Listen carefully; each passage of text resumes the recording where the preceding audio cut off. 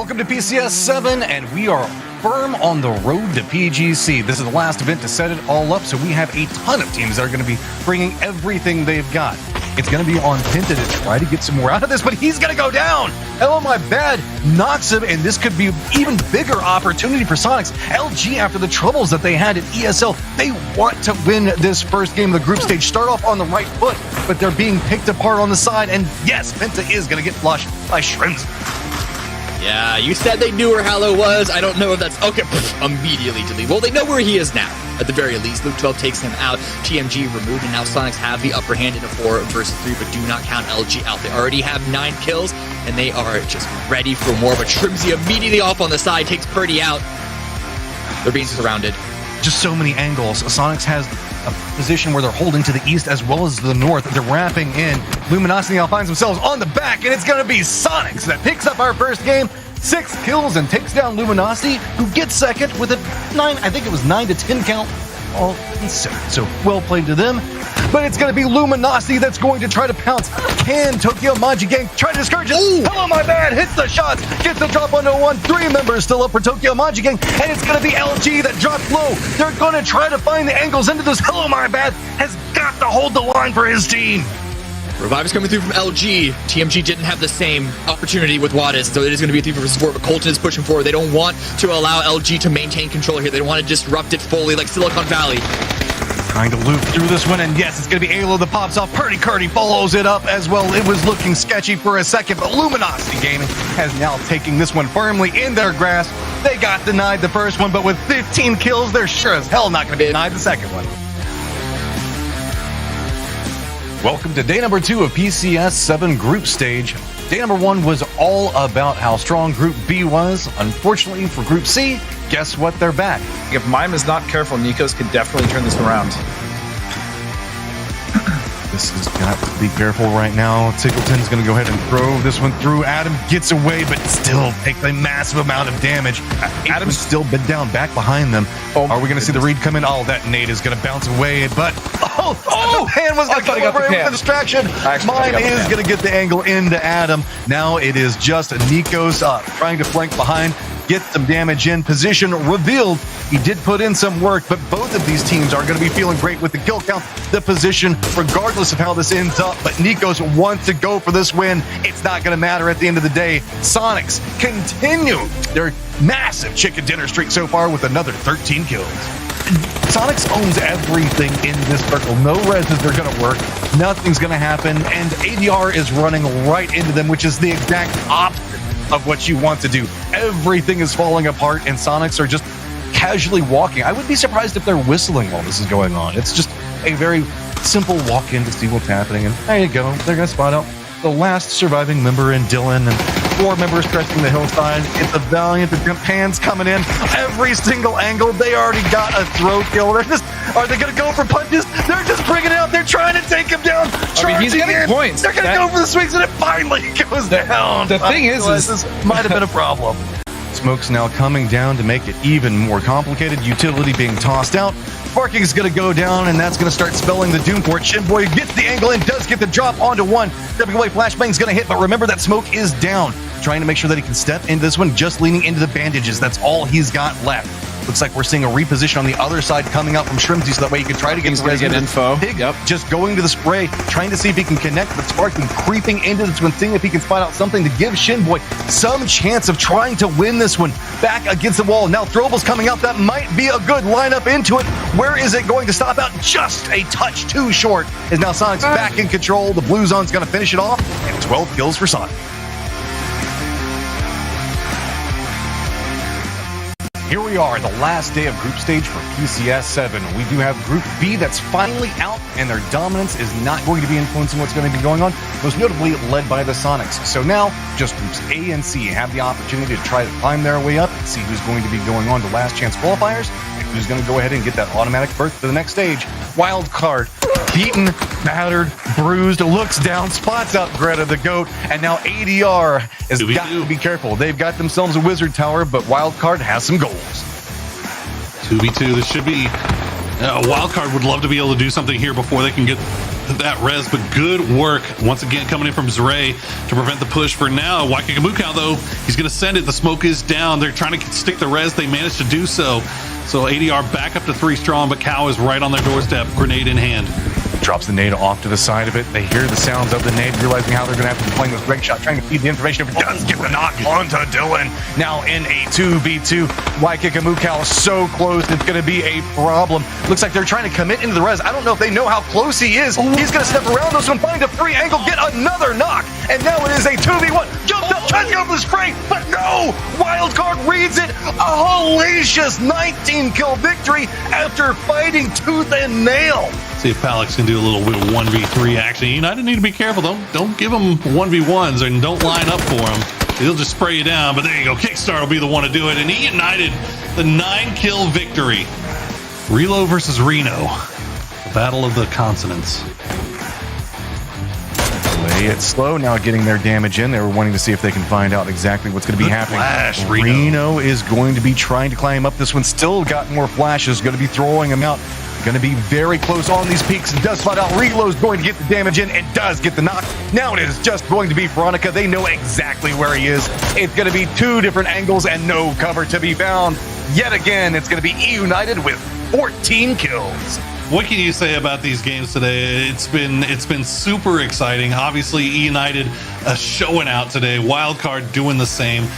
The fight for 14th, the fight for that last chance cut line was so clutch. Even the fight for 6. I mean, there was some big names that we're going to be seeing in that LCQ next weekend.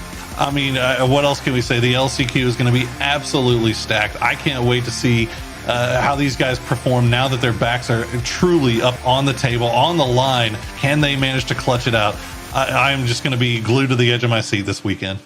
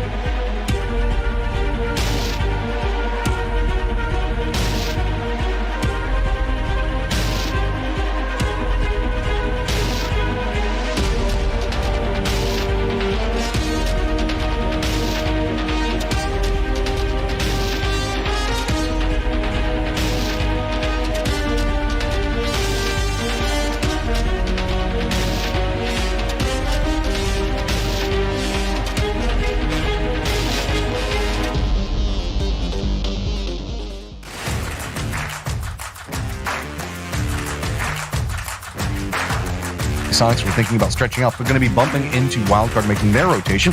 Instead, it looks like Sonics are going to recollapse back into Dodge's position, much to their dismay. Oh my goodness, the plays. He's just coming in. He's going to drops right on top of them, and it looks like they're just going to jump out, and no vision to be really had, but it doesn't matter. That was awkward, but I mean, I love the fact that those flashes came out as Twin was hitting over that. Those were perfectly timed flashes. Ooh, this is greedy and could be a problem for him. Taking some shots. I don't know if he's even aware there's player to his right. No. Tried to warn him. Barely gets away. Hazel has to be very careful because Alo is pushing that nade. Might. Oh, that nade. It is. Oh, that was beautiful. Oh.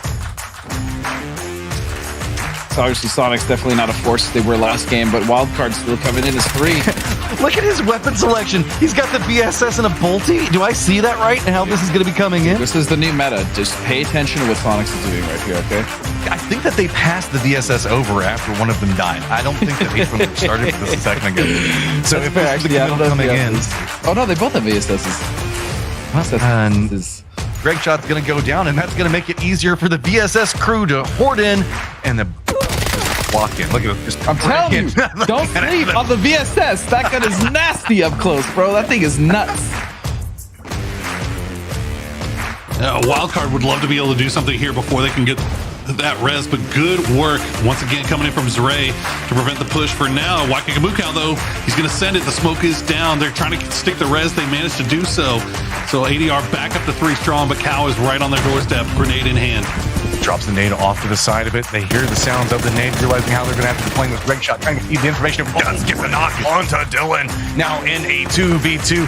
Waikakamukau so close, it's going to be a problem. Looks like they're trying to commit into the res. I don't know if they know how close he is. He's going to step around this one, find a free angle, get another knock. And now it is a 2v1. Jumped up, trying to get over the spray, but no! Wildcard reads it. A hellacious 19-kill victory after fighting tooth and nail. Sonics owns everything in this circle. No reses are going to work.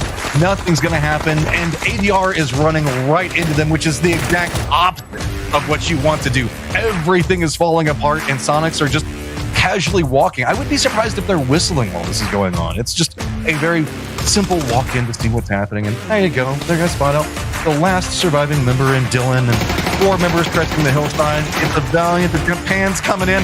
Every single angle. They already got a throw kill. Are they going to go for punches? They're just bringing it out. They're trying to take him down. I mean, he's getting points. They're going to go for the swings, and it finally goes down.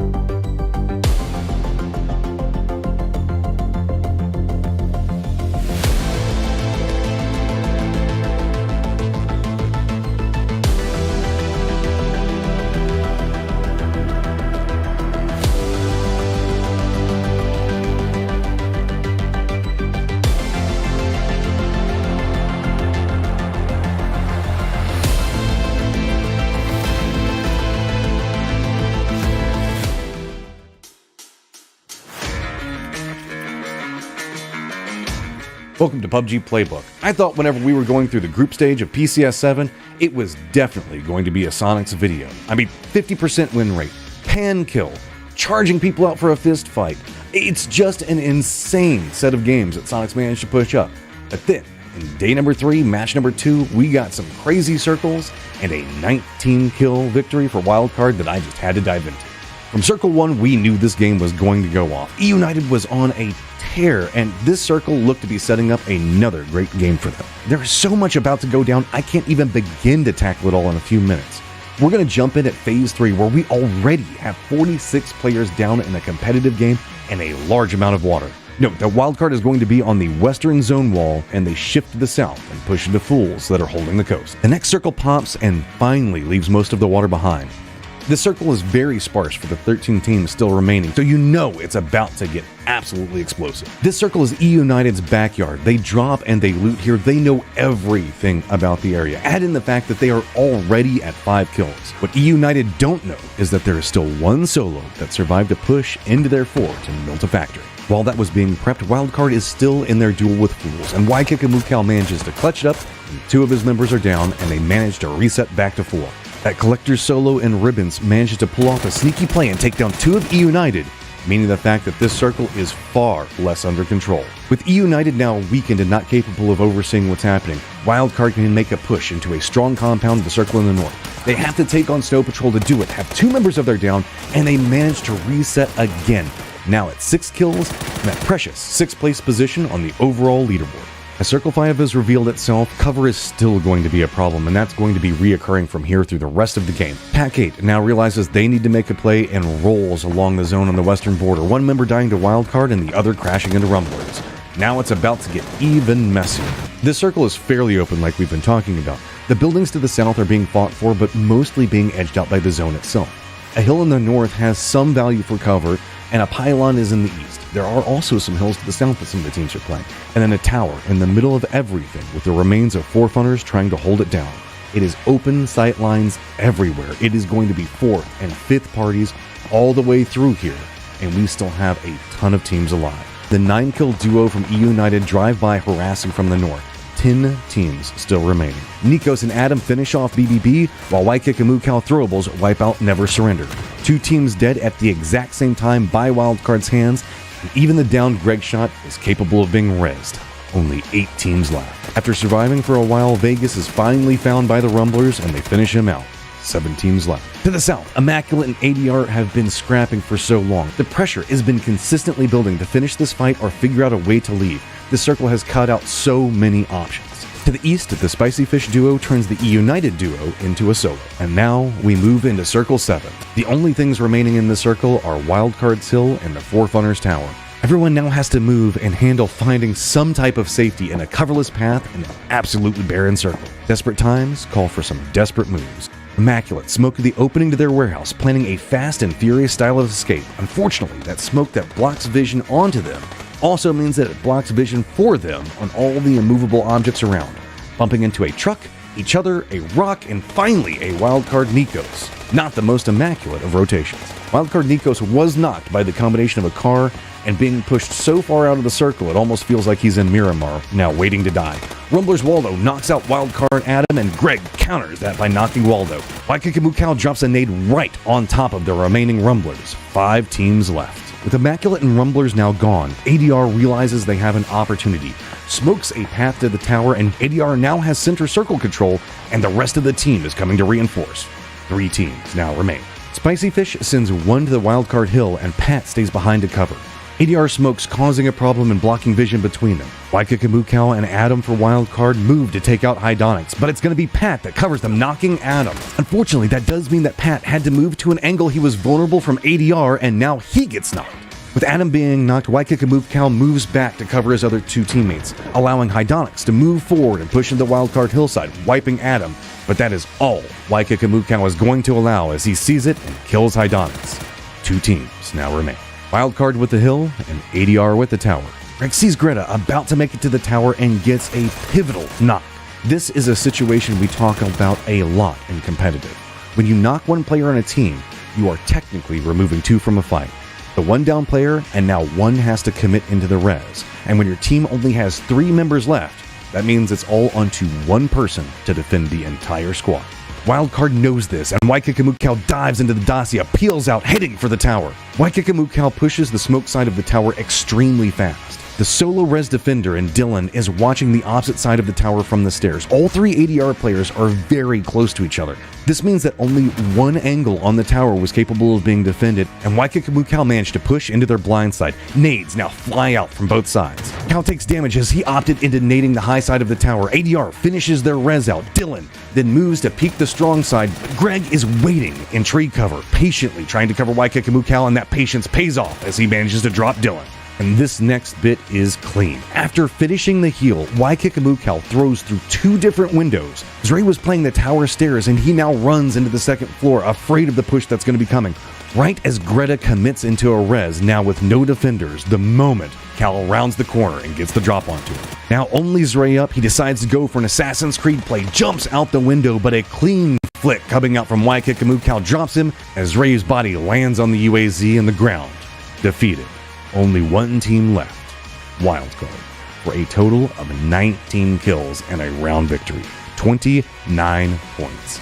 The group stage weekend was about trying to get into those top 6 spots. With 29 points in one game, Wildcard manages to get into, therefore skipping the LCQ. But you do not want to skip the LCQ. This has been one of the strongest group stages I have seen for North America. Now we're going to be bringing Latin America back in, and you know this LCQ is going to be absolutely nuts. We have 2 more stages before we find out who's going to be representing Americas and going to PGC. Make sure you stay tuned in, because every single step of the way, this is going to be amazing. And as always, I'll see you on the battlegrounds. Hopefully not in the same game that Wildcard's in.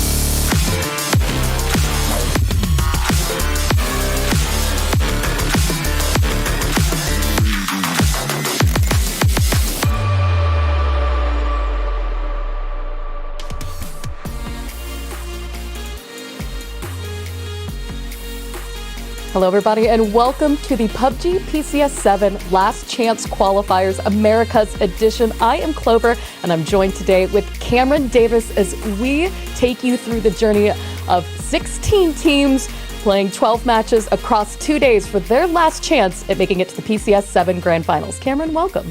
Yeah, thanks. No, I'm really excited.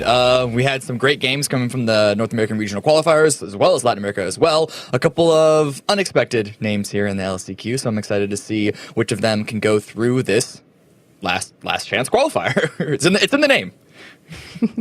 Absolutely. Well, before we get there, guys, I want to walk you through the format so you can see where we've been and how we got here. As you can see, we are past the open qualifiers and past the regional playoff, and the teams that didn't quite make the top 6 are here at one last opportunity to get to the grand finals. Teams that were in 17th through 14th place for both North America and LATAM are here with an opportunity to go to the grand finals. As you can see, we'll be playing 6 matches each day, and only the top 4 will get their opportunity to advance. Now, they are playing for quite a bit, not only in the opportunity to go, but also in a prize pool here for the LCQ. Everybody will walk away with something as part of a share of the $20,000 prize pool. We also have additional bonus prizes for the players with the highest kill, highest assists, highest damage, and the team with the most chicken dinners. But Cameron, this prize pool is not the only thing on the line. As well as the grand finals, it's also PGC points. Yeah, all this prize money is really just a tip for these players. It's all about getting to the global event at the end of the year.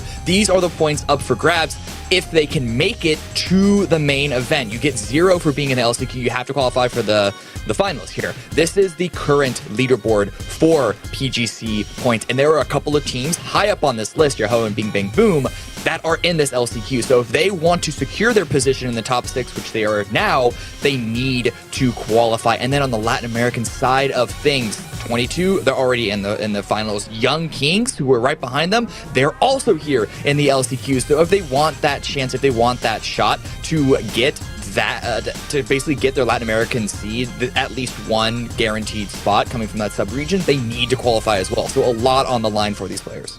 Absolutely. And I mean, you already brought up a good point with a couple of these teams that we have our eyes on. There are 16 teams total that are having the opportunity to participate in this weekend. So let's take a quick overview look at that. You can see there on the left-hand side, those are the 8 teams for North America that will be representing their sub-region, as well as the 8 teams from Latin America on the right-hand side. And I mean, obviously, Cameron, so many of these teams stick out to me, the ones that I wouldn't even expect to be seeing in the Last Chance Qualifier.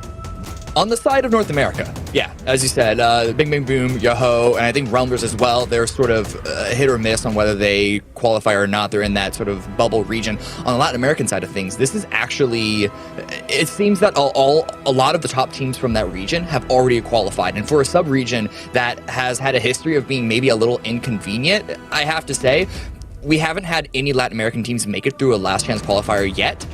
I'm looking at this right now, and I don't know if there's going to be a big shot for that this time around. However, this region has only been getting stronger and stronger. I'm seeing a lot of good things from teams like Young Kings, of course, but also Peak as well as AKM.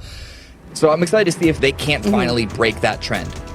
Absolutely. And I mean, you talk about trends and breaking trends. There's one team in particular from North America that caught my eye that's here. That is Team Yahoo. I want to kind of take a quick second to break them down and look a bit closer. I mean, these are 4 phenomenal names, people that we know have the capability. And this is a team I wasn't expecting to see here at all. But I think when we look at the performance of some of the teams that already made it to the grand finals, there was a lot of point sponging by other teams like Luminosity Gaming, like Sonics, like United, and Wildcard. And when we look at the fact that those teams had breakout performances, I think that took away some chances for Yahoo to really shine, because by all circumstances, they really shouldn't have been here, but they had a couple of bad games, and that's where things struggled. I mean, we can even see here on this highlight, 11 kills. That is so normal for us to see these double-digit late game wins, or even if they don't win, to still come away with those double-digit points scoring for the game. And so when I'm looking at Yahoo, I'm just expecting to them come straight out of the gate with a strong performance this weekend. I would be actually surprised if they didn't dominate in some form or fashion this weekend. Yeah, I mean, sorry, Clover, you fell for the obvious trap. You fell for the highlight trap, because You said that this double-digit kill game that they had, that was their only double-digit kill game of the entire event, which is very uncharacteristic of them. But we'll see. I'm sure that they're going to be able to qualify. They're still one of the best, if not the best team in this whole lobby. The team that I want to look at, I mentioned them just previously. I actually want to give a quick look at AKM coming in from the Latin American region. They just barely missed qualification by 1 point, and that was after having an awful day one. The fact that they were able to get so close to qualifying off of essentially 1 day alone gives me a lot of hope for this team, and I really want to see if they can't take that momentum and carry it even further. They don't have a win from their regional playoffs, but they do have 4 podiums. That's a whole third of the matches that they've played. They really they're a nice scrappy team.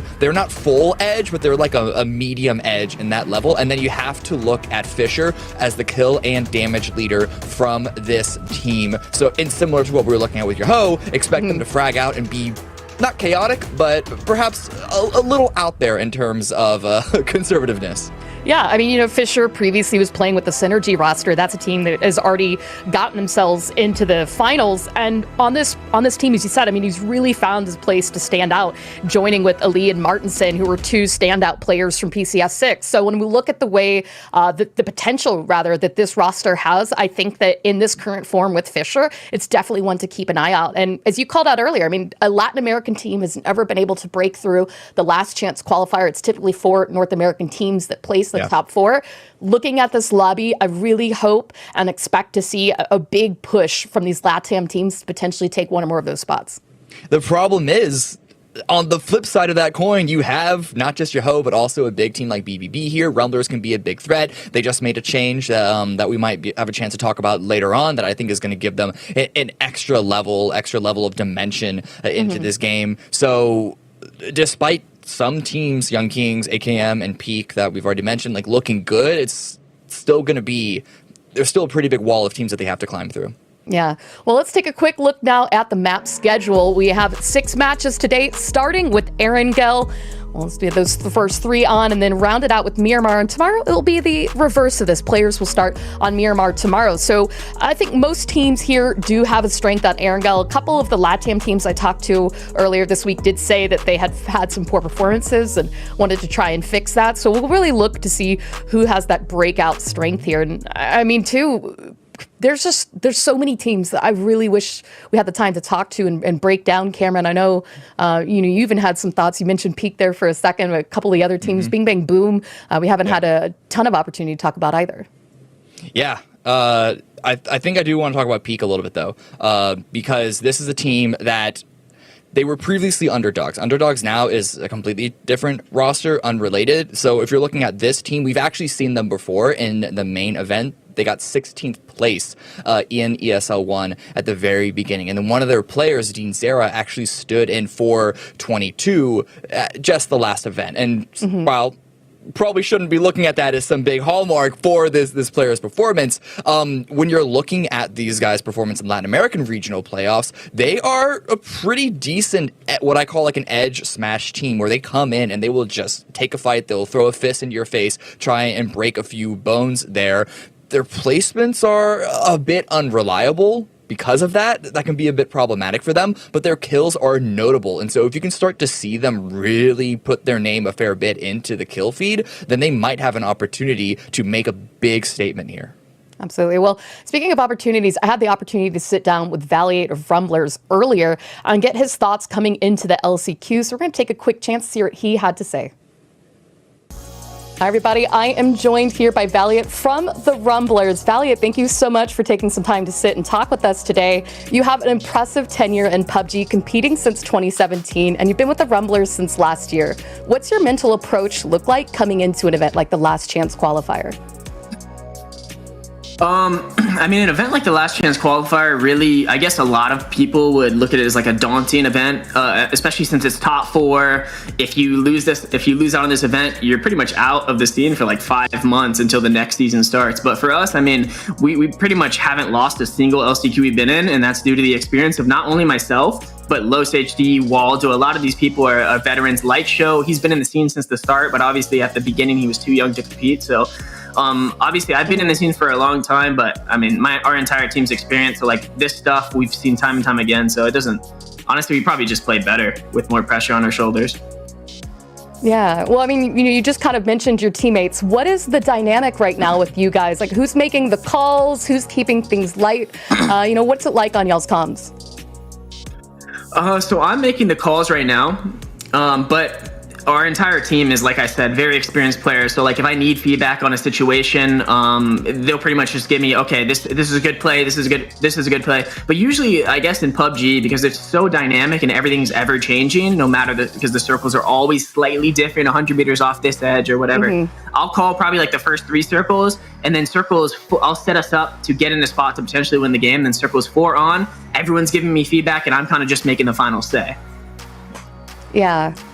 Well, obviously, again, this is the Last Chance Qualifier. We have both regions coming together for the first time here for PCS7. Are there any North American or LATAM teams that are on y'all's radar coming into the LCQ?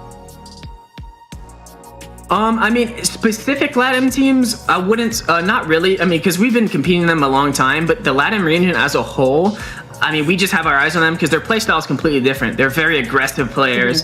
They like to play for the kills. They're very kill-centric team. You'll see them seat swapping Circle 1 to try to get these kill points because it's very valuable.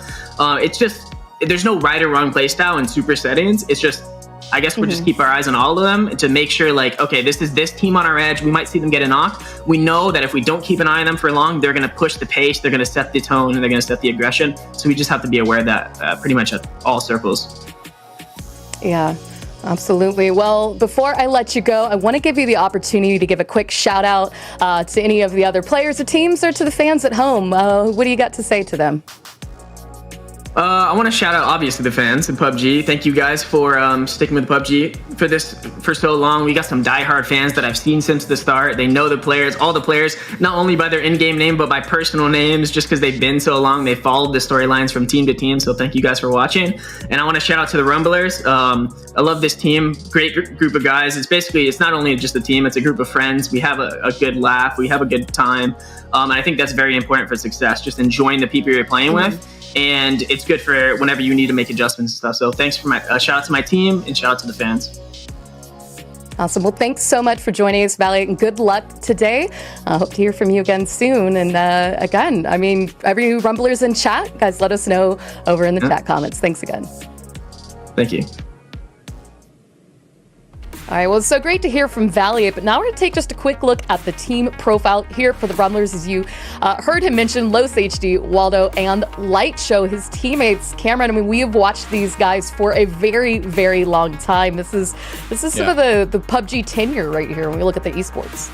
Yeah, it really is. It's been a while since they've really made a huge impact in a lot of the tournaments that they've had, unfortunately. However, I do want to do a quick note on this roster move that we saw come in for the regional playoffs. Corsac shifted teams over to Dodge, and they brought in Light Show instead. And I don't think that Corsac or Light Show, one of them is better than the other, but I think one thing you can say about Light Show is that he can potentially be a more dynamic player than Corsac. He would just go for moves that he thinks are dynamic. And actually talking to Valiant was commending the fact that Light Show, he will just do a call and not even second guess it. And in a game like PUBG, any second that you take thinking about something could make the call suddenly wrong. So to have a player that will just go for a move without having to think about it and just puts trust in your IGL is a great tool for any team to have, and it's great that the Rumblers can actually use that.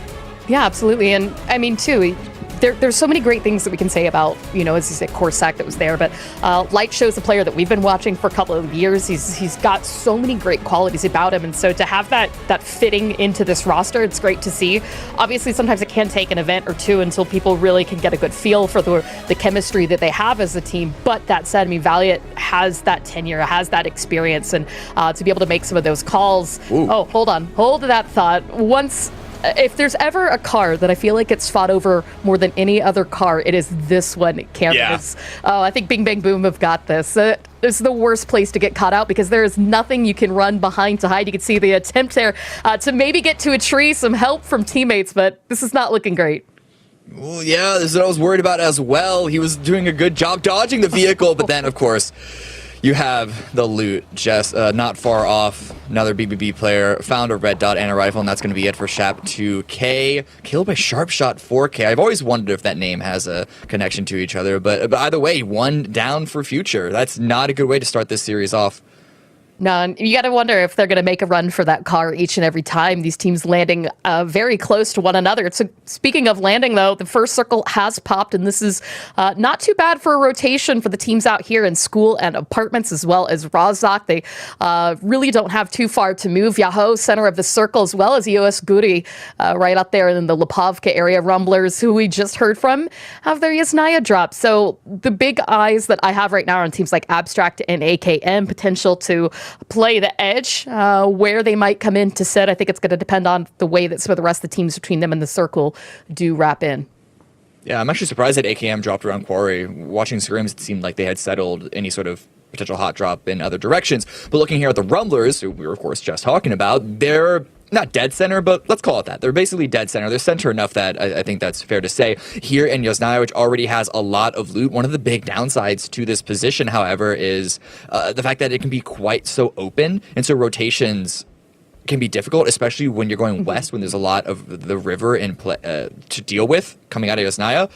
But there's no river they have to deal with now. So they actually have a lot of opportunities. In fact, they could even stay at the police station area of Yasnaya, where we're watching Light Show loot up right now, and use this as sort of a scouting position, an information gathering obelisk position for the mid game. Or they can try and spread towards the center. The problem is, I'm looking at the map, Yahoo is already making their way there. So perhaps if that is a move they want to make, they're a bit too late for it. Yeah, and I mean, speaking of Yahoo and Rumblers' positions, I mean, when we look at teams like AKM here, right, finishing up looting and Quarry, these teams will eventually start moving into zone. And so you might have an early split where you have one or two players kind of holding one area, hoping to see if you've got a foothold in the second or third phase.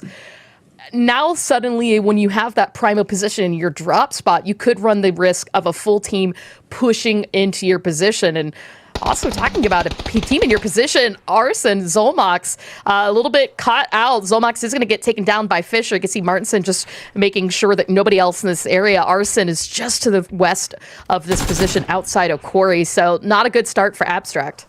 Yeah, Abstract seemingly completely unaware that AKM was dropping in this position. They might have gotten baited by the exact same scrim developments that I was. In scrims, AKM seemed to really want to try and favor a split with, okay, hold that thought, hold the phone, Validate pushing on in, or rather, I should say higher, pushing on to their territory, who coming in way far from the north, and while Validate had a good attempt at a drive-by, Axmeyer gets the first knock, and Waldo is forced to retreat away. It's way too early in the round to try and send more resources after it. They're just going to have to give Validate up, nothing they can do, and they go back to Yasnaya.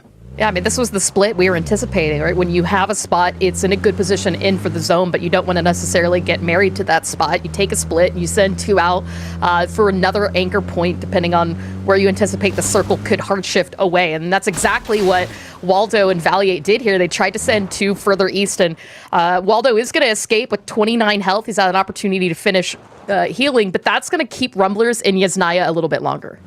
Yeah. I really do think that was just a case of bad timing. Both players from the Rumblers went to that spot at the same time. That's definitely what you want to do. You don't want to send a player alone. It's just that the entire team of High Stress came down at the exact same time. We're watching a couple other teams rotate in to the area. We have a little crate in play that looks like, yo-ho, they're just going to be able to grab that for free, unless, of course, actually looks like EOS Guri do want to contest it, but Shinboy, he's prepared. As you can see, he's really just waiting for that sneaky opportunity. He does get a shot into Zakrak, he's down to 60 HP, and that's coming with the help of sparking out the distance we can see in the mini-map. But with Guri, now the decision needs to be made. Do they consider keep pushing for this crate, or do they let it go? And it looks like Shinboy is still giving that pressure. We could see a couple of throwables were kind of thrown in the direction of Zakraken, but I think the play for Shinboy right now is to just let them take it. Zakraken, as you can see, did get the level 3 vest and helmet, but it's going to get back in his car and drive away. So both teams kind of pushing away from this. They don't want that early fight just yet. I mean, Guri definitely won this one. He got the level 3s, and I guess the primary weapon wasn't worthwhile for him to pick up, or maybe that was just the last thing that he grabbed, but he gets out with level 3 helmet and armor. I'll take a little bit of damage and maybe a little bit of chip on my chest armor for that. We see another rotation here. AKM this time wrapping, really threading the needle in between the 2-2 split here for Peak that have the Hill and Hospital grounds here. And so as AKM try to go wide, you can see a nice pressure. A couple shots from Martinson landing arm attacks down to 19 HP. He's going to have to pull back and let them continue their rotation. Odin Zera still taking shots. So AKM have a bit of a ways to go. I mean, again, guys, remember the circle is centered up around Yasnaya, around everything further east. So there's no reason for AKM to continue fighting this. They've really got to focus the next 3 minutes on getting into that position and zone. Speaking of positions, maps, and the zone, you too can watch the map all the time. If you guys want to do the squad streaming, click on squad mode button right next to the follow button below, and you can watch us and the map stream at the same time. On Twitch. On Twitch, yes. On Twitch. BBB here, we can see them trying to settle up their positioning. That early kill that we saw at the very beginning from Future. Haven't really been able to follow up on that anymore. Just trading out some gear right now. And there's a number of teams that are still coming in from the west side. It's actually been a while that I can recall we saw a flight path that the first zone was at the very beginning of that flight path. So all these teams on the west side, the reason why they're still rotating in is because they had to go all the way to the end of the drop path, and now they gotta drive all the way back, so timing is just really not advantageous for them. Yeah, and you see from the ashes now, and one of my favorite spots in circles like this, the volcano, because it is a good access point to teams that are coming in rotating late. They might be taking the road past Razak or even just rotating in from south of apartments. This is really a good vantage point to see teams as they come in from the west, especially late, not only to get at that engagement, but to have that information moving further on. So this is a good place to keep eyes on, but depending on where that circle pops from here, it could prove a little bit interesting in terms of having to wrap back around. We do have that huge open area south of the Yasnaya Fields, and talking about open areas, once again, AKM caught out in another rotation. This time, Never Surrender is going to spot out a lead, finds the knock, and gets that flush right away, keeping that pressure on Fisher and the rest of the team that's in the car with them. So it's not a great first game for AKM. I wonder if AKM were driving around intentionally looking for fights, because from Quarry, they drove north past Hospital in South Georgia Bowl, but then they stayed on the south of the river through Ruins, and now they're just north of Pachinki. That is, I know you don't ever want to drive necessarily in a direct line to the zone. You gotta, have team drops in consideration, but you don't need to look like a child scribbling on the wall when you make your way to the zone. This is interesting decision to make AKM, to say the least. You said who's looking for fights. This is Snow Patrol here. You can see Sky, aka SKZ, that is Sky, and Sneezy, Mitchy Boy, taking this on foot. I mean, they just want to get any kill at early engagement. It looks like Sky might have spotted Reno, who's now been pulled away from the rest of his team. So Snow Patrol in a potential good position to pick one off. I think the big issue, obviously, is that they are a little vulnerable at the top of that hill, so we'll see if they get spotted at or not. Circle is just about closing in. We can see that Peak also taking a very wide rotation clear of any other teams out to the north. And there you go. There's that first knock at Sky. Is going to get that one down onto Reno. And it looks like the rest of NS is going to keep on trucking into the zone, leaving it behind. So a kill right now for Snow Patrol. Circle is centering itself up. And Cameron, that is a lot of open terrain south of Yasnaya. There's that big old field still in play. Rumblers actually rotated away from that Yasnaya corner area, but now they got to rotate all the way back. Your Ho also on the move, actually scouting out that rotation. Shibboy does get taken out by Karak from High Stress. There's a lot of rotations coming in from the east. I think a lot of teams banked on that eastern side of Yasnaya being the main focal point, and this hard shift to the west is forcing even more rotations to come back the opposite direction. Let's see what Light Show can find, making his way through those Yasnaya fields.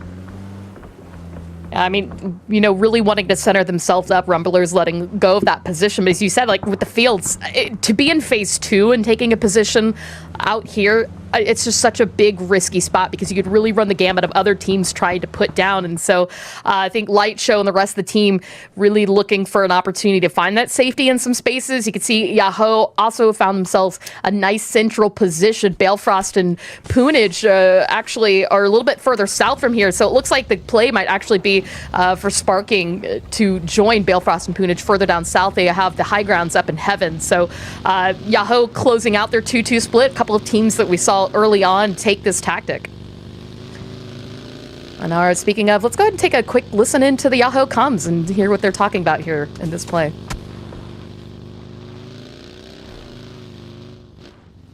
Oh yeah, we're just playing lead through here, through Hilltop. Yeah. Going to point. Just Seems like we have 2 teams to race, by the way. Cars. Okay, yeah. My car's in the bottom for All flat. the cars you can. Yep. AR flash here if anyone needs. Second floor closet. I need cheat pad for crypt taxuck. We're gonna be sucking NS3. Most cold in my room, what the fuck? Yeah, it's cold. My room too. Me as well. Remember that Humbers is in somewhere, or they have yellows, or they have like this out. I think Humbers might be orange. Nah, I saw people take that from north recently. Okay. Yeah, I was staring at that shit C1. I was staring at that shit C1 Bale. I didn't saw them picking not at all. Okay, I'm shooting at one right now. People took our South Alamo from east. There's at least 2, maybe 3 there. Okay. Okay, what happens if it's a circle, guys? Like, we don't like everything like west. Are we sending? If it's like super hard west, I feel like we kinda have to.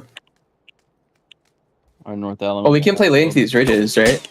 But then I can try to pressure Ghost later. You wanted to? I feel like it. Awesome. Well, there you go. You guys could hear them trying to figure out what squads are in buildings around them and what their play might be once the circle pops and whether or not it centers itself on them. And Cameron, it's just so fun to hear those tactics break down. Yeah, it also just shows how sort of taken for granted it can be as an observer watching these players play, of how they're able to find that information out. It feels that a lot of times you can never be fully secure, even if you're tracking the kill feed on where teams are currently positioned. But ooh, Itchy Boy has found a target even in the smoke. Nice try trying to get some revives because they're getting shot by multiple angles, but this hardship up to the north might just be the reprieve that they need. Mitchy Boy is already running away because I could imagine being separated from the rest of his team. They're just going to want to try and make their way north, but it looks like Never Surrender is also in their path. Yeah, I mean, 10 teams having to reposition to get into this next zone is we've seen. I mean, the early fighting of Snow Patrol now, it's 2 different teams, and they're wasting no time to sit center of the circle. They're taking this one aggressively. They're fighting for position that they want. But, I mean, again, Cameron, that is a lot of open terrain just to the southwest of Yasnaya Fields and to the northeast of Yasnaya, and then a lot of open area that's currently in control from Yahoo's position. As we heard them say, if the circle, depending on where it pops, they may not have to move. That looks to be the play right now. Yeah, a lot of damage on the Snow Patrol. Mitchie already got taken out. Sneeza as well gets dropped. That was 3 members of one team in a vehicle, so the fact that they only lost 1 driving through multiple squads, it looked like. You have to, say that that's at least a little bit of are they crashing? An advantage. No. There's nowhere to go. That's the other thing, though. There's nowhere really to go here. You were the one that pointed out how many open area there is in this circle. So really, it's just going to have to be some desperation play. Yeah, and you can see just everybody taking shots in this direction. 8 HP there for Sky, and if just one more bullet hits him, that's going to be it for Snow Patrol. So an early attempt at some aggression, trying to take in some plays, but you can see now the punishment, unfortunately, with the help of these circle shifts, has really come to the detriment for them. And now inside the zone, that car is going to blow up. It looks like he's been hit a couple more times here from HVZ. And there you go. Snow Patrol eliminated our first team out here in match number 1. But you know what? They're not the only team that had to do this in S, taking a very similar rotation, but this time continuing on just a bit further east. They found themselves a dip to play from. It appears to be free. Abstract rotating in the blue. Yes, they're taking damage from Goody, but you've also got the Young Kings just beyond in the orange. Yeah, a lot of teams forced to just stay out here on the edge. They're going to have to go for a bomb at some point, but Young Kings, they can find a small little pocket, a small little area to hang out in here and not have to worry and, wait for the next circle to close. They have 40 seconds. Making a play right now could be basically suicidal, because if you make a play for a position that the next shift in 30 seconds gets shifted off of, that was just a waste of resources. Yeah, and you can see there's a couple of teams that are just creeping in as slow as possible. With AKM that are keeping their heads down, Martinson and Fisher, the last surviving members, remember they lost to Lear and Dama early. NT rotating right past that. That nade could be good, but bounces just a little bit too short. An attempt to push Nice Try out of this position. As you can see, Fisher waiting on support from Martinson is not even quite here. Martinson is actually going to continue on. We can see there on the map just further north, hoping to see where the circle goes. And all right, we're looking at an urban finish potentially now, Cameron. Yeah, this is, oh boy, Yasnaya Polyana population. Stark increase right now. I don't know what tech company moved into the area, but we're going to see a huge influx of residents arrive. You already see Young Kings trying to rotate in that direction. AKM, they're a little delayed. They're going to be on the back foot onto this one, but FTA, Never Surrender, Nice Try, BBB, Future, the ADR, everyone's coming in. Send it. Absolutely send it. W key. You can see everybody heading for safety in the circle. The Oz looking to land any type of drive-by. We're just going to see non-stop carnage right now as the kill feed is exploding from so many teams crashing right on top of one another. I don't even know what's going on. I don't even know if these teams know what's going on. The thing is that the city is only about half of the actual landmass of this zone, but there's nowhere else to play around it, so you just have to send it on in. Rumblers picking up quite a few kills here, defending their position. Future on their back leg here. ADR with a couple of positioning here. That's a shotgun in play, so you definitely want to be aware of that. You know, I mean, Rumblers, again, we called it out very early on, tried to send 2 out of Yasnaya. They lost Valia in that play, but now 3 still out. They're able to hold that, and you can just see it is an absolute rainbow of colors right now. Future and Nice Try holding out a building together. Bing, bang, boom. They've got the southernmost apartment building. And Yahoo, not even yet in the zone, going for a very wide wrap. They could potentially be looking for an opportunity to maybe even wrap in through the houses by the lake and using that as an opportunity to come in through the north side of the town, which would give them a little bit extra coverage outside of the line of sight from teams like AKM and from the Ashes. The thing is, they don't know where everyone has actually landed and everyone taking up shop. AKM shooting at them is going to obviously give the information that there's a team here. But they're just going to have to wait to get shot at to actually know where is safe to send in or not. And at this point, well, the southwest corner is taken. I guess we just got to try the northwest and cross our fingers. There we go. And again, just in the distance, Cameron, I mean, look at all of these colors right here. Peak from the Ashes, Gurgi, almost all of LATAM. You can see just in the foreground here between Yahoo and the rest of some of the North American squads that have managed to survive thus far. 14 teams, 46 players still in play. And as Phase 4 comes to a close, get an idea of which teams can just continue to decorate their apartments and which ones are going to get evicted. A lot of shots still happening, but at this point, I think everyone is inside hard cover. We just got to see where the circle goes next, see who it favors. If it goes towards the west, it's going to be a pretty quiet game if you're not abstract or high stress. But imagine if it goes to the east. Imagine if it goes to the north. Oh, that is probably the most toxic of all of the shifts that I could have ever imagined. That area that's pretty much above the YANA, it's all open. You've got a couple of hay bales, and then to the very north, those 3 power towers with not really much but a slight concrete base. Yeah. I expect we might see 1 or 2 teams start to send it out that way as we get a little later in the game, but for right now, everybody's going to try to stay as close into good coverage as they can. Yeah, TTG's position is really good for a shift like this. They basically are going to be the gatekeepers for anyone trying to leave Yasnaya. Then, of course, there's Abstract that we all saw on the map just previously. It's Yahoo that I'm the most worried about because they could swing up here on the north side, but it is... You know those carnival games where you're just trying to shoot at a duck? That's exactly what this is. There is 0 cover. In fact, it's tilted in just the perfect way, this hillside, to make it like an even easier target.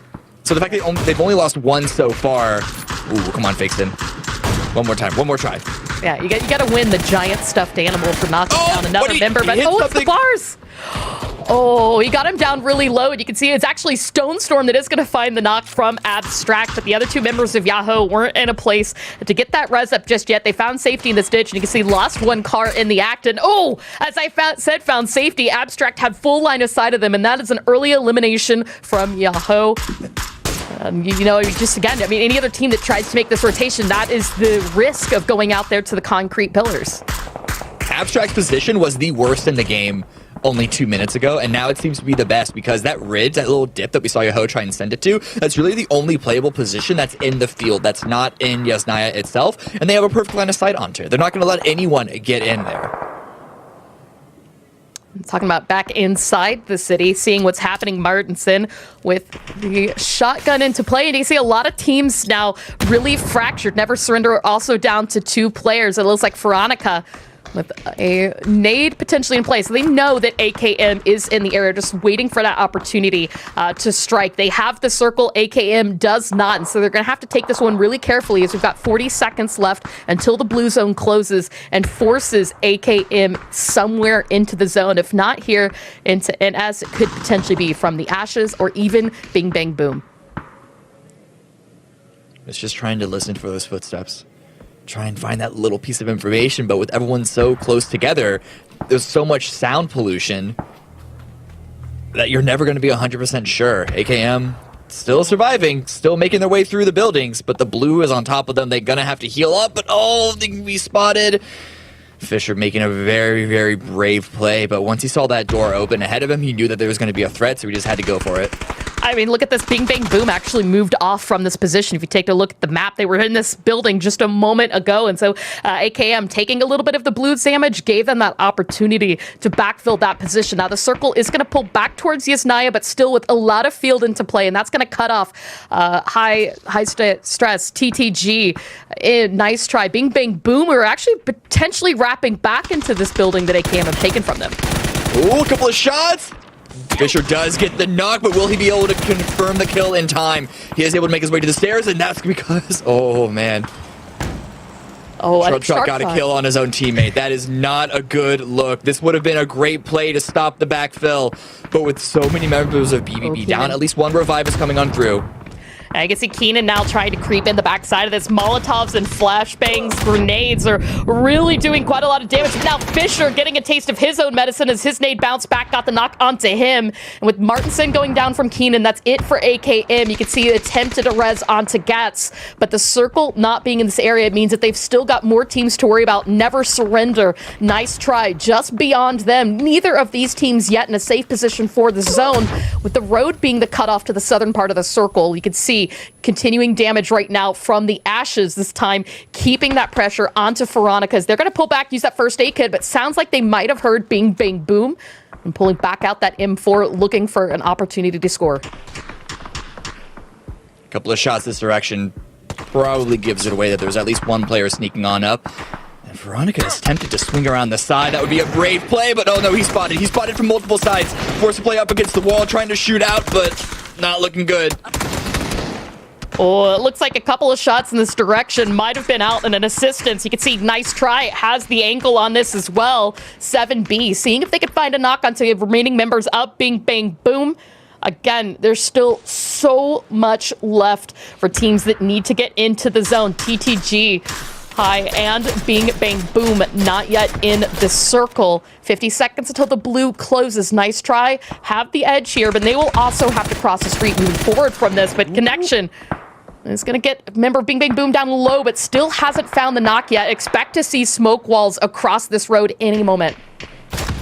Man, if they're even allowed to get to that place, you already see a lot of utility thrown in their direction. I think I saw a Molotov a quick second on a BBB. Nice try. They're also going to have to look at crossing this road as well, but with BBB there, they kind of have to worry about their immediate neighbors first. You could see 7B peeking out, maybe trying to see if a member of Bing Bang Boom gets a little too overextended.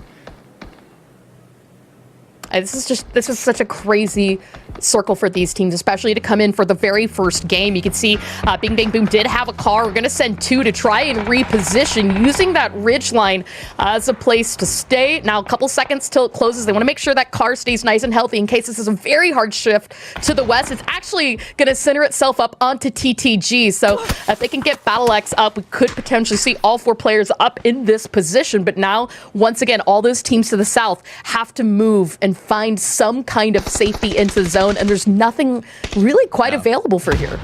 No, it's not about safety. It's about getting some kills now. Because if you're not Young Kings, if you're not Guri, if you're not some of the initial investors of property in this area, then, I mean, I guess good luck. Peak are going to try to swing on from the north side, and they find Yaho's old vehicle, so that's going to give them a lot of opportunities, a lot of options for cover. And TTG don't really have the angle. They might be within grenade range, but looking at Spartacus's inventory, he doesn't have any frags. And you can see, they did lose Battle X. Cater is still on the other side of the road, so they have that extra investment just in case things don't work out for them. They're going to reposition. And talking about repositions, bing, bang, boom, sharp shot. The last player still alive, trying to cross the zone. There are smokes out, not only from bing, bang, boom, but from Nice Try. Have been looking at their opportunity to get into the circle as well. Sandwich between From the Ashes and the Rumblers. There's every man just really out for themselves, trying to get into the circle. Sharpshot does spot one member as he crossed the threshold, though does get spotted out by France. That's it for Bing Bang Boom, but From the Ashes continuing to put pressure on more players as they cross the street, this time joined in by Adrenaline and Rumblers. Took a couple of casualties, but Nice Try. Get both members across. They just have to contend with From the Ashes. Towards their left side, a little bit of damage. They're able to block their exit. The blue is going to be adding a lot of pressure onto this. The spray is going to come out. Good knock coming out from Roggy. 7B is going to connect as well. Nice Try. Pick up quite a few frags from this play. Unfortunately, they're still not in the circle, and as things begin to clear out, they've got to face with the Rumblers and what is left of Adrenaline. Dylan, as you can see, doesn't have quite much left on him as well. Flashbang out, looking for some opportunity to get a knock onto the Rumblers. Has a shotgun, connects onto one, finds the knock, down to 45 HP. The blue is closing in. He pops that first aid kit, but it's not looking good, Cameron. That is some mental warfare. The only thing worse than being taken out is being taken out with a shotgun. So the Rumblers, they might just be tilted off of that play alone, and Dylan knew exactly what he was doing. He does go out. They're going to go out in 6th place. Los HG is still alive for the Rumblers, can still try and make a play. He's got some meds, and just barely he's able to survive, but the zone is expectedly going to be shifting away from him. Stays pretty centered. TTG able to maintain their position, peeking out the push in from the north side, but as we saw earlier, they have the vehicles to make that move. Yeah, I mean, like you said, Peak really utilizing what Yahoo had left behind. They got themselves quite a bit of hard cover, and now really a good vantage point onto Guri and Young Kings, who are going to have to cross out into the open. There is a shack available into play. One of these two teams might be able to send it, but it looks like Young Kings are instead opting to wrap back around into the south, where we've seen so much carnage throughout this game. And 1FPS trying to connect out to members of TTG. Hasn't quite found the knock. And remember, there is still Los HD in the area. He has been spotted out by members of Young King, but the knock hasn't come out quite yet. As Los HD doing work into TTG. He's making his stand, and he's picking up potentially even more kill points. If he can clean these guys up, if he can get it up to 6, he wants to go for the confirm. He's getting shot at, but it doesn't matter. He confirms 1, and there's a real possibility that the other one's going to bleed out. No, I lied. Cater is going to be here in time, but Young Kings could still be here to finish what Low started. Young Kings still 4, standing strong as well. They've got plenty of resources, and with Train to go out, that gives them full control here on the southern wrap of this dip. Now, Peak read that situation, tried to spread out and take as much of the center area as this is possible, but with their attention potentially split between Young Kings, who left RDS behind in the building, eyes are really going to watch to see how this one plays out. Remember, Guri is still a factor. There's going to be a good nade. Selfish landing one. Psycho goes down, and 1FPS has been spotted by Dean Zare. There's only one member still up of the Young Kings. Now is the perfect time to Guri to make a move, but Molotov's out there just trying to see if they can find Ikus and claim this position for themselves. Oh, good shot. He's able to find 1, but immediately traded out. He is at least able to confirm that kill first before he... Oh, he wasn't able. Actually, Dean is still up. The revive can still come through, but what can Guri do? They've lost a member.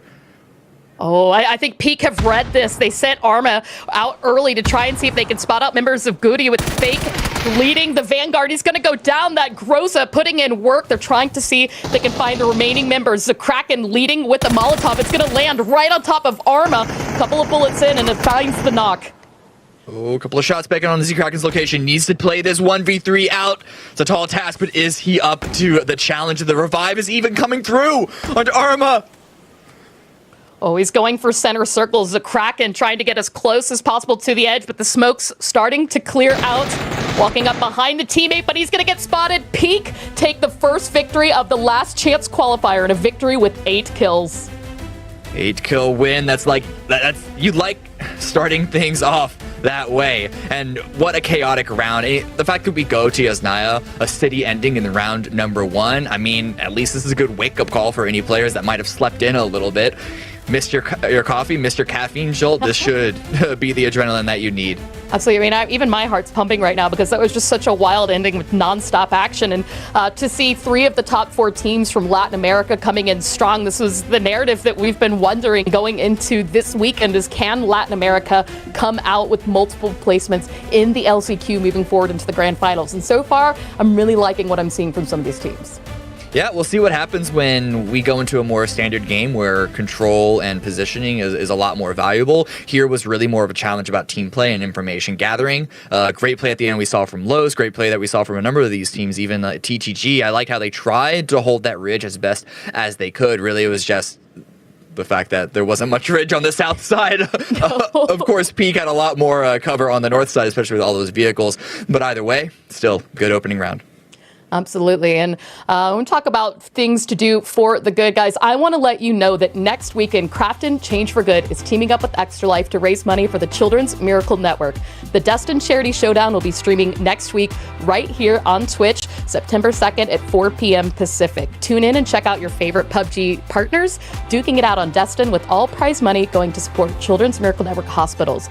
Mustache Dave and myself will be hosting the event, and we hope to see you all there. So again, make sure you guys check us out next week on September 2nd. But Cameron, one match down. We've got 5 more to go today. We're going to do a very quick break, and when we get back, we're going to break down match number 1 and get you guys ready for the second game of the day.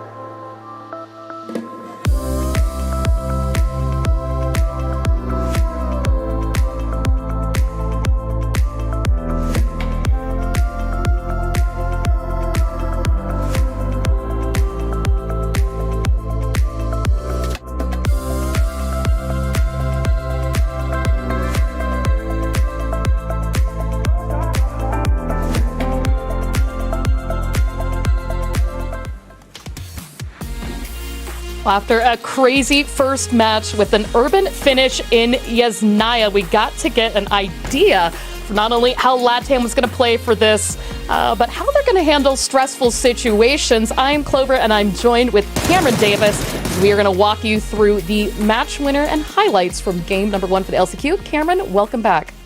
Yeah, listen, that game was... The thing is that it wasn't even just a traditional city ending. It was a city ending and all the downsides. The fact that everyone had to go into the city, there really wasn't much to play outside of it. But then once everyone had made all those sacrifices that you have to go into an urban finish, it went back out into the field. So Peak were able to take advantage of that. They had that early rotation. They stole it kind of from TTG, or they at least pressured TTG away, whichever terminology you want to use to look at it. But good kills, good damage, a lot of smokes, which is not particularly surprising, but this is why players pick up as many smokes as possible. Yeah, I mean, just 23 smokes only from Peak. Guys, remember, there were so many teams inside the city. We probably saw upwards of 100 smokes just from Phase 3 onward from that game. But talking about smokes, we do have an opportunity to go take a look back at the highlights, Cameron, and have an idea for how these teams, once again, not only approached what was crazy for a city finish, but, I mean, we saw a lot of really wild early plays, too. Remember, we had that AKM finding not once, but twice in an early fighting, Snow Patrol finding it early fighting, but this was the moment that everybody made moves for the city, and you could just see the kill feed is absolutely exploding. This was a good opportunity for teams like Rumblers and Nice Try to pick up some kills. They had that early positioning in the town, and then obviously, again, that abstract position that you called out while we were casting, this early spot that took advantage of that Yahoo reposition that they tried to get up into that ridge line early on. Yeah, just more highlights of just teams trying to make their way through, trying to make it work. Solo plays trying to go for the clutch.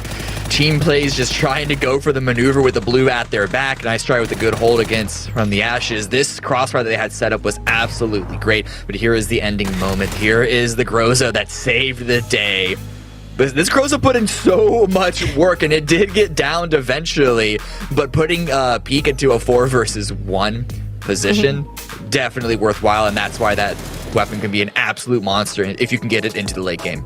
Yeah, and it shout out as well to the Young Kings that, remember, did take that one-on-one fight to Peak just before Guri pushed. You can see they did come out on top second in terms of total points, 7 of which came from kills, but Peak really took full advantage of that city finish, finishing out on top with 18 kills. Rumblers and Guri, great opportunities for them as well as, and kind of on the right-hand side, Nice Try over there with 6 kills, unfortunately, early out on the placement. Listen, if you get 6 kills early out, especially in a game like this, Nice Try should be really, really happy with that game, as well as Train to Go. Guri is the one that I'm a little... I think they might be disappointed with how many kills they were able to get when all was said and done. They were on the northern set of those apartments that we saw in towards the late game. So yeah, they didn't necessarily have the same vision that Young Kings did towards the south side, which is where they were able to farm a lot of their kills. But even then, Young Kings are able to get that just because they farmed Train to Go towards the end. So we got to see Guri. I think they're going to want to see themselves step up a little further to try and get those kill numbers up.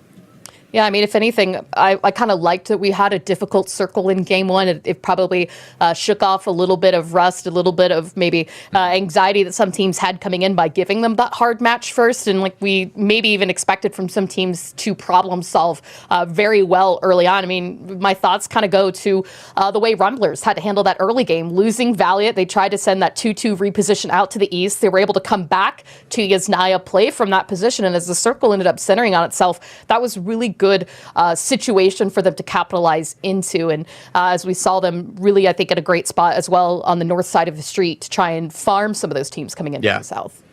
Yeah, and Los, as I mentioned before, a good stand at the end. I think he was actually able to secure both of those kills, which is what gave Rumblers the 6 overall. So I think, it could have been a little cleaner, but they did lose a player early on. So I think if Valiant was alive in the late game, they probably could have done even more work for them. Valiant at the top of the show, he told us that, or reminded us rather, that they have yet to lose an LCQ. So we'll see if that trend continues for them. Yeah, and I think we do have a list of the top 5 kills from players for that last match. Let's take a quick look and see how that one came out. You've mentioned Los HD, Selfish for Peak as well. And then we've got quite a lot of others with 3, Hyagen, RDS, and Dylan with 3 apiece. And this is 5 different teams. So really showing that there was not one team that overly dominated that game. Yeah, and this is a spread like this is what you expect for a city finish, because there are just so many opportunities to get kills. It's really difficult for one team to sort of take over the round from a good play into the mid to the late game, which is what you see in a more traditional game of PUBG. What I really like is Hiragman here at the top. Previous events, he can often be seen as sort of a liability in terms of output, and so the fact that he's opening up today as the kill leader of his team, hopefully that'll continue on for him and they can be a big threat here.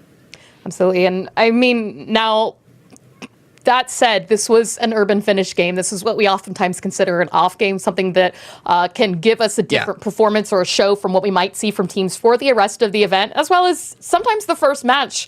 One team might pop off and then struggle for the rest of the game. So moving forward, my eyes are definitely on a couple of teams that faltered really early. Teams like Yahoo that just repositioned into a bad spot and didn't have an opportunity to really hold their own defensively, and then lost out early and lost those scoring chances early. And so that, as well as a couple of other teams like AKM, lost a couple of players early on. Snow Patrol with that really weird Razak play, trying to sneak a kill, but then coming in late. That's where my eyes are, right? My eyes are on the teams that definitely had the motivation, I should say, rather, to play aggressively, but just lost out on some of those opportunities. Yeah. So going this next match, that's what I'm looking for. What about you, Cameron? Yeah, I'm not too worried about Yahoo. I think they played that game pretty well. They took over Heaven early on, where we were listening to their comms. It just shifted towards United, shifted away from them. And I like their rotations. They just got dealt a really, really, really bad hand. So I'm really not too worried about them at all. I guess the one downside would be them getting tilted off of that being their opening game. I don't know if they're a team that expected to be in LCQ to begin with, but that's like really reaching for a big downside for Yahoo. I still think that we're going to see an expected performance of them today. Yeah, absolutely. And I mean, again, no one can hold city finishes against any team because there's just so many factors that you lose control of. The way that the circle shifted, the fact that there was so much open terrain, a lot of teams took strong positions early on, and that's just where things struggled for teams like Yahoo. Now, that said, this flight path is similar, but much further north. Typically, some teams might read this and expect to play for a military drop, which is why we are seeing Peak go a little bit further south on the military outside of their normal drop position, but everybody else just about in play where we expect them to be as we kind of wait to see where that first circle is going to pop. It might be Sosnovka. It really might. We've seen a couple of alternate drops here. Future are still going to make their way towards Rozhok, but it's going to be via Ruins, so we're not going to see a similar contest for a vehicle that we saw in the game one, but nope. Okay. It's not Sosnovka. In fact, this tried to replicate last game as well as it could with the Southern Plane path. Oh, yeah. This is... Okay. I mean, on one hand, it's like an 80% crossover from the previous match. We are a little bit further south-southeast, but once again, it's a great favor for Yahoo, and you know that they've got to be thinking after last game, hey, maybe we can do something with this. Now, my other thing is Snow Patrol all the way out in Lipovka. That's a different position than we saw them last game. Yeah, I think Snow Patrol, they're one of the teams that have a couple of different drop spots. Alternate drop spots. They don't really... Because they don't... The thing is, when you drop on Edge, you're more likely to have to go to one of your drops, your alternates, just because of really dramatic lane paths like we see in this game. So them on Lipovka, they're gonna know that Yahoo are there. Yahoo just to the west of them is where Yahoo always is, and Yahoo are gonna know that Royal Snow are there because they're obviously gonna be watching everyone drop around them. This too. Everybody this time not fighting for cars like we saw last game. I think Bing Bang Boom won that situation out the previous match, but Future still able to find cars, and they are going to keep Shap alive past the 2-minute mark this time. So one of the teams that we saw that early tragic moment, right? Let's see what we've got going on now. See some rotations in by Future. BBB should know that Future have arrived at this point, especially with the high ground. I expect that they probably would have seen something coming in from the west side. So now they're just going to know that in order to rotate in the circle, they just got to go. Just go to the east. Don't go north. Go to the east. That's true. I mean, we saw a couple of teams take those crazy wide rotations north. A couple. There was only one team that did that. And it was AKM, and honestly, they might actually do it again. Because the plane path came from east to west, just like game one. The circle is on the east side, just like game one. These rotations from these west side teams, Abstract, AKM, TTG, Never Surrender, it's all going to be a similar situation. So we'll see if anyone makes any adjustments. I'm talking about making adjustments. I actually did get the chance to talk to Roth before the game today. And I had a couple things that I wanted to ask him, one of which was what he thought were on some of the other teams in this lobby and whether or not he thought his team needed to make any adjustments. Let's hear what he had to say. Well, obviously the NA teams that were, or NA team, no offense to the other ones we're most concerned about is obviously Yoho. They're talented, and one could argue that they underperformed and they shouldn't be here the same as us. So I'm sure they'll come out like firing on all cylinders and ready to go. And in terms of the SA teams, when you really think about it, like it's kind of hard with them, and it's not a knock on them. I just think that they're also up and down, that any one of them could come out at any point in time and they could hit some really good sends and they could have, catch some fire. They play with a chip on their shoulder because, they feel like they got the ping on their back the entire time. So any one of them could catch fire, and I'm excited to see how they do.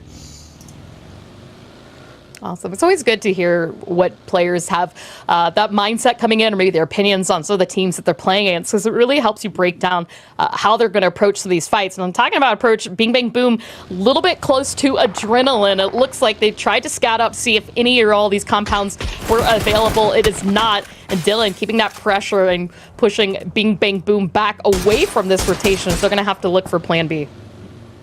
Not a bad plan A. Not a bad plan A, and a really good approach onto it, leaving Roth on the high ground with the scoped bolt action, just to cover in case any information is spotted out. But they make the adjustment. They go towards the north, and this is... I think that they would have wanted to be a little more center, which is where that first location was on this circle, but this is not a bad plan B for them to end up on. However, nice try. They've already lost someone. I feel like at some point today, I might make the joke and say nice try. I expect chat to do the same. I can see it now, just a chat full of NTs. As I say that, Raji Wow off screen is getting a knock on to Fake Zen, and Mitchie Boy once again early on finding that aggression and fight, this time against Rumblers as Valiates caught out in a car again. We saw that not work out well for him last game, but it looks like for right now he's able to avoid the clutches of Snow Patrol and continue on. This is kind of uncharacteristic play from Snow Patrol, if I'm being honest. The last game, they were very aggressive on Never Surrender. Here, they seem slightly aggressive onto the Rumblers. Coming from the regionals, they were playing more what I would consider more like traditional, quote-unquote, proper PUBG, but I guess them landing in only the LCQ and not qualifying, they figured they'd need some sort of extra level and trying to catch player rotations off early on. As risky as it might be, seems to be, it's potentially one of the cards that they have in their hand right now. Okay, whoa, watch this. BBB actually didn't stay in this location. They moved even further towards the east, which does give the opportunity for From the Ashes to sort of take that position. But they're also going to be chasing BBB down. They could be going for some very early chaotic moves here. I like this. I mean, again, you heard Roth talk about the way that the LATAM teams can be really aggressive and kind of push the fighting. And that's exactly what we're seeing here right now is KF9, Patsuko, and Ragnar are really just taking as many shots as they can to try and not only claim this terrain as their own, but maybe even hopes of catching off a member of Bing Bang Boom. Yeah, unfortunately, shots aren't going to land. This was a good time in the game to take them. They either knew 100% or even just rightly assumed that there wasn't anyone around them, anyone else to try and take advantage of them being out in the open like they were. So definitely a good attempt, not going to fault them for that, but didn't find anything out of it, so they're going to move back, take their position here. Nice Try might have an opportunity to get a trade and at least pick up something in exchange for their teammate, but Future also going to be rotating in, moving way past center. The question is, where are they even attempting to go? They're coming into this so late because they arrived at Razak so late that anything up for grabs, it's kind of greedy to go for center. Yeah, I mean, as you said, we're already almost 8 minutes into this game, and you can see just on the mini-map, they're threading the needle between so many different teams. You've got Nice Try, Adrenaline, Snow Patrol, Rumblers, all of these teams that they've driven by because they've already set up here in center. And so Future are going to find themselves just to the northeast of what we consider center along the coastline. And going forward into phase 1, we still have 6 other teams that haven't even made it into the zone just yet. Looks like a potential for a couple of fights even along the edge, so we'll see how that plays out. But as you can see, Future did find themselves a nice little safe compound for now. The question will obviously be, where will that phase 2 shift take us? Yeah, they better hope that it doesn't go south, because one of those cars is super close to burning. They might have to all group up in one vehicle and leave that big bad boy behind. Never Surrender also coming in from the north side. Eyes onto Future. Potential for a couple of shots, but I think they arrived just too late to really have an established position to try and punish that rotation. So at this point, for all these teams, they're just waiting. There are a couple of teams that you mentioned that coming in from the edge that might cross over this position. So they're going to have their eyes not just in front of them, but also behind them. Peak right now coming in from the south, crossing the bridge, making sure that no one is camping their rotation through Milta. It's going to be an easy path for them if they are going to take this beachfront rotation through Milta Power, which is not a good spot because it's really blocked off from the rest of the zone.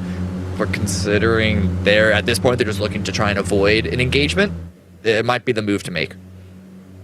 Yeah, I mean, these are the 2 teams that landed onto Sosnovka and the potential that could be a melee circle coming in behind High Stress. They've been watching them, as you called out, right? Kind of holding on to the beach, really staying out of line of sight and just waiting to see where that circle pops before they commit to replacement inside the zone. Because the circle holds down to the south, holds on to the Milta Peninsula. They have a lot of terrain that they can work with in this area. But now if the circle shifts hard to the north or even potentially to the west, that's when we might see them kind of switch up to a full edge play.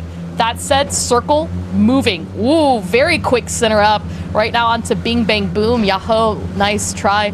And Adrenaline having good control of the south. And so that means all of these teams that have come in late without that much information, not only fighting onto themselves right now, as you can see here with Guri and High Stress, are going to also have to now fight the teams just above them. Guri, don't take this fight. Rotate, please. Leave High Stress alone. You staying here does you 0 favors. Rotation from Abstract coming in through Milta. It's the early fighting. It's the early, find a kill, get to kind of waver that. Wait, why are Peak here? Why are Peak rotating up here? Why not? There you go. The attempt at the drive-by, but BRKZ is going to pick up one. Selfish falling down here, but before he focused on the flush, try to see if he can get a second knock. Didn't get it. Let's make sure he gets credit for that kill onto Selfish. Guri repositioned, trying to see what's happened here, but Peak are not stopping, heading straight for the zone.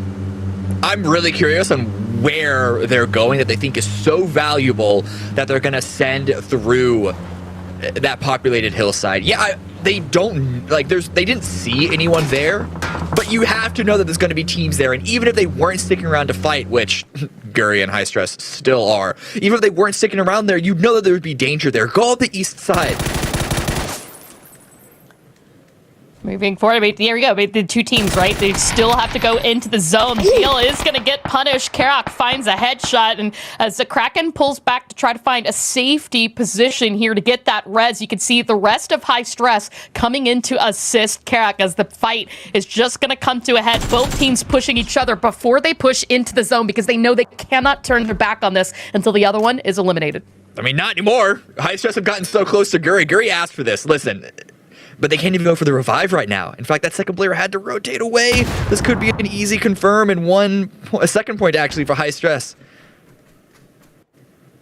Carrick being very quiet, trying to see if he can spot out any member of Guri. Doesn't quite have the line of sight. Oh, I think he saw Beal's feet, but waiting for an opportunity to peek. Does get the flush, but you can see it instantly punished by Baki, who gets 2 shots into him. And that's going to tell Axmina where he is, giving him that information. You can see little scope in on the SLR. The Axe, Baki, not quite in the line of sight of each other. Oh, good nade there from BRKZ. He's going to get the flush onto Zakraka and get another knock on the members of High Stakes. Unfortunately, it's his own teammate, and you hate to see that, but fakes in. It's taking opportunity of this chaos. I'm really glad that Guri's losing this fight only because of how audacious do they have to be to set up. I'm glad that High Stress is punishing them for this. This play did not deserve a reward from Guri.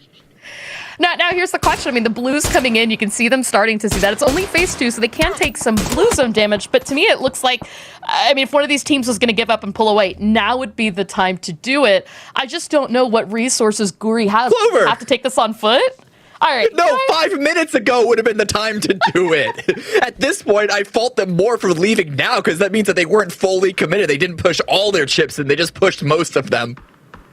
Well, the good news is that prison and shelter are entirely free. So depending on how they win this one out, they can continue on their northern journey. But eyes right now on the rest of the teams that had centered up where the circle's going. It's going to go back towards Bing Bang Boom again. Now, there's a lot of open terrain in this area. Rumblers not having to move either, but Yahoo just cut out a circle, taking shots right now into Abstract. Do land a bullet. You see Sparking trying to find a knock, but fortunately it's not going to be enough to get a member of Abstract. We're continuing a wide rotation to the north with Guri and High Stress finally breaking off that fight. Still potential for Yahoo to find another straggler into the zone.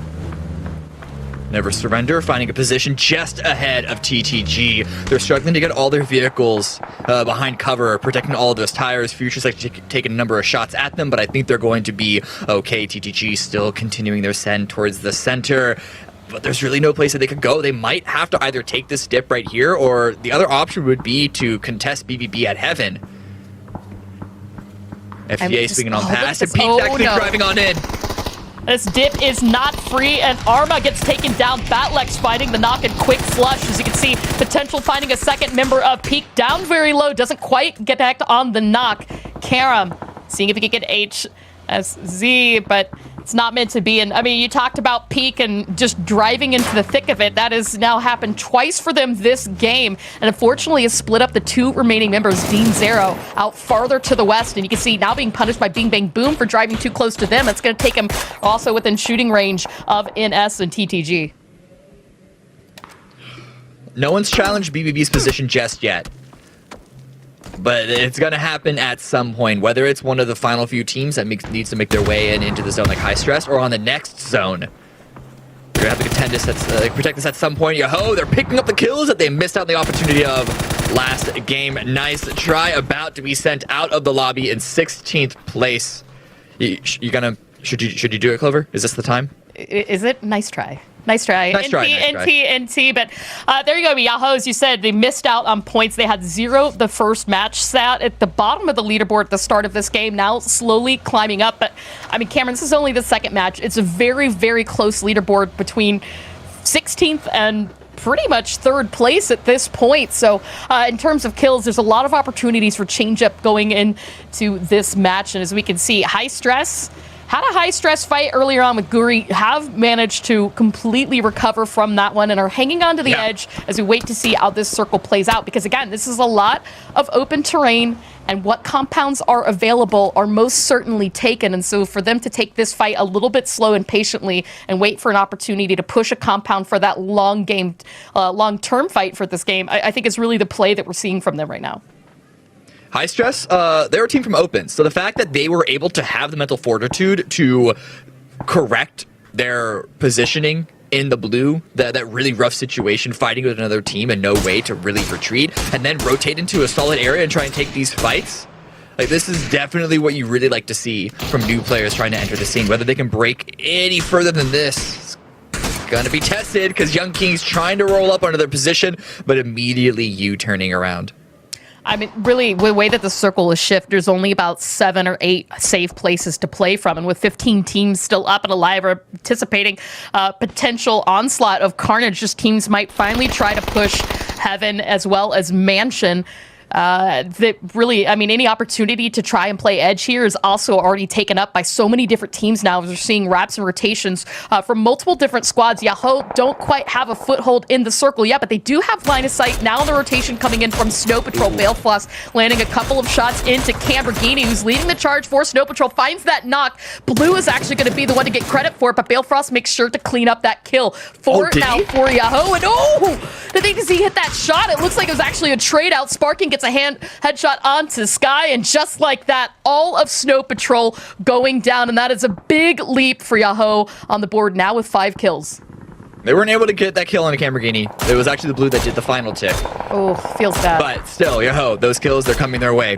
Bing, bing, boom now. Still controlling Heaven, still controlling Mount Olympus in the dead center of this circle. It's wide open. They have free range to shoot at anyone and everyone. Abstract now trying to push on in. TTG also another line of defense, gatekeeping the edge of this zone. Doesn't get a knock, but enough damage to force Stone Storm out. Oh, and he does get knocked, and it's by BBB. You cannot escape the eyes of Sauron. I mean, you could really look at the play that was trying to be made there by Abstract. They were looking for a dip that could potentially be free, but the pressure from TTG pushed them into a different spot. Unfortunately, that was vulnerable from Bing Bang Boom. On the opposite side of the circle, we're seeing much of the same now as Young Kings cresting over the hill, but they are trying to push High Stress out of their own spot. Help from Adrenaline. Dylan's going to get the knock onto Glee, who has a Molotov out in hands, and F1 and 1 FPS, excuse me, using that as an opportunity to try and attack on this. So this is a full-on sandwich, both sides here of High Stress.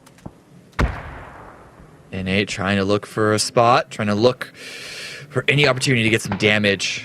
Young Kings are in a really precarious situation right now because they're going to want to try and take control, but the second that they peek over this hill to try and finish out High Stress, well, Adrenaline are going to be here to deal some damage back and force them away.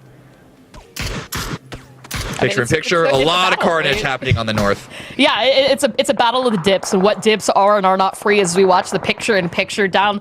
That's the fight up to the north between TTG and AKM, and then continuing on this fight with Young Kings, who are going to finally break away from what's left of the high-stress position, not only just because of high stress, but the pressure that Adrenaline was putting onto that position. But this dip that TTG have, they've got smokes out, they've got this hard cover from a car, but now with the circle shifting away from this position, Phase 5 is still centering itself up onto Yahoo and Bing Bang Boom. All this work for nothing, and I fear that they don't have a working vehicle to get out of this situation.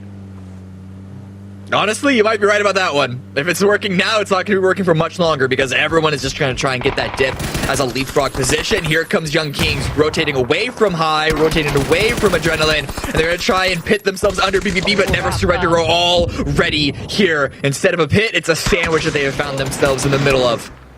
They really tried their best to hold out position, but shifting this early on with so many teams still having line of sight on you, you can see that did not work well for neither them or Young Kings. Iku's just hoping to find somewhere to lay prone and stay out of line of sight from the rest of the teams that need to go into the circle. Abstract, TTG, AKM from the Ashes, all up here on the northeastern corner, needing to do just that. As we can see the blues starting to creep in, and with this being Phase 5, they cannot take too much time in this. They've got to focus on just getting into zone. As you can see the boost coming in. Dean Zeta does finally get taken out. Good job for Peak to eliminate Future first, but Baki is the last one remaining on northeast side. Oh no, the send from Abstract. They run into each other. This is only going to make it even easier for Bing Bang Boom, trying to drive in reverse to not have to shift that momentum another time. Grenade's going to come out. Oh no. Oh, it was a good effort here to drive in reverse, but sharp shot. The rest of Bing Bang Boom had their eyes on the northern side, are able to get a quick recovery onto this, but they've still managed to let one member of AKM and TTG start to creep onto the western side of their compound. And so this is where, the problem comes when you have a position like this, is that people are able to start creeping in and you lose, or rather have your attention split by so many different directions. Yoho right now, slowly making the way inside the zone. They have a small little defilade, to use an antiquated PUBG term, to keep themselves isolated from BBB. But to go any further, if Phase 6 pulls away from them at all, it's going to be open season once again for them. So managing their position is super valuable. Sharpshot does go down here. Speaking of the team in power, forced to fall away. The revive's going to have to come through, and we'll see what TTG and AKM can push, what ground they can take because of that singular knock. And seeing that happen as well from the Ashes, using that as an opportunity to send it into Bing Bang Boom's position. They're going to find Iku's and be able to take that off, but losing another vehicle, that also takes some of the cover away that they've played from this. TTG, Karam is just sitting in the blue, trying to see if he can manage to stay alive past somebody else, gets a heal off, but Keenan managed to recover as well and might be able to spot Karam in just a moment. And speaking of spotting people, Sparking caught out in the open by Valiate. Just to get that connection on the SKS, finds the knock, but a flush isn't out just yet. He's just focusing on the remaining members of Yahoo. Yeah, this was the danger that I was worried about, out in the open. I think BBB's even involved in this fight, trying to really tear down Yahoo's positioning. Good wrap, good push by the Rumblers.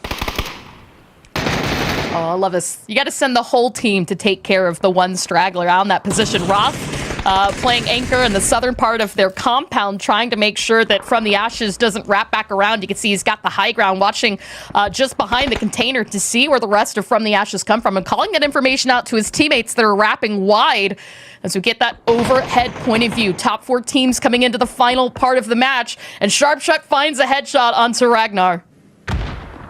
This is huge. What a great push, as you were talking about.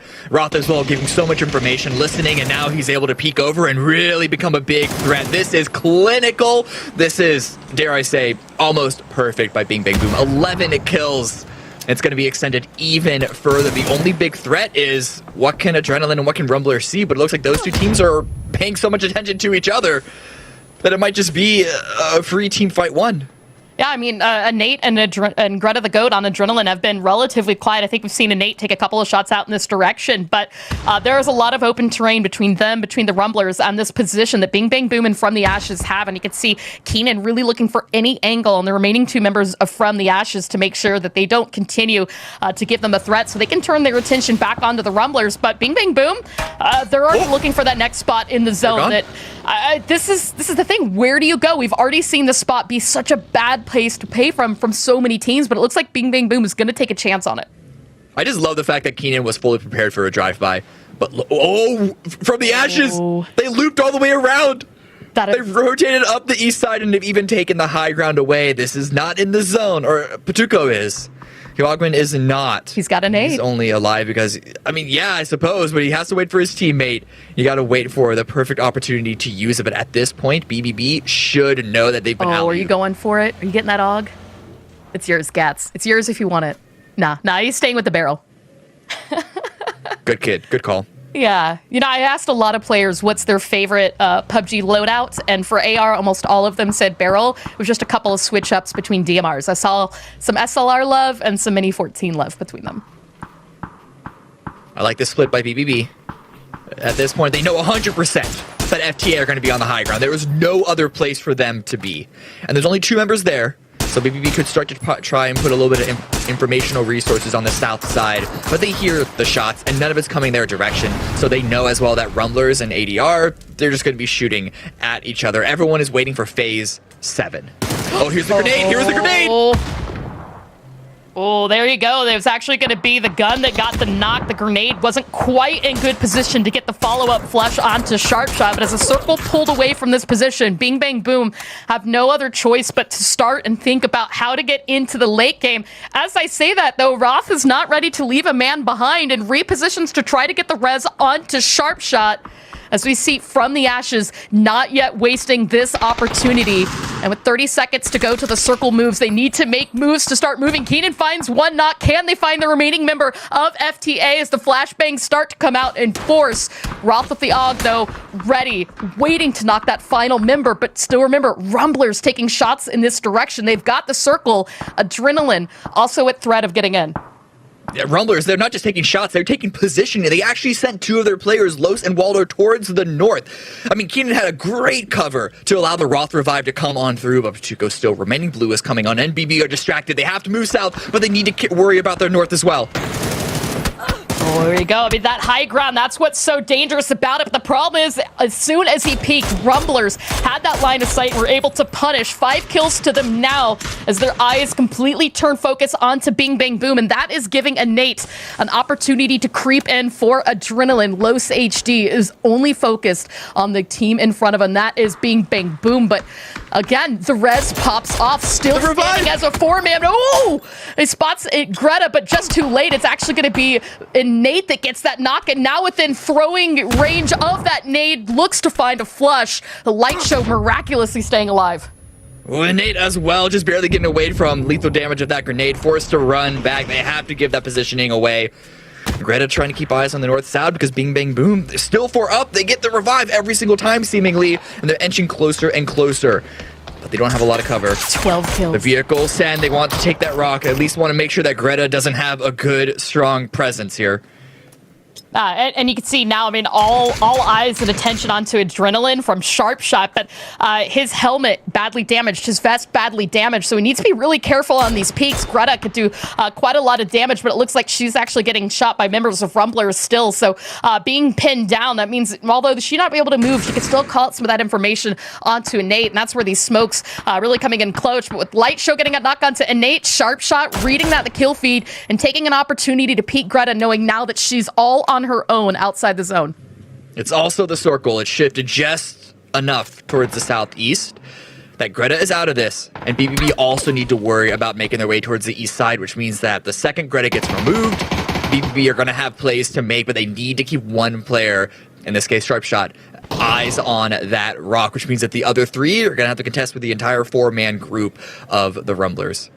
I mean, it's just insane to me, too, just how out in the open these members of Bing Bang Boom are in terms of potentially being vulnerable to members of the Rumblers. And the factor in all of this is Greta the GOAT. She has really kind of trapped both teams from pushing up against each other until they take care of her. And the second we see her go or potentially get caught out from one of these two teams, because she does have to move to the zone, is when we might finally see Bing Bang Boom and Rumblers focus full attention on one another, but never discount her just yet. As we can see, I mean, Sharpshot, his homework right now is taking care of Greta, and he is going to have that angle on her, gets a couple shots in, finds that knock, and now Bing Bang Boom, with 13 kills to their name, can spread out and take their final attack to the Rumblers.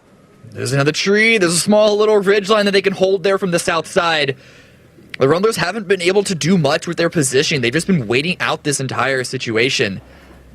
And so it's just going to be a 4 versus 4 at the end. Light Show jump spotting on top of the rock, trying to find as much information as he can. I think it is only Roth, perhaps, that he's able to spot out. Just trying to look for a scalp, just a small little pixel out of place as BBB push down to the south side. Oh, what? No, he's going for the send. Oh, here we go. Now we've got the picture-in-picture with the big overview down to the south. We want to look at that point of view for both of these teams as they continue to push in. Blue zone closing as Phase 8 about to come to an end. So much open terrain between them. Sharpshot continuing to close in the distance. Has the dossier for coverage. Picks up yet another kill. And a Light Show take it out. Smoke walls up and ahead. He's trying to see if he can find that additional angle, and members of Rumblers starting to be lined up. The smoke is obstructing everything. One member still up and standing. Sharpshot's got the angle, and there you have it. Winner, winner, chicken dinner. Bing Bang Boom with an impressive 17 kills. Take a victory here in match number 2. Oh, man. Back into the 16K club. It's been a while. The new entrants Look at that damage. Are few and far between. But that's, I mean, unsurprisingly, really good damage efficiency to get those kills that they had. But really at the end there, Rumblers, they had 4 up. They didn't really use their positioning to its full advantage. Looking at the terrain there, once Greta was taken out, Bing Bang Boom did have better terrain to move around. As we saw them move towards the south, Rumblers, they would have just had to run out into the open more so than BBB had. But the problem is, that's the hand that you're dealt with in that positioning. I wonder what would happen if Rumblers tried to be a little more aggressive towards the north before BBB could take that southwest position. But that's all hindsight 2020. At the end of the day, good rounds from both of them, especially Rumblers. Yes, BBB got all those kills, but they got a lot of them because of their premier A+, S+ rated position. Rumblers had to really scramble together to find positioning and kills in the end. So I mean, as we had seen so many teams really try to position up where they had that high ground, they were able to take advantage of that and pick off that 17 kills. I'm talking about taking advantage, guys. I want to let you know that you can take advantage of some merch. We heard, that you guys want merch, and so PCS7 merch shop is now open. We've got shirts, mugs, hoodies, and more. Head over to merch.pubg.com to get your gear before it's gone. I know I can't wait to rock that PCS7 shirt right there on the left. I love that. Wear a size medium, guys. Just letting you know. All right, but yeah, guys, make sure you guys check that out if you want to rock everything. My boyfriend already told me I can't get any more mugs, though, so that's going to be up to you guys. But all right, we will be back in just a few minutes after a break with the match breakdown here for game number 2.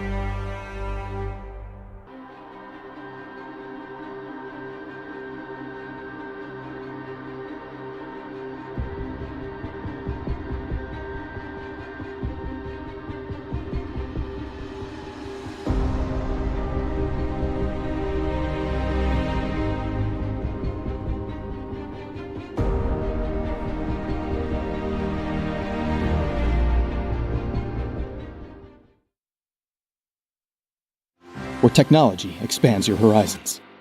This is Ripton, the world's premier self-sustaining city.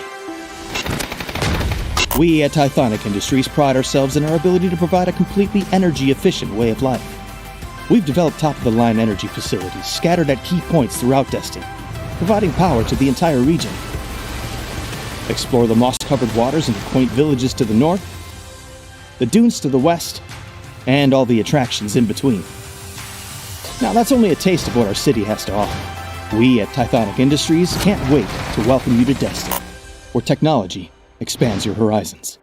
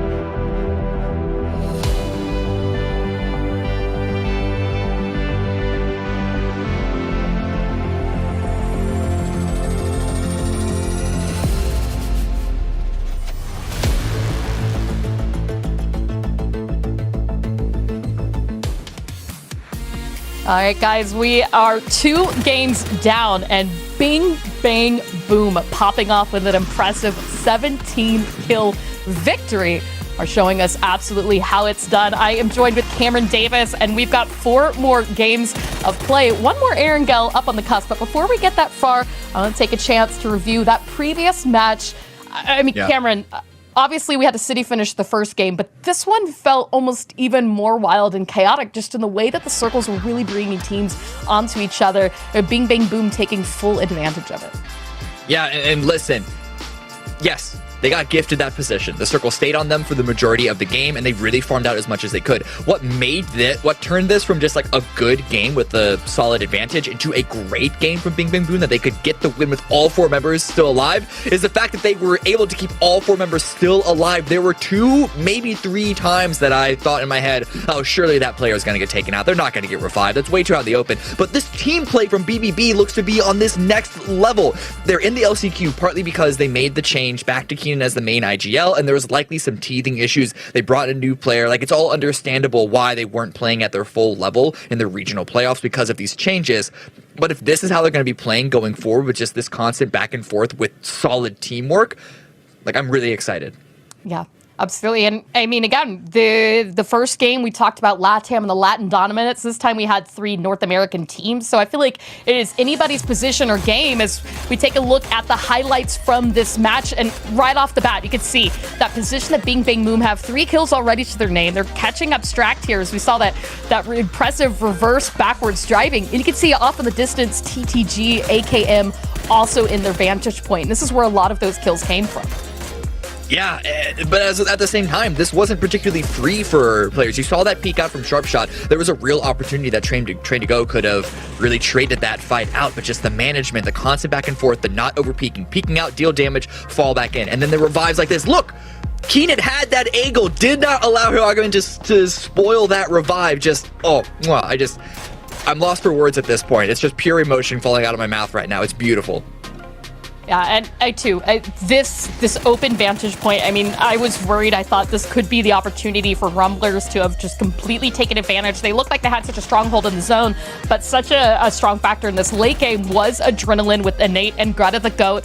Greta really kept both of these teams on their toes from her positioning through that late game. We see they are going to get 9 points for their spot from this, but from the Ashes, who had the high ground above Bing Bang Boom, the Rumblers and Bing Bang Boom coming out with the most amount of points from this.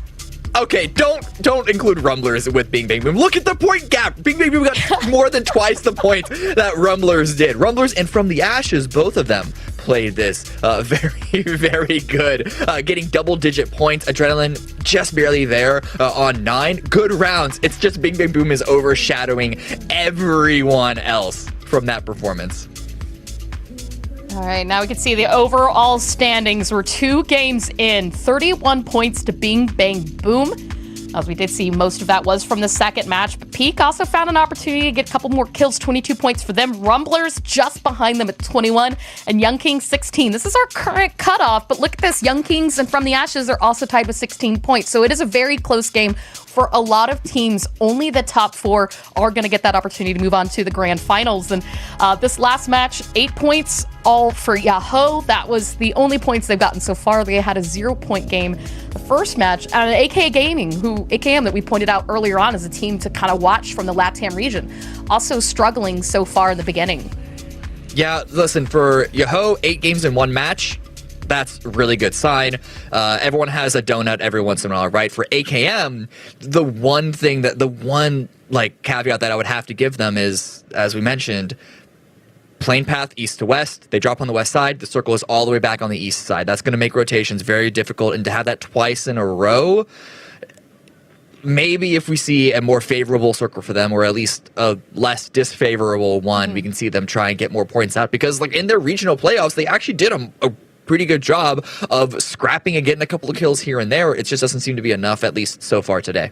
Yeah, now, I mean, I do want to touch back on Bing Bang Boom because we've got this really cool thing that I want to show you guys, and that is the map positioning for Bing Bang Boom and the kills that they had for this. So you guys can see a breakdown. The circles are each zone in phase shift. We can see they're outside of school and apartments. That's where they landed. And then as they reposition early on to Hilltop, that's where they got the vast majority of their 17 kills, having full line of sight in that open terrain all around them as they continue to fight through and win that match. Yeah. I mean, because it's all so close together, it's really hard to tell just how many X's there were. Yeah, it was, how many X's it was a lot. We used to say breaking the 16 club, but we had the 17. But the damage was still pretty modest, and a lot of that, I think, came from the kills that they were able to steal away from other people and just the work that they were putting together to make sure that if anybody fell down, that they got credit for it. So really good work from them, because that's where some teams struggle, right? They put in all the work, they get the damage, they get the knocks, but someone else steals it from them. And that's why I think we've seen teams like Yahoo end up here. They were putting a lot of work in the group stage, but they weren't able to clean up some of those kills. And unfortunately, that's why they were just a few points out of the grand finals. Yeah. Let's look at a head-to-head right now as we prepare for the next match. The top 2 teams of the previous round, BBB versus the Rumblers. This is going to be not just from round 2, it's going to be the day overall. Both of them had pretty even games, pretty neck-and-neck games in game 1 in Yasnaya. It was just the second game that really launched BBB ahead of it. It's hard to take much from this because you only have 2 games. This is going to get evened out, I imagine, at least a little bit. But one thing you can look at, though, is that the Rumblers have been getting close, if not in the late game, so many times so far today. Yeah, I mean, again, that Yasnaya finish being in their drop spot, their home territory, it really equated for a lot of the damage, the kills that they were able to put forth. That was such a fantastic match for them. This game able to hold that southeast corner and kind of keep that control from a lot of teams that are coming in from the late game. I believe they were in Mansion for much of that position circle, as we saw Bing Bang Boom were in Hilltop. So now as we get ready to go into our third Erangel match, obviously our eyes are going to be not only in these two teams, but the other ones that have typically would have more scoring chances, but for whatever reason, the way that these circles have gone have faltered just a bit today because after this last Erangel, where you will switch it up, we'll go to Miramar. That's often a good opportunity for teams to have a fresh start if they didn't like the way they played these first 3 games. Yeah. Looking at the map differential, it can be a tricky sort of stat to try and look at, especially when teams only play 12 matches, 6 on each map in the regional qualifiers. However, that being said, the one team that I'm a little worried about right now is going to be ADR. They had a 78% point gain in regionals from Erangel. And the fact that they are still somewhat middling right now so far today here, they really need to put up. I think this next map for them is going to have to be the make or break, at least on the performance of the day. Yeah, and I mean, it's disheartening because there's been so many amazing plays by teams, right? Like, obviously, we can sit there and talk about the way that everyone's really exceeding expectations or taking just great advantage of a lot of these fights. But when you have some of these really wild circles or places that teams might not always be comfortable playing from, that's where you can kind of see the mental game set in, right? They maybe didn't get the circle they wanted. They got caught off on a rotation. We saw quite a lot of teams looking at plan B and plan C and repositioning, Peak being one of those in game number 2. I mean, every time they tried to drive up past somebody, they ran themselves into another squad. And that is the kind of play that is really heartbreaking to see from teams that you know have more potential, but unfortunately fall out early. That said, this is a very, very different flight path. Everything should just about be into play. And that's the hope that maybe we'll also get a circle that isn't going to hug the Yasnaya Lapavka area, which can give us a different rotation, maybe a different opportunity for teams to center up early on. I'm looking to see if BBB and Future fight over that same vehicle. I don't think it's happening. What I am also seeing, though, is AKM moving down to Sosnovka. They're going to be taking over Novo right now. They're sick of that west side, and honestly, who can blame them? Even Abstract aren't going there. Abstract are taking an East Coast position where we saw Snow the previous game. Ooh, and there it is. There it is. This wasn't even the game that we expected. No. The military zone to be on. But it was just enough. The plane was just close enough there that we're going to see phase 1 with a split start. But it's like, this is a weird split. Like, it's sinking in how, like, awful of a split this is because it's not 50-50, but it's not so much Sosnovka that you're going to want to 100% commit there. I'm torn. Yeah, okay, here's the thing, too. I mean, like, if you're Adrenaline, do you hold that position in center, or do you try and cross early, right? Typically, we see a couple of different teams that... I don't know. We'll just read it, right? Oh, come on. There you go. It's driving with the map open, right? You got to make sure you don't hit trees or, be knocked early, because everybody's going to read it, and everybody's going to know exactly what you did. But... no, back onto the point real quick with Adrenaline and some of these other teams. Is typically what we see is like that position where Greta is. Teams will either take a boat or swim across. They'll just use that resource and get set up on the northern part of the island. But they have that opportunity to sit there and farm, or as you say, somehow maybe this could be a shark fin finish. We've seen it before, but with this much of the main coast cut off, I feel like it would be safe to say this is a military finish. Yeah, it's just enough, and I think if you're a team like Adrenaline, as you were mentioning, if you're so close to the water, cross over anyway, because there are going to be teams that are coming all the way from the far north that are going to have to take position on the north side in phase 1, so just give that space to them, cross over yourself when you have the time. I really like that play from Young Kings that we were just seeing. They were going over as soon as possible. They actually made an adjustment from where they were planning on looting originally, and said, let's just loot on the island itself. Really good play. We're actually seeing nice try and follow up a similar decision. They actually have some loot, so they're coming in a little late, and that's the problem with the timing like this. They're not going to be fully looted up necessarily, though it is 3.5 minutes. So they should have good enough loot. But if they need any more, they might have to fight another team for positioning that have already set up shop. We already see a couple of members of AKM spread around this area, and this could be an early punish on a nice try. Yeah, I mean, the play, right, for the high ground so that you can use that position that Martinson is not only to watch teams come in, but in the hopes that if that circle continues to shift east, It looks like they are going to go ahead and let the tower remain open and instead use the road to wrap back around. But with the Oz actually landing a drive-by shot onto this, that is going to relieve that pressure right now, at least from AKM. And I mean, this is the team too. We talked about really struggling to stay alive early on, and in part it's just been from the fact that on their initial drop, they were one of the later teams to land, so they're already losing out time. They were coming in late for rotations, and typically behind teams just because it was such a far shift. So this is a good way for AKM, I think, to potentially stay up as a 4-man and see the late game, something that they've struggled with the first 2 matches. Adrenaline, they are going to make that cross. They have good loot. Zray with the bolt action. Hopefully he can land some nice highlight reel headshots with that one. Guri also making a boat play of their own, coming in from Milta Power. We'll see if they want to land Novo or they want to swing even further down south. Also from the Ashes are already here. There's a lot of very early rotations despite how neutral of a plane path this was. See, I mean, and two, this is probably, I think, some of the nicer rotations that some of these teams have had. I mean, from the Ashes getting really close to Young Kings, but I feel fairly safe in that. And again, Young Kings went across the bridge early on, and they didn't waste that opportunity. They didn't say, we're going to bridge camp, we're going to stay here, we're going to take the northern side. They knew that they wanted to get further onto the island, so that is opening up that possibility for other teams as we're seeing Yahoo rotate around to the eastern bridge. But talking about Young Kings, one member was spotted out. The split that they had, unfortunately, is going to be punished as from the Ashes take this position just outside of Millie.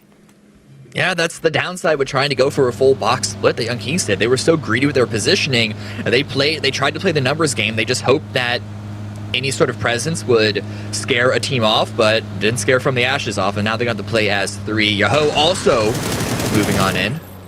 Getting shot at by AKM, another position here out by Fisher.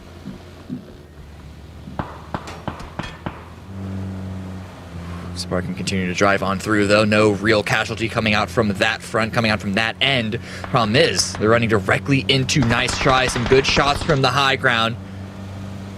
Spray comes on down, but again, there doesn't seem like any damage is actually landing on Yahoo, so really good rotations here. I'll also say pretty mediocre shots coming out from the other teams. Yeah, there's so much open terrain here, but that said, you can see we've got Junkyard, which is this little compound right here that's open.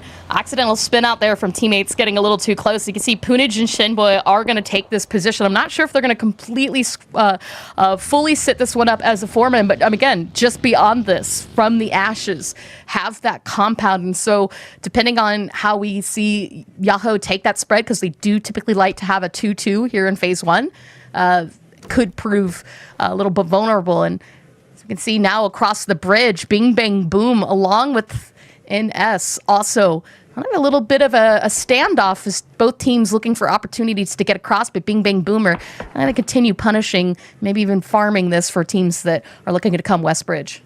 Yeah, BBB have been set up here for probably on a minute at least, maybe a little bit longer, setting up, intentionally trying to gatekeep this bridge, trying to camp this bridge. I mean, SCG aren't in the lobby, so someone's got to do it. Oh, take those shots. I can't tell, he's waiting for him to get in the boat. It looks like Keenan, there you go, second inside the boat, does see him, but actually teammate Reno is going to help him out of getting Keenan down to 22 HP, and that punishment means that Bing Bang Boom aren't going to be able to yet capitalize on that. A reposition behind the boulder should give them safety to get in the boat, but remember, they still need to get across from this, and Bing Bang Boom are not going to let that one go for free. I don't know. At this point, they might actually have to let it go. Really good rotation, really good grab of that boat. Now they might be able to make their way across. Peak, however, they're trying to punish other rotations. This is nowhere near the zone. This is all the way up towards north off of Georgia Pole Mountain. Some shots onto Snow Patrol, but no real damage coming on through. And so this camp, I don't know if they intentionally waited for Snow Patrol, but either way, they're not getting anything out of it, not even a single point. I love this. There you go. NS, all right, are going to make it across. It looks like thus far Bing Bang Boom not taking shots, and that is because they are actually driving across the bridge right now, and so that is giving them a free rotation across. And this is probably one of my more favorite places to play in the early game of a military circle because it does give you some nice rotations. And there you go. Bing, bing, boom in the high ground. Oh, are they chasing? They know where they're going. Yeah, they are. They saw the cross, and they just, instead of just trying to commit to that bridge camp, they're going to make their own way and try and keep them pinned in on the corner. I think Never Surrender are there just in time to get inside the hard cover before BBB find the high ground. But at the very least, it's going to make it very difficult for them to move out. Over here, the chase has continued on. Lamborghini's been taken out. The Blues also coming on in. And this is a very nice surround with Selfish, you can see, all the way off onto the low ground to really keep the pressure on Snow Patrol.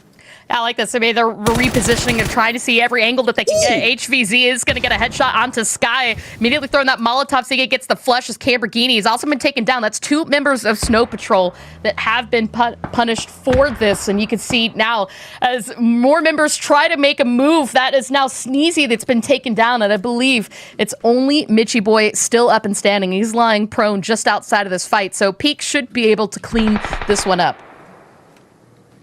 Oh man, Mitchy, what can you do? Boosting up as much as possible for that passive regen to try and counter out the blue damage. Really, his only play right now is just to wait. Wait for Peak to step out of line or even just retreat and get away. And here, while this is happening, phase number 2. Ooh, this is... Oh man, this is even worse. You know what? I mean, if you're Rumblers, do you stay? Do you look at this and say, hey guys, it could end Shark Fin? Or do you use this as an opportunity to now reposition really quickly? As you can see, Mitchy Boy has been spotted out, but he's going to get taken down. Dean Zera with the final blow, and that is it for Snow Patrols. They're out in 16th place, but again, I mean, looking at this map, so many teams now looking at an opportunity to reposition because so many teams were banking that this was going to further on south and be more playable for them. And so this is going to be really dangerous. I think, honestly, Cameron, this is going to be one of those milli games where it's nonstop fighting. I mean, half the circle is essentially unplayable. You're not going to go north if you're not already there. And so all these teams that are already on the island or even on the west part of the mainland are going to have to fight for this bottom 50%. And it is phase 2. That's still a very, very small area to fight over. I mean, bing, bang, boom. That was another team, right? We just saw have to put so much work in, wrapping around a couple different teams in this area. How frustrating would it be to just put in that work, put in where you think's a good spot, and now have to reposition? You can see they're stopping short and trying to scout out what teams might be through so that they can go straight north. And it looks like the call was made that everything looks clear. So Sharpshot's going to go ahead and take the top of this bunker and see what else he can spot. Yahoo still just beyond this area. And so as they take this one slowly and surely, we can see Yahoo are going to go ahead and let that be taken by Bing Bang Boom. Step by step, they make their way inside. Your Ho are also going to be pushing forward. They got the knock onto Fisher, and they're going to continue and take space because of that. AKM had this wide spread, and even though they had opportunities for damage of teams coming on through, they weren't able to land a lot, and they actually lose a player in the meantime. So complete opposite of what they were hoping for with this early game phase 1 shift onto their position. They're going to have to regroup and try and find somewhere else to play, preferably closer together. You see Future across the bridge. Hey, we're keeping an eye on TTG. They're just behind them, but they're taking the high ground straight to NS. Tetra spots out one, gets a knock onto Shap, but before focusing on the flush, seeing if he can catch a second member. As you can see, the rest of the teammates keeping that pressure on members of Future. Tetra does land a little bit more damage, switching to the Mini 14 in the hopes of finding a headshot, getting that final knock, but that pressure now pushes Future straight into the midst of From the Ashes. You try to see if they can pick something else off on that rotation. Future continuing on eastward, but not before taking on even more punishment. This dip ahead could be free, but if they go much further, that's going to take them right into the midst of high stress. Yeah. Oh, stop. Yeah, stop here. It's not the best position to play from, but as you said, you don't know what's ahead of you. You don't want to take that gamble. Take, like, what's the phrase? A bird in the hand is better than 2 in the bush. Just commit right now, heal up, try and take a moment to find some information, listen for shots, listen to bullets, but also more importantly, just block your backfill. You should know that there's going to be a few more teams coming in from that west side. Rumblers now made their way across and actually spot Abstract, one of the few remaining teams on the north. I think they had seen them coming in from Milta earlier on and just went ahead and read this position as the likelihood of it going military is still very, very strong. But should this, for whatever reason, hard shift back to the north, that does give them the access to get across the water. There we go. The shift securing that this is a Millie Island play. Rumblers feeling pretty good about themselves. But now you can see on the western side, we've got Peak, TTG fighting in the blue. And things are just looking a little bit tough right now for these teams. A little bit tough. Very tough. A very, very big tough, yeah. Abstract, they're able to make their way in, though. That's a good path for them. And, Peak, they're still fighting out in the blue. They run into TTG. I mean, they can get more kills. This seems to be working so far for them. Screw playing the zone. We have our own win condition. It's a trade. We'll see if they can't reset themselves off of it. I mean, the only issue right now is that we are in phase 3, and there is some distance between them and the edge of zone. So the longer that they sit in this blue, you can see the harder that damage is beginning to tank. And so they're losing time to be able to take this fight to, I think this might be one final drive-by from Peak onto TTG. They're going to go ahead and crash that compound and see if they can just take care of the members very quickly and get themselves into the zone. Selfish down to 32 HP, and that is going to cost him here as he does get knocked down to Spartacus, but Karam falls to zone. And so the trade's coming out between both these teams. 2 members of Peak still up. And they're trying to see if they can get that res onto Armor. It's the last chance to keep that player alive. Rumblers right now also in the fight on their own. Abstract made their way across. But the most obvious position for that cross is to make their way to the west the second they cross onto the island, and the Rumblers are here waiting. Valley 8, up close and personal, unexpected position, as is his trademark. Finds the knock, gonna try and follow it up with a grenade. But Stone Storm, all the way on the north side, is gonna deal some pressure and force him back. While all this is happening, we do want to take a quick look into the Rumblers comms so we can hear what they're talking about in this fight with Abstract. Get that res. Yeah, I'm throwing nades and Nading? nades and smoke. They're still on the US Dacia combo, I think. I see the beach guy. On my right side smoke. Can you mark beach guy for me? Yeah, I marked him. Running away, 2 of them. Is beach guy one of their teammates? Probably. No, it's not their team, man. One gun knock. It's Guri. Nice. I'm getting shot in the back. Guri on the beach. What do you want to do, Val? I see him. We have to pressure that beach guy. Can you guys not? It's not possible to kill him. I'm trying He's getting tagged. He's getting tagged on beach. He might get knocked. Yeah. Yo, he might run towards you. Yeah, I'm looking for it. Yo, Los, can you wrap beach with him? Yeah, I'm going. Yeah, I'm smoking my left, Waldo. They're getting knocked. They're getting knocked. Flush. I'm pressuring beach. Can you look above beach guy? Los? Yeah, I'm looking. I can't see him. Just look for his peak. Look for his peak. I'm running for beach. I'm healing. Yeah. I'm gonna throw we one have to smoke wipe so you these don't two die. teams. We wipe these 2 teams. And AB one up. AB one up. Okay, just don't peek. Speaking. Do you have a smoke? Yeah, I am smoking. He's orange.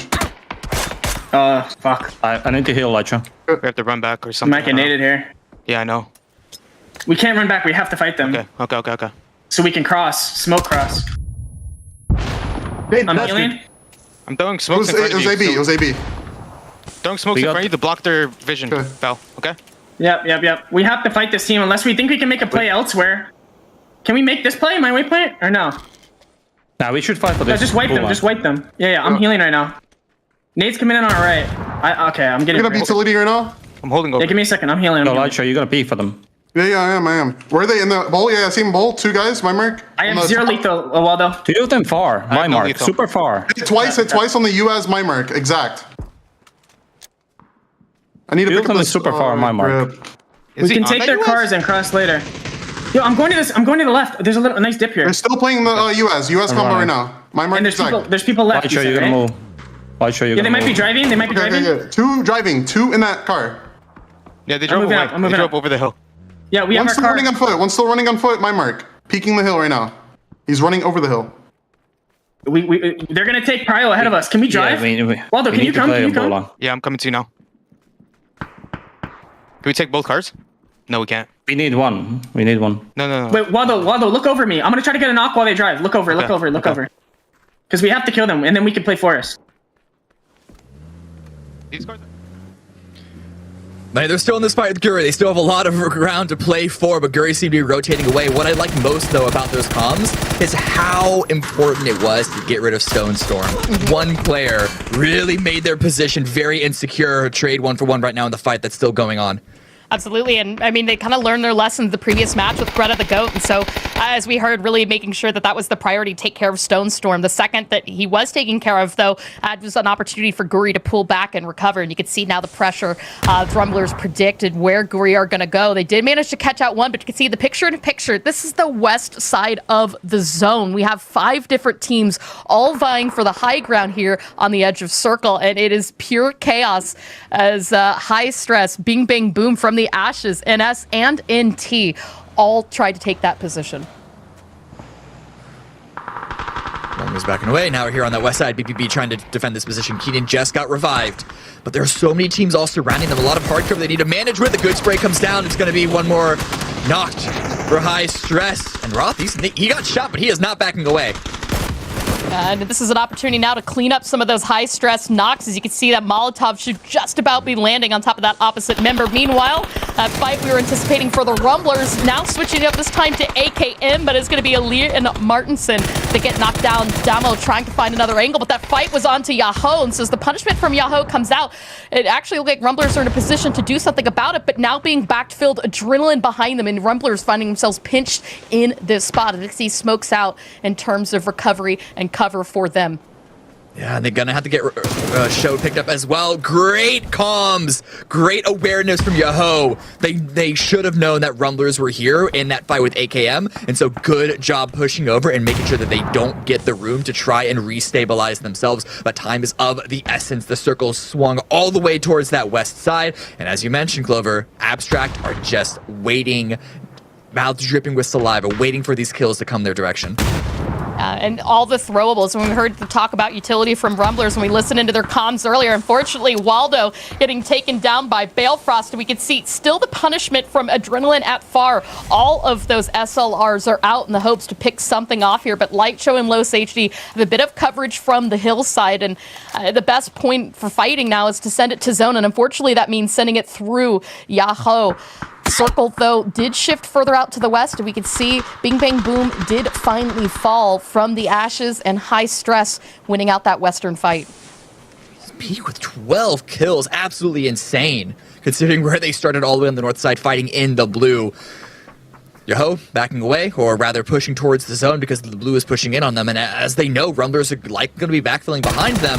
They just need to get to the zone. They can't be so focused on one team that they lose the greater picture, but that's fine because Punij has the 3x spray down. Makes it look easy, and that's Rumblers eliminating Yahoo, still 4 up, and a lot more space to work with all of a sudden. Yeah, with Rumblers and Bing Bang Boom going out early, that means that 2 teams have an opportunity here to make big plays on the leaderboard as we continue through match number 3. But as the center of a zone between Young Kings and Future, who did creep to the spot earlier on, trying to vie for one of the stronger compounds, considering how much open terrain is in this circle. And you can see Frogman working on that res, trying to get 45 alive. You see, he does stand. The smoke's starting to clear out, but the pressure coming in from teams on both sides. Yahoo, meanwhile, still not in the circle as Adrenaline finally took the fight to their feet. Zraven getting knocked, but Punij continued to go wide, trying to see if he can spot out Greta the Goat. He knows she's in this area. Pushing over. Greta spotted out by Punij, and now they can just focus in. All the angles of attack are just getting eliminated one by one, and Yahoo, another wipe. 10 kills for them.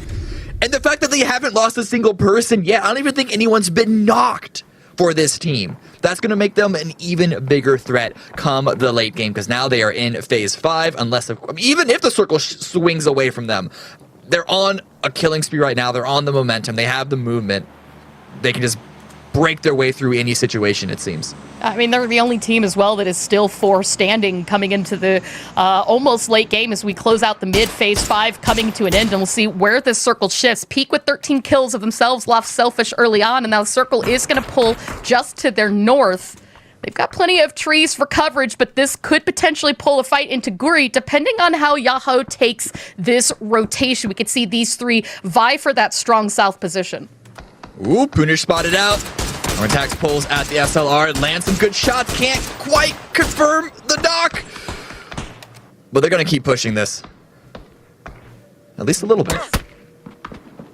Oop, HVZ, he's also spotted from the north. Looks at the terrain they have to play with is not quite as comfortable as they were hoping. Yeah, there was actually a shot from Young Kings that were on the opposite side of the circle, and so that kind of does show the vulnerability of this position for teams like Peak now that, although they have 13 kills, have quite a lot of work to do if they want to make sure they've got that safety in the late game. Beal does get spotted out, and Yahoo continuing to hold on to what's left of the high ground here in the southeast part of the circle. 11 kills now to show for this match. And you can see that recovery still in play, but they're still being cautious knowing Peaks in this area. Dean Zera spots one but two members of Yahoo taking shots and now potentially giving them an open foothold to get to the zone as the Blues closing in. Not a single member of Peak yet in the circle. Yahoo are making their own way into the circle, but it's not a very confident position. Smokes, in fact, are already deployed. And they're going to need that for the cover because Arm attacks. Ooh, barely ducking behind his own cover. And the rest of the team, you can see, they're just trying to look for something. They're trying to find some little tree to hide behind, but if it's not Yahoo, it's going to be Young Kings that are very likely going to have a line of sight onto their position, no matter where they go. Oh, and as Arma gets taken down, headshot by Sparking.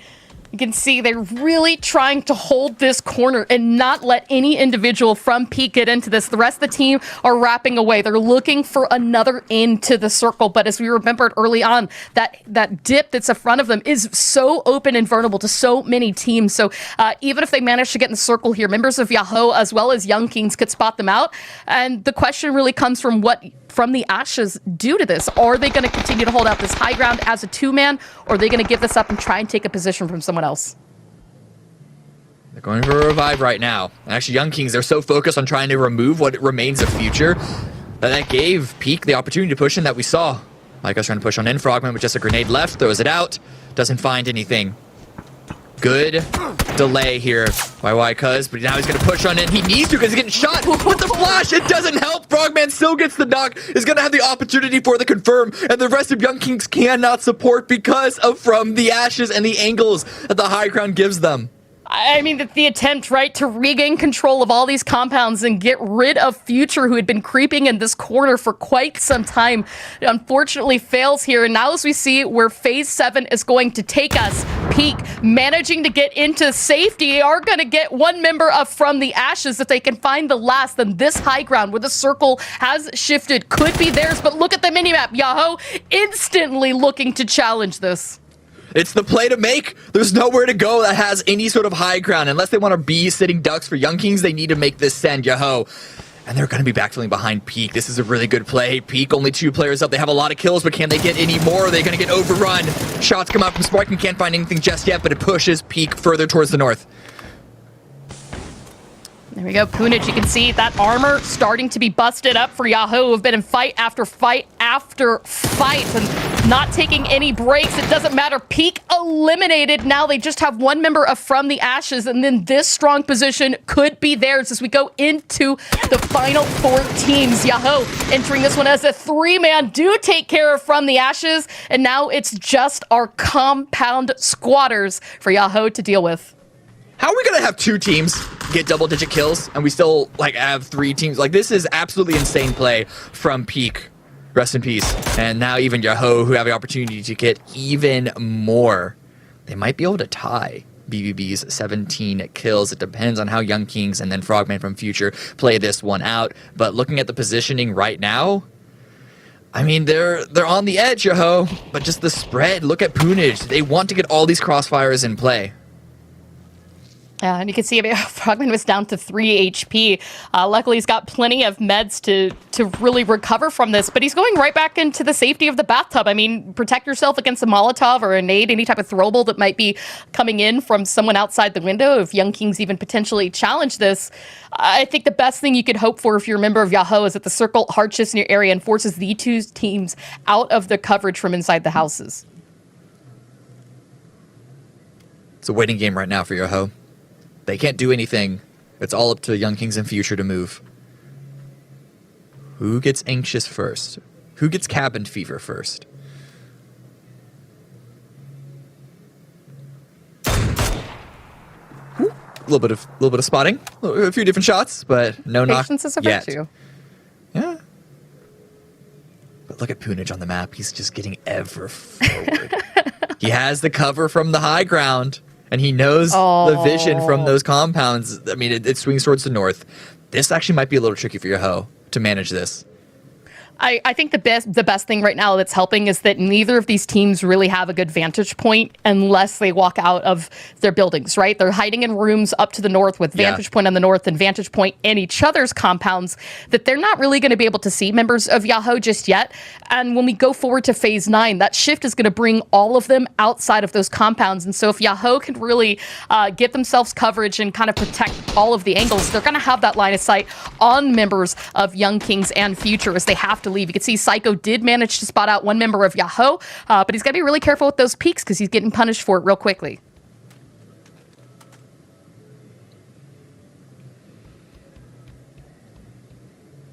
Yahoo are able to find themselves into the zone.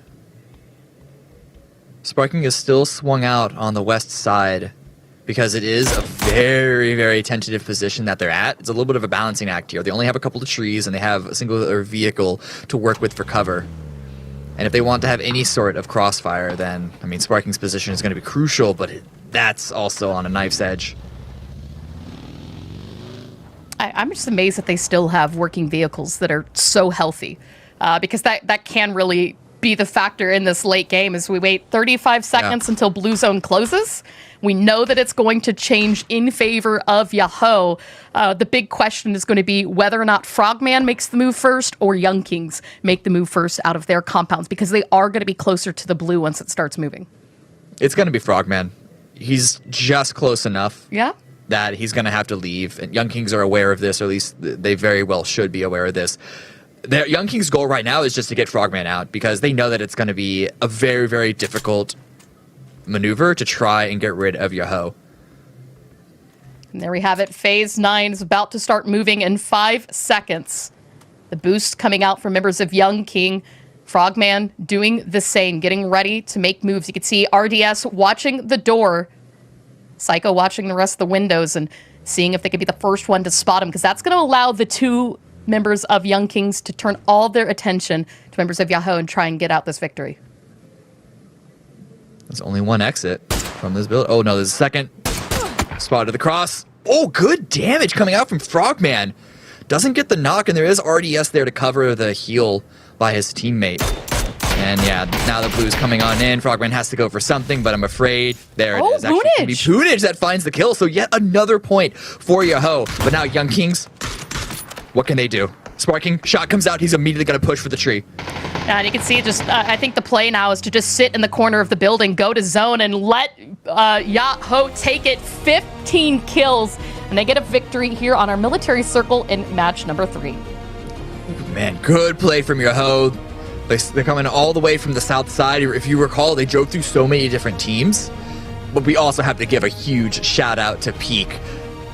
They had 1 kill less than Yahoo, but look at all this damage that they did. They were active from the very beginning all the way until the end. I think they got half of their kills in the blue, which is absolutely insane considering they got double-digit numbers there.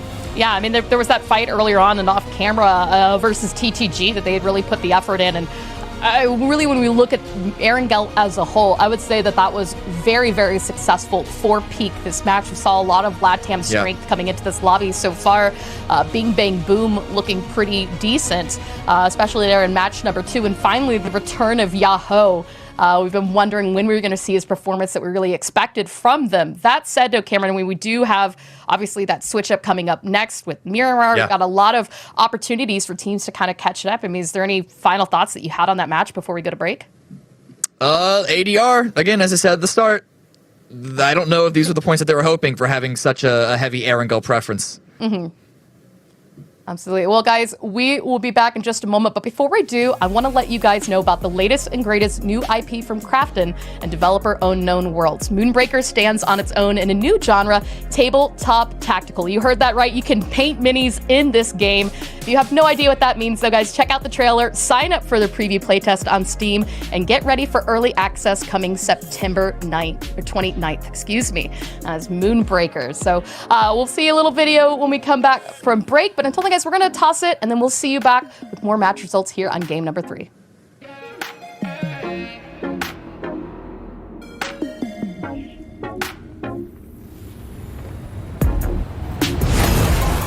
us keep this civilized.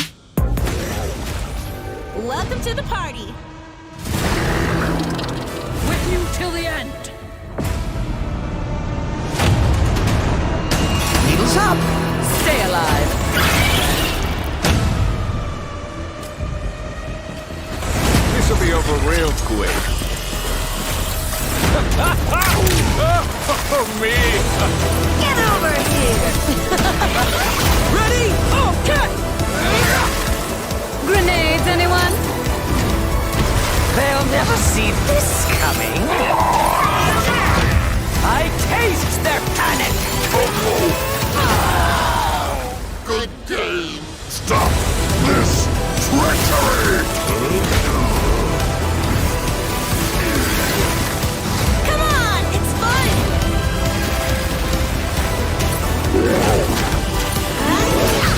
The crowd goes wild!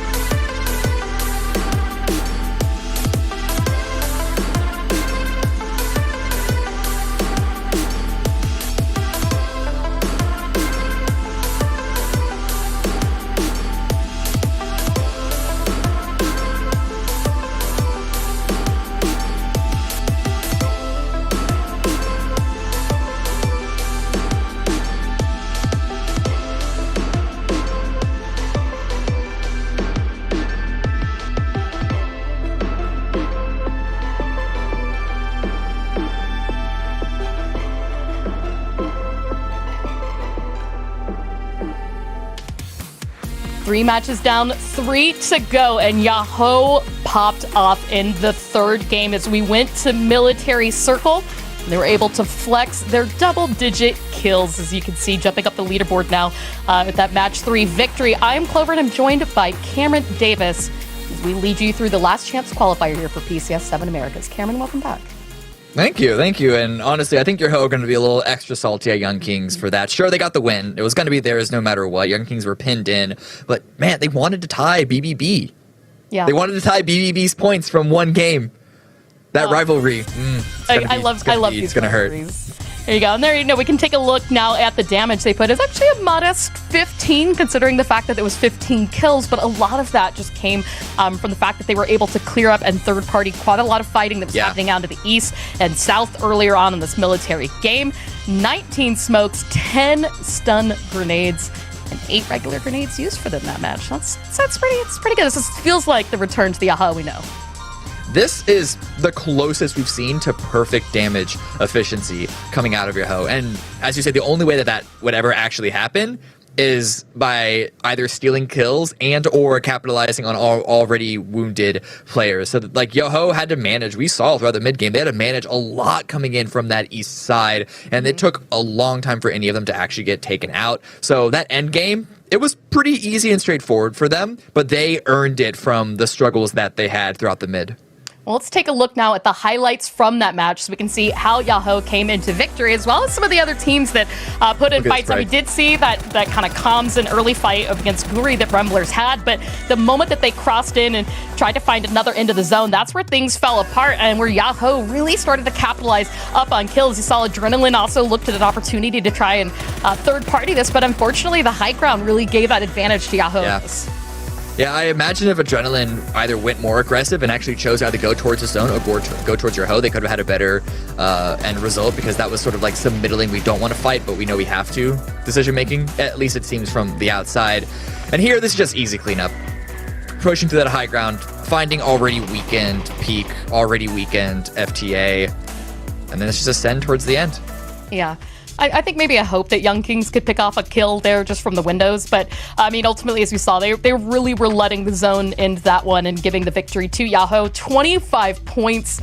Very, very needed for them onto the leaderboard. And Peak pick up another 17, which is going to make them a big shoe-in to be potential controller going forward for the rest of the game. Young Kings, another LATAM team that we talked about with PGC points on the line and potential to go to PGC, picking up a modest 9 for them as well. But on the opposite side of the circle, Bing Bang Boom not quite having as big as a boom we thought they would that match, but it doesn't matter. They're still holding on to third place as they are now tied with Yahoo. Yeah. I mean, that second game is going to be enough points for them to be in contention for quite a few more rounds after this. What I love is the fact that Peak got 14 kills. 14 kills in a 5th place. And guys, do the math. 2 medium-level double-digit kills. That left 0 kills for anyone else to pick up. So because of that, there really wasn't a lot of extra movement outside of Peak really getting that gap going. And then Yahoo, of course, swinging themselves up to the top 4 position that they are hoping to stay in towards the end of this weekend. Absolutely. Now, I know coming into Miramar, obviously, there's an opportunity for some teams that have maybe struggled just a bit or finally finding their form. So we'll keep an eye on that going forward. But before we get there, I do want to take an opportunity to head-to-head 2 different players. And so thus far, their performance today, and that is going to be Punij and Hiagen. And that is from the Ashes. And you can see right now, averaging about a 3.0 kills per game, and the damage just about even too. Yeah, this is really, really good by Hiragman because, as I said before, in previous events, he's been a bit of a kill liability. And in fact, in the regional qualifiers, while he was a damage leader, he wasn't actually able to confirm a lot of those kills for his team, which, you know, makes you wonder if he could have been tightening up on that kills a little bit more. They could have got more points and maybe not have been in the LCQ to begin with. But here, he's really showing up. He's really delivering those numbers for the squad. And they're not in the best position on the leaderboard just yet. They're hanging on to 4th place, I believe, or maybe 5th place. They're just below Young Kings. But it's still a good start for them. And we still have, what do we have, like 9 more games? Yeah, 9 more games. And, I mean, again, the closeness in the leaderboard. Right now, the tops kind of run away with it, but we're only 3 matches in. So there's a lot of opportunity for other teams to, as we've seen so far, just have one good game and pop off. When we take a look real quick at the last match's top 5, it's really split between Yahoo and Peak, as you called out earlier, the 2 teams with double-digit kills from that game.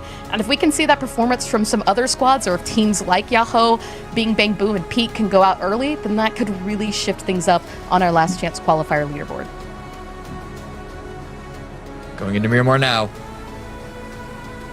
There is one team, and I am desperately searching through my notes to find out which one it is. There's one team that is going to be looking towards Miramar, where they get a lot of their points, because that's where they were heavily favored in the qualifiers. Give me time. Here it is. It's actually going to be Never Surrender from the North American region. They had 82% point grab on Miramar, and so hopefully they can repeat that again here, because their air angle was not really great at all, you have to say. Yeah, I mean, I think, we look at Never Surrender's performance so far the first 3 games. As you said, not the best performance, and a lot of that came from some of those early and mid rotations, especially with some of these wild and weird circle shifts, but it got them into fights that they couldn't escape from early on, and unfortunately, even though they picked up a few kills here and there, it wasn't really enough to work with as a whole. And so shifting up to Miramar, that's kind of what we're looking for from that squad going forward. And as everybody is outside of the plane, it looks like we're not going to have any contention for some early drops. It's always the concern when we bring the 2 regions together from Latin America and North America, if a team might try and take a position from someone else. But thus far, especially through the scrims this week, I think teams were pretty comfortable with the way that they landed out. Rumblers are not going to quite get Chumacera from this. We can see they're taking a little bit of shots from Guri, but the circle is going to center itself up in the middle of the map, and that's going to make things for easy playing for quite a lot of these squads early on. The playing path was just enough favoring the east that it is going to make these western teams, which is weird to call Rumblers that, because Chumacera isn't even that far west, but it's going to make it take just a little bit longer for them to rotate to their position. I think Abstract as well are hoping to go a little more towards the west, but with the center of a circle as it is, it shouldn't be too much of a concern. In fact, for the Rumblers especially, it's going to be a very easy path for them to push on in and probably just take the Picado farmlands, that southwest little area of scattered barns, if they would like to. Yeah, and I mean, the only thing that I think I'm really watching right now, Yahoo have got themselves in a very grand spread. And that's nice control on that part of the map. And right now, they don't have any pressure from anybody. But as the circle starts to close and more teams move in, it can expect Snow Patrol to maybe be a potential threat to Poonage there, as well as some of the other teams in that area. Now, if you guys like seeing the map and want to keep following along for the rest of this match, as well as the rest of the matches of the game, you can hit that squad stream button right next to the follow button on Twitch, so you guys can watch both the map stream and the official feed at the same time. Mitchie seems to be caught out a little bit. No helmet, not even a sight. Ooh, the Scar Iron sights aren't looking good, but it looks like 7B doesn't seem to be too aware of his position. This whole early game aggressive Snow Patrol, it can be fun to watch, but guys, you're in last place. Can we find some other play to do? But I think Mitchie's just going for the vehicle. No. Turn around, Mitchie. I swear. All right, just turn north. Go join your teammates. But no, this is. Maybe. Is he gonna do it? No, he's gonna go straight to nice try. Come on, Mitchie. Your team is the opposite direction from this. With the shotgun, Mitchie. What are you gonna do in the open with the shotgun? No helmet. Come on. This is like Game 6 scrims, Mitch. Like, you're better than this, dude. You're better. Okay, I think and I hope that he's actually going north, but here's going to be from the ashes, where Nice Try actually pushing down into their area, into their territory. So Patuco here is going to have to be really worried. Hopefully he doesn't stray too far from his area. In fact, just keep going the direction that he is going. Because at this point, 4 minutes in, you should start to be aware, if you're in this circle already, like FTAR, that you might have some company sooner rather than later. Yeah, and oh, he's got the Mini 14. Come on, like, from the Ashes, if there was an opportunity to pick something off, sure. The issue, obviously, with Nice Try and Graveyard is that they will be able to get a res pretty easily. So that scouting, that information that from the Ashes are able to play from this, though, could make this easier because behind them is Yahoo, who have taken the Minas spot. They've backfilled that from United that typically do play here but are not in the LCQ this weekend. And so I think from the Ashes aware of the fact that they can't stay out in the open for too long because, as we see here, Sparking and the rest of Yahoo will punish that if they give them too much time. Looks like Sparking's actually spotted out by FTA. But if you know Sparking, you know it's going to make him even more eager to peek and take this fight. He will accept that challenge gladly, especially because Punij is right here to pick him up if he does get knocked. A little bit of trade in items, trade in equipment. And now they can just double up on the... Oh, whoa. Looks like they really want to try and corner this guy. The entirety of your host seems to be surrounding this area. Yeah, I can see just Sparking trying to spot out where they've moved. This is really remnant. In the past, I've seen Sparking and Yahoo hunt down members of E United. Flood used to try to come up to that position and use that as a scouting spot from Minas. He got killed from Sparking pretty early on, and since then we don't always see Flood take that spot until they feel a little comfortable that Yahoo aren't in this area. So Yahoo do love playing from this early on when they get that opportunity to fill this position. So Shinboy now wrapping around to see if he can spot out any member from the Ashes. And you can see Punij and Sparking still holding onto that high ground with their mini 14s. Hogren's able to detach himself from this location. Gets away from the hard cover. Is actually able to cross the road, but he's shooting at Sparking. He's only giving his position away. There you go. I mean, Shinboy can get some more coverage if he crosses the street, runs for the trees, try to give him just something to break up the line of sight for members of FTA. And now that said, it looks like he's just making sure that nobody else is in this area to get third party. Dama from AKM is kind of close by, so the idea is correct here, but they've got to be careful not to overextend that position, because if Shinboy gets knocked, it's going to be a little bit harder to get help with Balefrost on the other side of this compound. The Shinboy I used to know would have pushed for that no matter what, but it is definitely the good play to stay behind. BBB now rolling up, inching their way inside the circle, just behind TTG. They can see a little itty bitty bit of on the minimap, and now, of course, right directly in front of you because they are over that hill. They should be hearing these vehicles. BBB, I hope they're ready for a fight. Anybody would ever be successful in a drive-by. Sharp Shot is one to look at, but as I say that, the caster curse is real. Batlex gets knocked there. Gats tries to stop Linda Hand, gets not one but two members, but Karam with the nade out, trying to see if he can get out Roth, who just perfectly timed that first aid to survive any damage there, but spotted once again by Karam, switches back to the M4, connects a little bit of the damage, doesn't quite find the knock, instead turning the trade onto Gats, tries to find one more, but it was not meant to be. Train to go eliminated early on, and bing bang boom, potentially with the time to recover.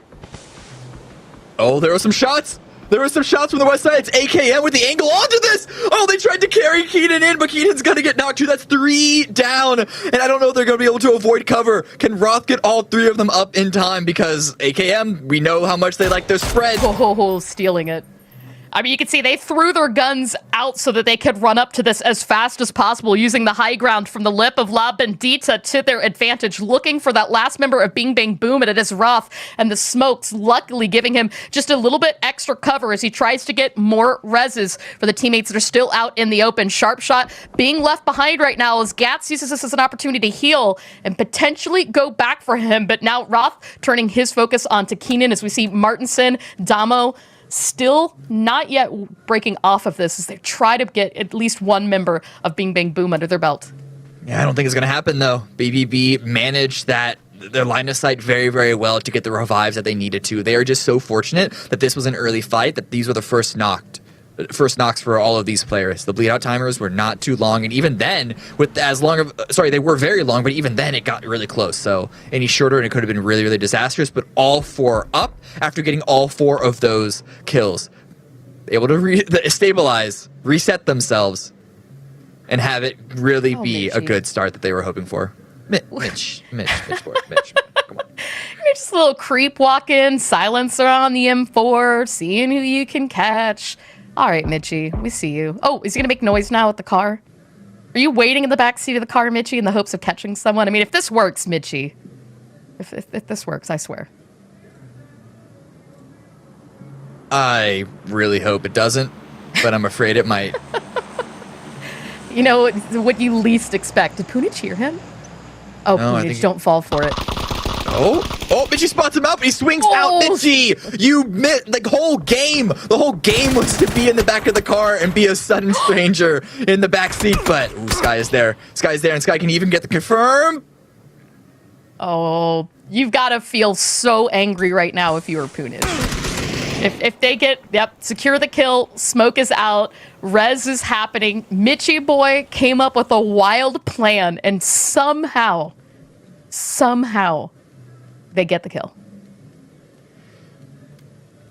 I'm shaking. Anyway, okay, I'm trying to recenter myself off of this because Snow Patrol, I had in my notes that they played proper PUBG. Troll Patrol, more like it. I don't know. Maybe.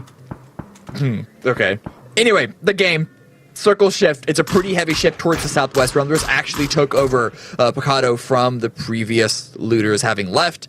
We'll see if they want to stay around there. I wouldn't be surprised if they even tried to take maybe a little bit of position on the north. But I think they're actually going to have a little bit of a split because they don't want to go to the farmlands on the southwest edge. They don't want to give up their central position, but it does mean they're going to have to hold on to this area because we might see a few teams send that direction.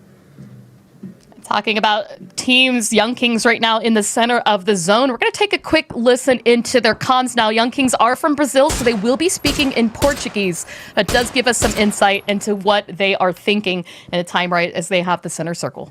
Cara, eu skip lá o alto, né, do E. Uhum, tomei do 3.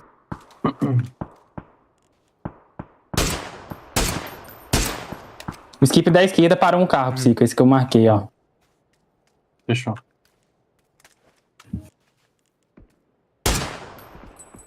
RD, correndo na Bel, tá outro lado. Dá pra tirar junto com você daí? Ele voltou. Me acharam ali, já troquei o pixel. Aparentemente ninguém no quarto ainda. Ninguém no 4. É shift, mano. Cada TR e 4 é nosso ainda. Até assim pode estar free, tá ligado? A Guri tá no 1. A Guri tá com isso aqui, ó. Aberto. Uhum.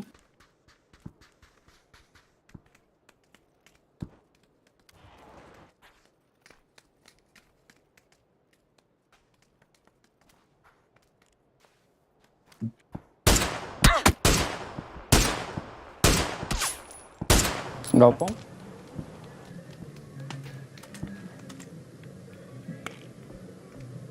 Yeah, not a lot of action for them. They were just hanging out in the center, right? No one really pushed onto their position. Really, it's all about making sure that you keep the pressure on all the teams around you. Really, all the fighting in this circle is going to be happening on the north and the east side. And so Young Kings right now just looking for information. That's really the play that they're hoping for here. Yeah, I mean, RDS is the IGL for the squad. We could hear him a couple times making some remarks back to the rest of the teams as members of, like, Psycho had his eyes on High Stress and one FPS had his eyes on the Rumblers. But meanwhile, we've got that rotation from Yahoo that did break a fight away from FTA, but now driving right past their enemy. Snow Patrol, who took out Punich in an absurd play earlier on, now taking shots onto Yahoo as they continue to drive into zone. But AKM, Bing Bang Boom also in this area. You can see Sparking's going to have to stop, pop off that first aid kit, and potentially use some boosters before they can reposition again. This is not a strong spot to be at the edge of zone, and wouldn't you know it, Mitchie Boy is breaking away once again on foot to see what he can pick up. Did Yahoo, like, kick his dog or something? He is so focused on this team. I feel like that's just Mitchie Boy. I feel like this is, this is what we expect from him when we see him, making very strong plays and statements. He's trying to do that in terms of his play right now, but Bing Bang Boom with eyes onto Yahoo. The damage is being traded back out. You can see Balefrost goes down. He had an arm in hand, and so that is really going to come in clutch for Bing Bang Boom as they try to spot out Shinboy. Yeah, they should be able to get in. I was worried if Mitchie Boy was going to push forward, but another member of BBB already had their eyes on Snow Patrol on the east side. But guys, we have to talk about the next phase. it's not here anymore. It's a total hardship onto the northwest side. So BBB really want to finish these players as quickly as possible. The Molotov does do the trick. Actually, Shimboy burns himself to deny points because these guys are fighting for those top 4 spots. At the end of the day, each point might be that important, but that's good because BBB, they can now focus on the zone. Hopefully there is a place left for them by the time they actually get there. Yeah, and you can see Picado now is the center of circle, and Young Kings joined now by Rumblers and Never Surrender. And this is Young King's drop spot. So they started here, they broke away a little bit, now having to turn their attention right back into the circle as they have to share this position. Elsewhere in the zone, you've got the high ground all around high grid. And then there's not too much to play from except for some compounds either side of Picado. And so trying to center up in case the circle continues to hard shift is really what some of the focus is. There is some unplayable terrain, so the expectation that could go Picado is very, very high right now. And that's why we're seeing teams take that chance, a city finish and trying to set up. I mean, it worked well for Rumblers in game 1. It could work well for them again here in game 4. Nades come out, Future chasing FTA down, good spray comes out from 47, but okay. That looked like it was a potential for a team grenade, but they're able to clear away from that. And Future, they're in a position that they really need to start collecting more and more points right now, but they're so focused on other members of FTA. Frogman peeking up from the high ground. That's right, KF9 peeking up and taking Frogman down. And the underhand smoke to try and give extra cover for res on the teammates. But you can see here comes High Stress, BRKZ, spotting out one member of FTA, but just struggling a bit with controlling that spray. It's going to let Patuko get away. As long with KF9, that is going to push FTA back into closer range onto Futures. You can see Magno hearing what's happening and expecting them to come through the smokes, while also not making themselves too vulnerable to High Stress above them. Just trying to stabilize, heal on up, and get away from this really rough situation. Fortunately for them, High Stress and FTA are fighting each other. Axmeyer gets another knock, but some damage trading out from Hogman off in the distance is going to make them a little less comfortable as they attempt to confirm these kills. And you can see, I mean, just popping off painkillers, right? They have the high ground, they have the space. No other team is really going to push them from that position, so they can control the pacing of this fight. But as I say that, Future spots out the last member of FTA, and that means now High Stress can turn their full attention back to Frogman, back to 47, and also back to getting into the zone, because we did hard shift back towards Picado. Yeah, another hard shift back in the opposite direction towards the southeast. Is going to be another city center. Granted, Picado isn't nearly as big as Yasnaya is, but you know, we'll take the comparisons where we can get them. That's why High Stress, they are backing away from this. It is not worth it to try and wait this one out and waste all that time against Future. They're just going to bail it towards the south. Snow Patrol also with their own bail into the city itself. Oh, and there you go. You can see on the mini-map just everybody having that idea on where they want to get to the zone. Adrenaline driving right into Abstract. It is a couple of knocks in favor of Abstract as they take 2 members of Adrenaline down. Stone Storm is going to fall here as he's spotted out by Zraven. And now Back Monster waiting in angle, does catch one, tries to catch a second, falls, the trade comes out, Gretago is very low, and Zolmox on the chase, tries to catch her, and they will get the last member of Adrenaline. Meanwhile, Young Kings still trying to prevent more teams from getting in the zone. Catch off Gas, get the knock and flush in tandem, but they weren't able to stop any other members of Bing Bang Boom as 3 managed to get in the circle, placing down right next to Goody. Still, BBB only losing 1 player. Remember how far they had to travel to get to this location, pushing into a city very, very late. I think they're fairly fortunate to only have lost 1 player. 6 kills right now. I don't know if they're not necessarily in a position right now to try and go for another blowout game that we saw on round 2, but if they can get a few placements, get maybe 1 or 2 more kills, it's going to be another successful game to keep them comfortably in the top 4 here. Yeah, I mean, Peak right now is tied for first place at Bing Bang Boom for 39 points. Not yet in the circle. They've been keeping an eye on and potentially challenging High Stress for position to have the high ground just to the north of Picado. Dean Zera playing anchor out further south-southwest, but the rest of the 3 members have their attention to try and play this other side of the rock face from where High Stress is, and that's where things are going to get a little bit tricky. Everybody else has found Picado. Sans Abstract, who again does have that compound further to the west. 30 seconds until the zone closes. And I anticipate that we could have a second city finish game, but we'll find out here in Phase 5. Less than 30 seconds remaining. And as you said, with that rock face splitting High Stress and Peak away from each other, both those teams have their own halves of the circle. They're going to be putting attention on Future, just trying to make their way in from the edge. This is not a bad dip if it wasn't for the high ground that High Stress have looking over them. That car is receiving a lot of damage. It's probably going to go up in flames. And yeah, you can see the Murado trying to find a different place to hide out.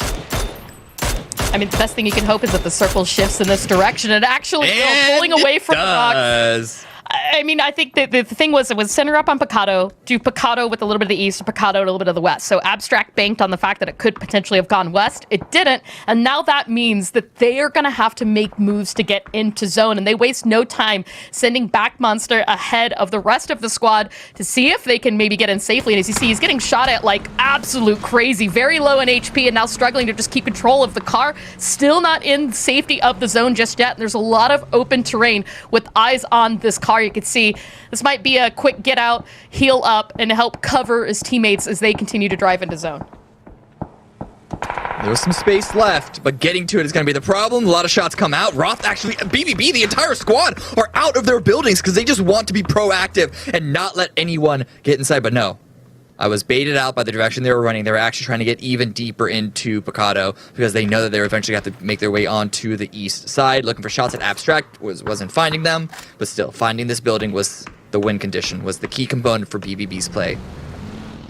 And here we go, that split, High Stress and Peak, the rocks on either side. It is now time for them to make moves to get in the zone as Blue is closing in, and they are going to rotate south-southeast in the direction of Future, but aside from a couple of hills in front of them, that still won't be in the zone, and that open terrain ahead is some space they're going to have to cross, but getting some help from Snow Patrol as a member of Future goes down, this could be a potential successful rotation from them as they choose to fight Future for this position.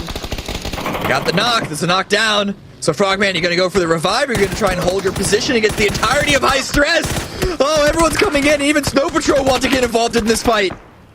Oh, Axmeyer with one knock is going to accidentally take down his teammate of Glue, who ran right into the Molotov fire. You can see trying to stay up and alive, but Magno still in the play. Nades out, hoping to steal something out from this. He's going to go ahead and bandage up those wounds again. He can't quite peek, though. Remember, Snow Patrol taking shots in this direction. Rumbler's also looking for an opportunity to get involved. As Magno is going to unfortunately blow up the car that his teammate 47 was in. Things starting to look pretty abysmal, as well as Rumblers, as they've been fighting Never Surrender. This might be the change that we've been looking for on Never Surrender, Cam. Yeah, it's a good start for them so far. They have stolen this arena from the Rumblers. Valiant, the only one left, forced to run out. He knows Snow Patrol is there. He's making sure that they are not looking out the window. And he makes his bail out of that location, trying to find a position in the apartments here. Let's see, Valiant. Oh, okay. Here's the thing, right? Is even as a solo, we can do so much damage in Picado depending on where these next shifts go. High stakes, or excuse me, High Stress have high stakes in this rotation as they try to find the remaining member of Future. More throwables out. It's flashbangs, and Magno is just trying anything he can to keep this push coming in. Tries to get one, doesn't quite connect, and Axmeyer is going to get that final flush on the member of Future. And now this means this whole terrain is playable for them. But look what's in the zone. Peak, Goody, Abstract, Bing Bang Boom, NS, not in the circle. And that is just so much chaos as they all try to get in. This is a really strong position for Bing Bang Boom. We saw them take it just a zone ago, and now they can try and gatekeep all these teams, all these players from the west side. They just need to pick up a couple more kills. They're already getting a couple of knocks. See if they can't finish it up. And Reno as well for Never Surrender, using an opportunity to try to get something onto this as well. A couple members of Guri falling down here. You can see Keenan Roth taking peeks around every corner and window. What they can clean up. 8 kills to their name as Guri is flushed out. Peak. We get Dean Zera knock because he's Selfish working on that res. We expect to see them potentially walking in slow along the edge of Blue as they have waited to rotate last of any other team in the last couple of phases, given the way the circles have pulled away from them. They have a vehicle. He's going to go for the send. They left the player behind as the plan B just in case, because, well, it looks like they're going to have to use it. So much damage, Dean's going to have to get out before the car goes up in flames. Oh, he gets away. Oh, and HVZ also lands right inside the target. Oh man, Dean Zero is down to just 2 HP as well. As you can see, I mean, it was a really big risk to get in here. Never Surrender able to pick off a couple of kills from that, but now all clown carting into 2 cars, trying to drive it into zone. The only dip that's free though is right in the direction of High Stress. You can see that damage starting to come out in full as they've got nowhere to go. Good shots coming out from High Stress, doing heavy damage to Never Surrender. Where's the 4th? Let's get the 4th. Let's get the 4th. Snow Patrol also involved into all of this. Reno, 1 HP, hanging on by the skin of his teeth. But is he aware of Karak's position? The crossfire that he has just walked into. Oh, come on, Reno. I somehow, with 1 HP, surviving all of that, being able to pop up that first aid kit up to 75 HP. You can see lying prone waiting, but high stakes, seems to be high stress. Oh, I keep saying that. High stress sending out 3, and there you go. Find out Reno, Glee with the headshot, and now they once again have full control of the eastern side. They push, they find the last player, and then they immediately come back to their initial position. And it's stabilized at least a little bit. Dean Zero trying to be a bit active, trying to deal some damage to Snow Patrol. But phase 6 is about to come to a close as Mitchie gets another grenade knock. Can HVZ get to his teammate in time for the revive? It's going to be difficult. There's way too much action. He even closes the door. Never mind. I'm sorry. I have to leave you be. Yeah, you got to lock it too. You know, just make sure that nobody comes in. Even his teammate crawls up, knocks. It's like, I can't let you in. Sorry. Actually, Dean might actually be able to make that cross. Oh, you got to see it. I mean, the issue, right, is still Valiant. He's been really quiet. He's been here for a while. Peak actually made the move after Valiant had already kind of calmed down, so they might not even be aware just yet he's here, unless he's been taking a couple of footsteps off screen that we haven't been yet able to see. As the circle did shift away, AKM, center of the zone, High Stress can still play from their position out to the north-northeast, and Young Kings holding on just a bit with the last little L part of their motel. Snow Patrol, Bing Bang Boom, Abstract, Rumblers, and Peak. I mean, they don't have much to play with in this zone. No. And BBB, they're still just focused on getting kills on the outskirts. They know it's going to be a pretty heavy, difficult run across that road into AKM's gas station. And they have the smokes to try and make it work, perhaps, but it's just going to be a lot of eyes onto their position. So instead, I really think they're just going to be looking to finish off Abstract and then hope for the best. You can see it, just a lot of waiting right now as Valiant waiting for the last second to Volt, coming in the backside of the blue zone. Finds an opening. He knows that HVZ is still in the area, and HVZ hears these footsteps and is waiting. A little flashbang, a little shotgun action. Valiant anticipating a close fight. Meanwhile, Roth takes care of Mitchie Boy. 10 kills now for Bing Bang Boom. Another double digit, and the door is opening.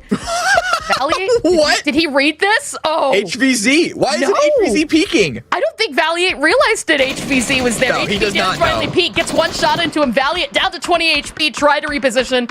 What it wasn't meant to be. The zone takes care of HVZ.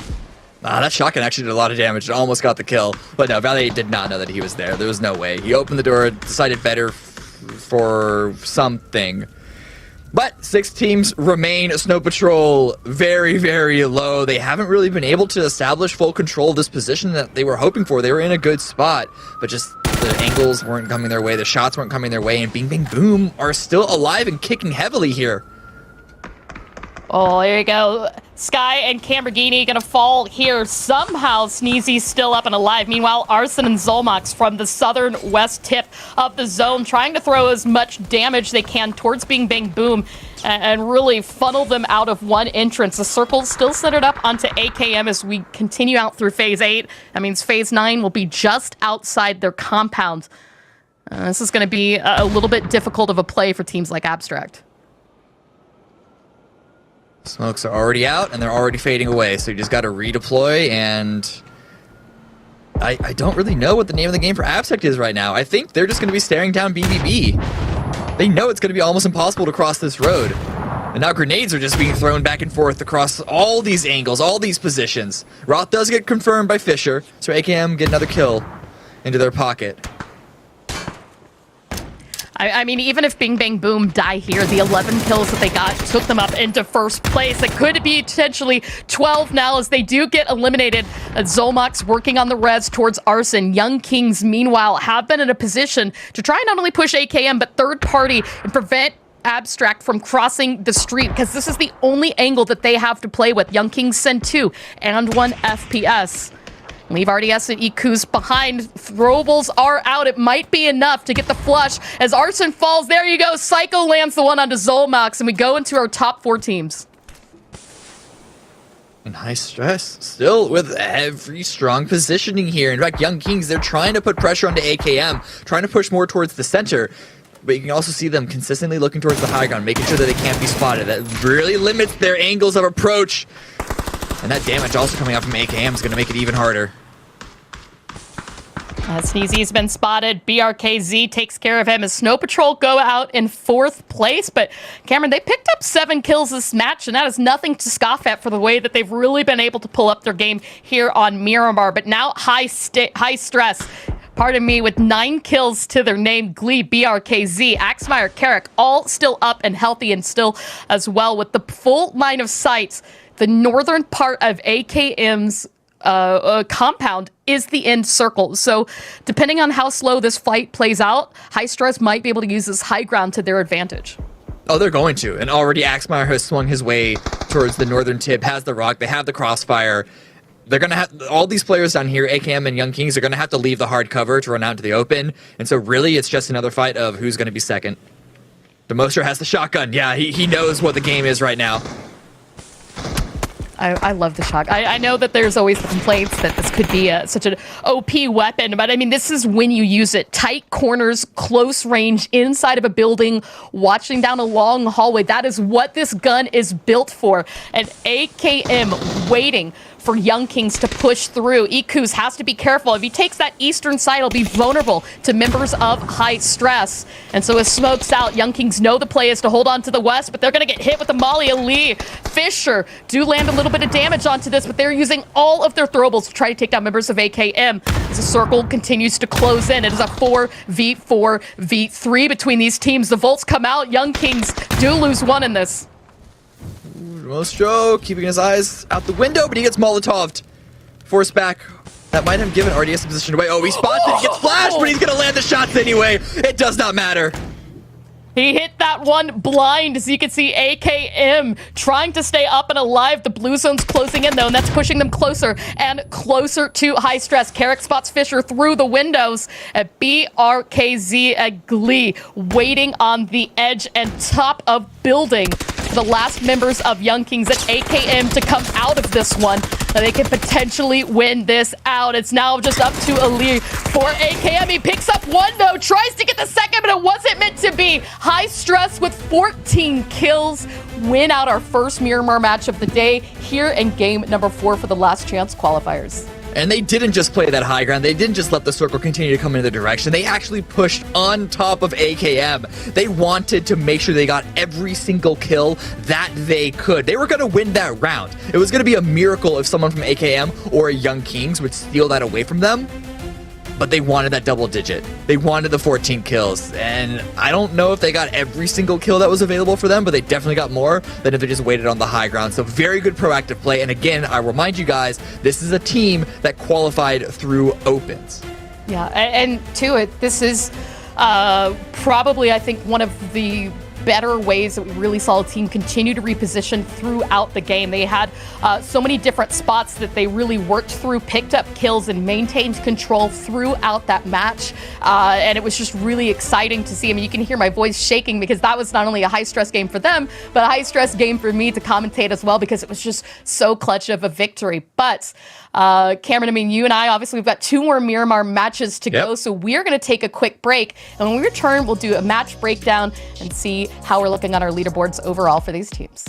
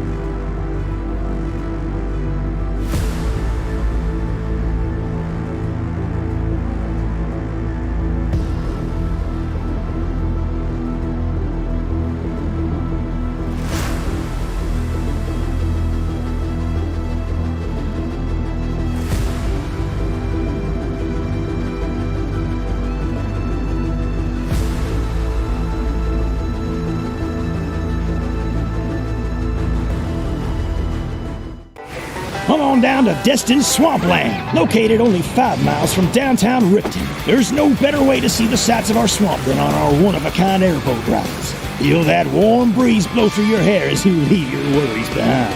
And who knows, maybe you'll get to see some local wildlife. If you're the outdoorsy type, don't miss the chance to visit our hunting lodge and try your hand at our target practice course using our new 012 shotgun. Come on down to Destin, Tythonic City.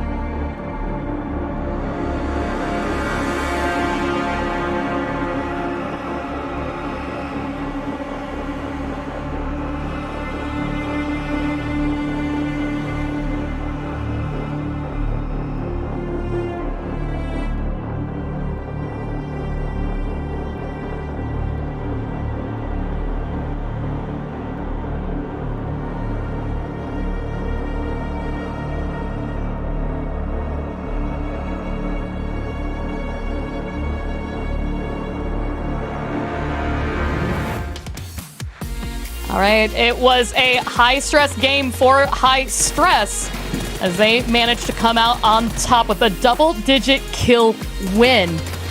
And I mean, Cameron, this has probably been, I think, the craziest day that I have seen for some of these double-digit kill teams. We've seen a lot of popping off from both LATAM and North American side. I'm so excited with still 2 matches left to go. Yeah, listen, you said it was high stress for them. I think once they were set up on that east side, especially once they sprayed down Never Surrender, the last team that really tried to take that position from them, that it was a home stretch there. The only thing that was up in the air was how many kills they were going to end with, and they ended with 14. Pretty conservative use of grenades, but again, that just shows that a lot of the damage, a lot of the kills was coming from a solid, easily defensible position that they could just peek over for free, and that long range where grenades wouldn't have been that valuable to begin with. Absolutely. And you can see that's where that damage was, again, breaking the 2,000 barrier. And so that was a lot of work that they put in throughout the game. And we're going to take a quick look at the highlights to get a good idea at how High Stress performed that match, because it started off on the high ground up here just outside of Power Grid, this fight between FTA and Future, and then they shifted up north. They were up at the rocks, as we see NS, and then this position that they had for a couple of phases, playing from phase 5 onward till the end of the match, and that is where these kills really started to come from. Yeah, and as we go towards the end game, they had this position, they kept Young Kings and AKM cornered in, but this push here to even get a player on the roof, to just make sure that they were trapped in the hard cover, trapped in the corner. Glee even dropped down to try and get the spray through, because again, they just tried to get every single last kill, every single last point that they could. This level of proactivity, especially coming out of an Opens team, is so good to see. 24 points overall. Yeah, and that was, again, a huge leap on the leaderboard and something that we were anticipating coming into the second half of today, that there was going to be a lot of opportunities for teams to start to take chances to catch up, especially with teams like Yahoo going out early. As we take a look now at the overall standings, Bing Bang Boom picking up a couple kills that game, holding on to that first place, but it is getting close with Peak Young Kings in the chase. Yahoo able to have a bad game, but they can't keep this up if they want to stay in the top 4. Hey, you remember what happened the last time? The last series of 3 games when Yahoo had 0 points game 1? They dominated games 2 and 3. So keep your eyes here. It's going to be a Yahoo show. The next 2 Miramar rounds out. Yeah, I'm guaranteed, 100%. I'm holding you to that. Absolutely. Yeah, you should. So, all right. Well, we've got, again, 2 more Miramar matches. Obviously, we have seen that it is going to continue to be close.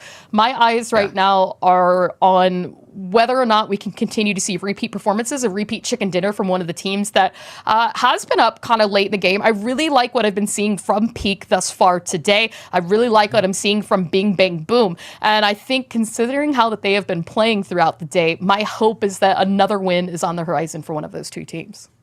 Yeah, again, just the level of aggression that Peak has been playing, just smashing teams on the edge there, and even BBB multiple times. You can tell that they said, you know what, we're probably not going to win this game, but we're sure going to make sure that no one else can get in behind us, that we're just going to get a ton of kills while this circle closes in on us. All right, well, speaking of a ton of kills, we want to take a look at the map again, and it is going to show us the kills of High Stress from this map. You can see it started off at that edge just outside of Power Grid, where we saw them looking over onto Future and to RTF, and then obviously the rotation in and around to Picado for the rest of those kills. So not too far from their landing where they took the Power Grid landing, but it's good to see that they were able to hold up strong through the late game. Yeah, as you mentioned, they didn't have to move far. They had a lot of luxury in terms of timing for their early rotations. However, you can't discount how difficult that send from that water treatment high ground is to that eastern area that they stole from Future. They had the position to loosen that opposing team up before they made that send. But like really that play was the crux of that entire round for High Stress. It was a big chance of that not working out as successful as it did, and we wouldn't have had the full results if that was the case. We saw just a brief second ago, the kills were up for a couple teams. High Stress there was in the lead. Snow Patrol, Sneezy also up there with 3 kills. We saw them trolling early on the game. We kind of made some comments, maybe making fun of them because, all right, you know what? We don't typically see that type of play here. And it is working for them thus far, but they are losing out on other scoring chances. So I want to see Snow Patrol step it up. I know that they're capable of more. I've casted them in other tournaments. I've seen them play things, but come on, guys, like this is PCS. You gotta really show up here. I want to see more. Snow Patrol right now dropping all the way towards the north. No one contesting them here in this area, and you can see this plane path. It's pretty standard, pretty straightforward. If you had to, really nitpick, it's a bit too far to the southeast for my liking. Just nudge that guy just a little bit up, and it'll be right on the money. But looks like everyone is going to be okay with this. It's not going to be nearly as much congestion there on the south side. We saw 4 teams, Los Leones, and just like in the south and east area. Not quite so many this time around because of the accessibility for teams like Bing Bang Boom to go all the way to Monte Nuevo. What are you doing, Mitchy boy? What are you doing? Your team is all the way up to the north. You're down here. I'm assuming looking for a vehicle, in between Yahoo and Nice Try. No, listen. He's not looking for a vehicle. He's looking for a kill. I'm telling you right now. I don't think you're wrong. It's what we've seen from him every game. It's the, no one expects the Spanish Inquisition. Nobody expects Mitchy Boy to be sitting in a car outside your compound far away from his drop spot. That is the Mitchy Boy that we are getting right now, the PCS LCQ. Honestly, at this point, you might have to. You really might have they got an anchor in the zone, Yeah, okay, I was about to say that. Like, if you really, really, really wanted to search for some reasoning of why he is here and I don't know, endorse this, promote this, you could say that Mitchy be in his position, he has some information on rotations, and the teams that would be blocking the rest of his team making their way inside the zone. But I'm not co-signing that statement. That is a stretch and a half. We That's don't like endorse Mr. Fantastic this play, levels. everybody. No, I do not. Not at all. This is gross. This is. But I mean, you do This bring is up a not point. natural. He could get a kill, and look at the leaderboard on the left-hand side right now. ADR with 17, Guru with 16, AKM with 14, TTD, So Patrol, Abstract, NS with 13, Nice Try with 12, Future with 10. One game could shift the entire bottom 8 of this lobby, and could maybe even propel 8th or 9th place up way higher. So, I mean, if you're a team like Snow Patrol and you know that you need to get some points, I guess what would you do but land where you know 2 different teams are going to be? I'm looking at their. I want to make sure that I am 100% accurate when I make this statement.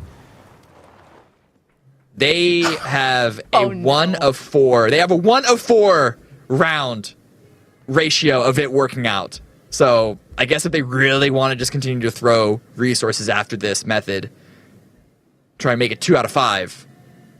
Oh, if he gets this, just the shotgun too.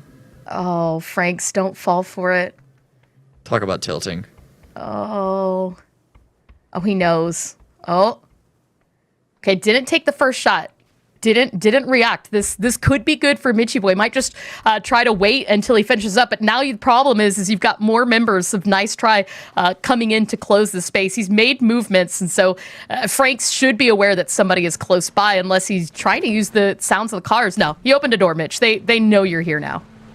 Now he's just trying to chase down the last member, force that 1 versus 1 with the shotgun, use that to his advantage, swing around the side. Oh, thank God. I'm proud of you, Franks. I would have been super upset if Mitchie got away with that. Listen, Mitchie landed the shot. Franks down to 10 HP. But yes, I'm so very happy that he gets punished for this brazen behavior. Do you think that he's out on comms right now and telling Mitchie, nice try? Could be. He also could be he also could just be yelling one shot to his teammates. This is why we don't always have the comms on, guys, because you know that was probably some choice words being said. But when we talk about like comms, we really had a good opportunity to talk to Roth today. We've had some opportunities at listening to the way the Bing Bang Boom have performed. We can see right now they're in first place with 46 points, and I'm loving what I'm seeing from this roster. Holding that thought real quick, though. Never surrender right now. Holding the road and keeping some pressure onto Young Kings as Tetra does find the knock onto And1 FPS. Closes in the gap, gets that flush.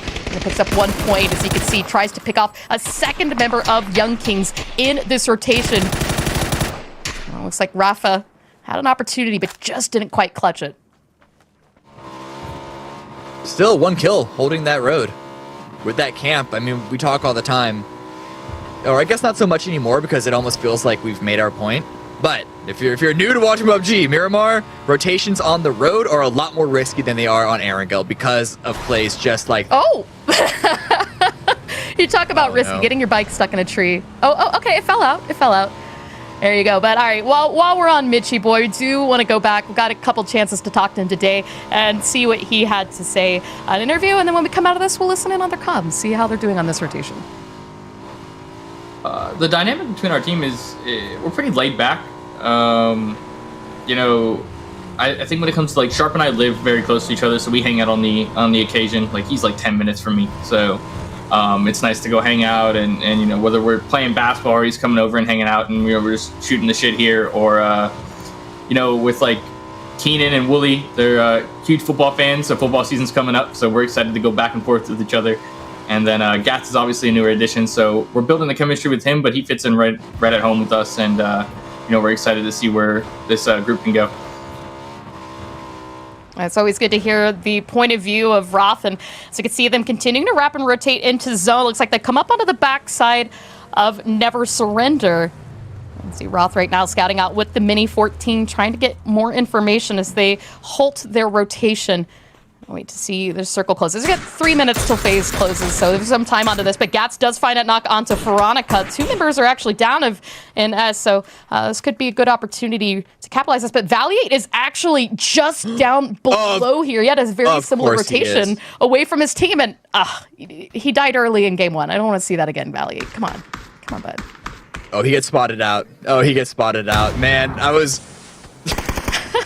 Listen.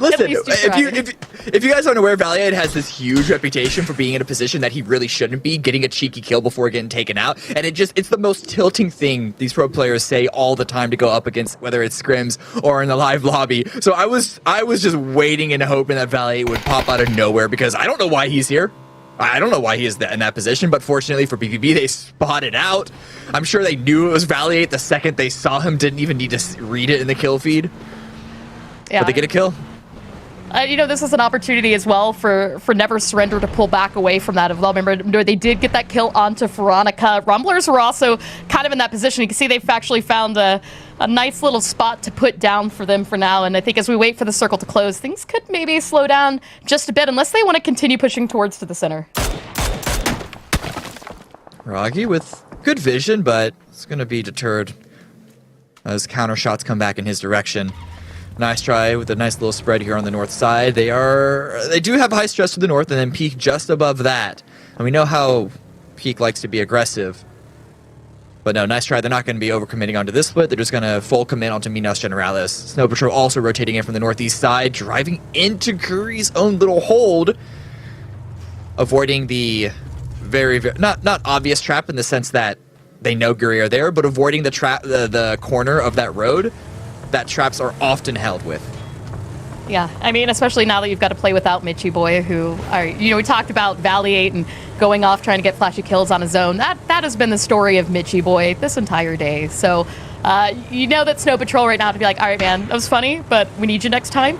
That said, you pointed out the beach. This is going to be a nice rotation. They should be able to get by without too much trouble from Guri, as long as they stay close to the water line, and that could take them along to the backside of Impala to play from, which should hold center as long as we continue being into the water. Right now, there's a lot of water in this zone, but it will eventually break away, so Snow Patrol have a lot of edge to work from here.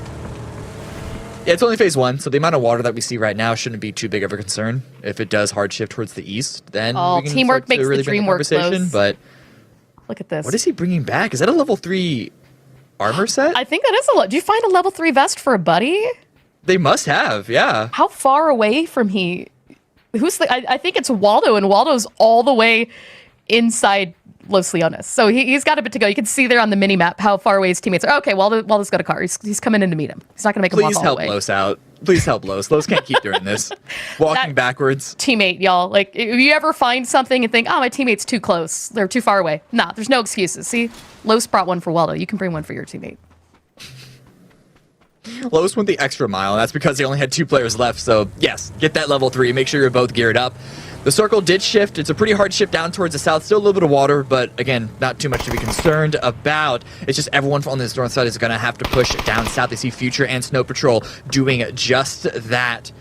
This little hilly, foresty area on the east side is a unique terrain to have to play around with. It slopes towards the water. It's not exactly hard cover. It's not exactly rough terrain, but it's not exactly smooth either. But Future able to weave their own path through, find some hard cover with this barn, and separate from Snow Patrol and set up shop for phase 2 to finish. Yeah, and as well, I mean, we can kind of see that so many teams are trying to center up as well as possible. TTG was looking to do just that. Peak also sitting it very close to Guri and very high speeds, weaving through trees as they try to stay alive, and taking a very similar rotation that we just saw Snow Patrol take as well. And I think they've realized now that they've just about hit their limit with this, how far south they can push without being further punished by Snow Patrol, waiting for Guri to come on to the chase. Elsewhere, everybody else has a little more room to rotate. So it's really just these teams on the coast that are struggling. And good headshot from Sky as he takes HVZ. Oh no, Peak, they're driving away from Snow Patrol, but they're just barely avoiding Guri. Nice try as well. Also pushing in onto FTA's location. They are coming in with a vengeance, but the grenades you're going to see being pulled by from the ashes.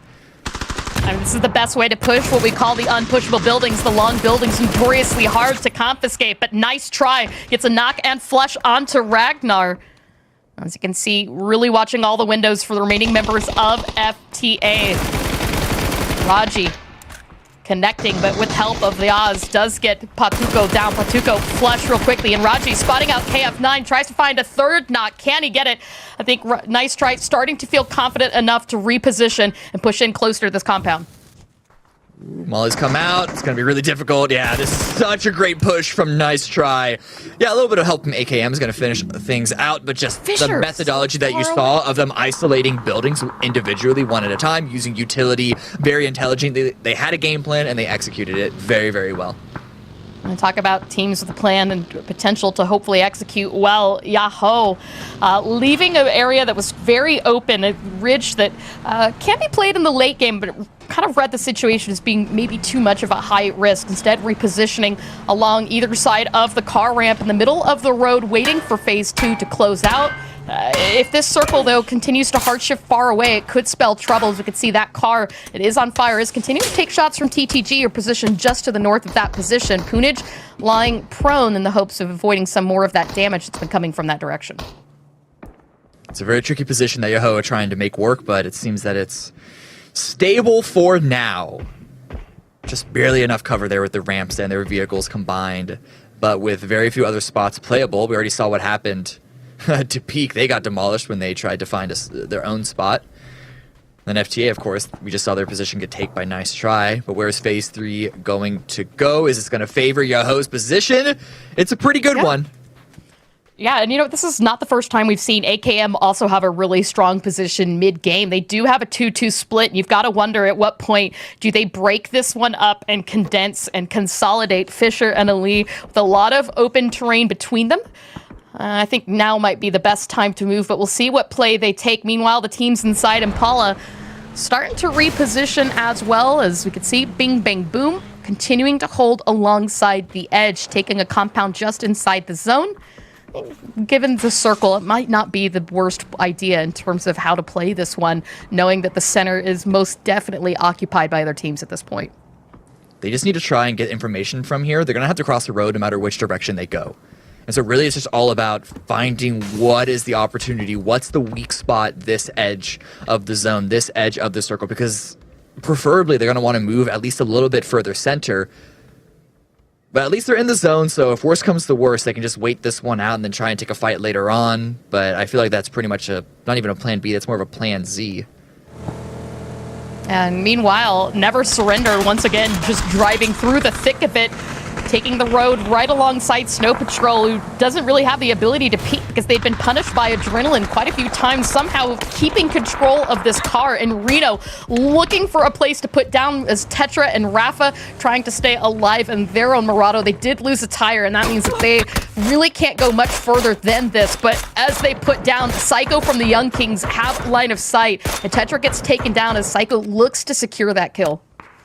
This is not looking good for... Well, I was going to say, it doesn't look good for Never Surrender, but the fact that Yahoo is putting pressure onto Psycho is going to make it at least a little bit more difficult for them to take Rafa out, but you can tell that Rafa, he is just hanging on positionally, like really not much cover there. It's only a matter of time, I think, before Young Kings finds the angle, or actually, looking across the way, Abstract push on in and try and take this kill themselves. Yeah, I think the rest of the teammates for Young Kings called out that Abstract had finally moved, and Psycho, who had the best window view, was like, oh wait, hold on, let me break away from one team to shoot at this other. And so Rafa just about with enough time to get the res onto Tetra. The smokes are starting to clear out though, and you can see Psycho hasn't broken away, or rather didn't for quite a while as he tried to get something from that. However, as we kind of take an overhead view at Impala, we can see that there are a couple of teams Young Kings are going to have to worry about. Everyone's pretty stabilized right now. A couple of splits that you mentioned earlier with AKM. High Stress also have their own spread on the east side. Nice Try technically have a split, but I'm really not counting that. But Never Surrender, we looked away for a few moments and they actually were able to get the revive and get into a more stable position. It's still very tentative how much cover they have in that location, but for now, they're able to survive as a duo. Very impressive with that, but the next shift, hard shift to the southwest.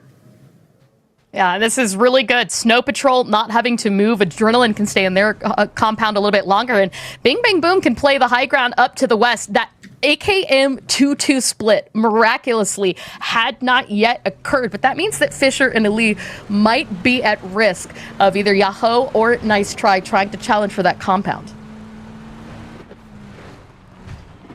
Maybe we don't have to move far, but they're going to try and take as much ground as possible. Fortunately for them, no one's really coming to their location, so they can just take it, casually, slowly but surely. Everyone else has ascended very, very far. Guri being one of those teams have a little bit of terrain to work with as they put pressure onto AKM. But who knows how many angles are going to be taken from behind them as we see Young King still trying to pepper in. And then, ooh, nice try. 7B, how'd you get here across this field?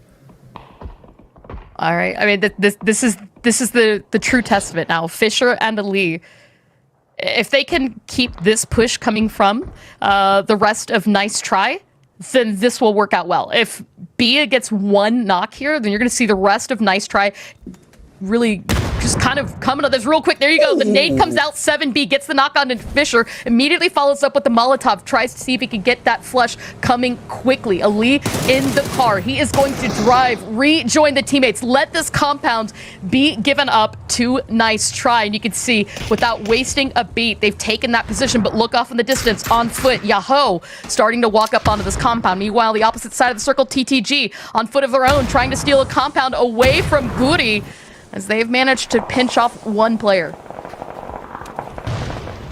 It's not exactly a compound. That was more of a singular shack. They're trying to get grenades in, but Guri will hold out pretty strong. Baki with counter grenades.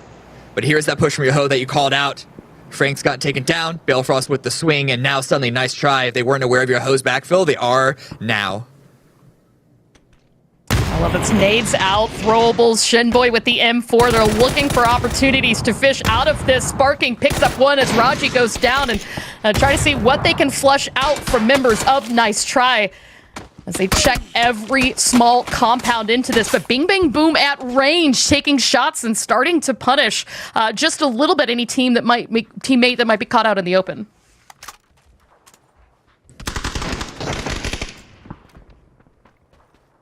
Push on in. Kunich confirms the kill onto Rocky. What can 7B do? And oh, okay, a little bit of an overpeak there by Punich. Gonna have to fall back for that. But that does give the information away where Theraz is hanging out at. Come on. Another shotgun, really? This early on in the game?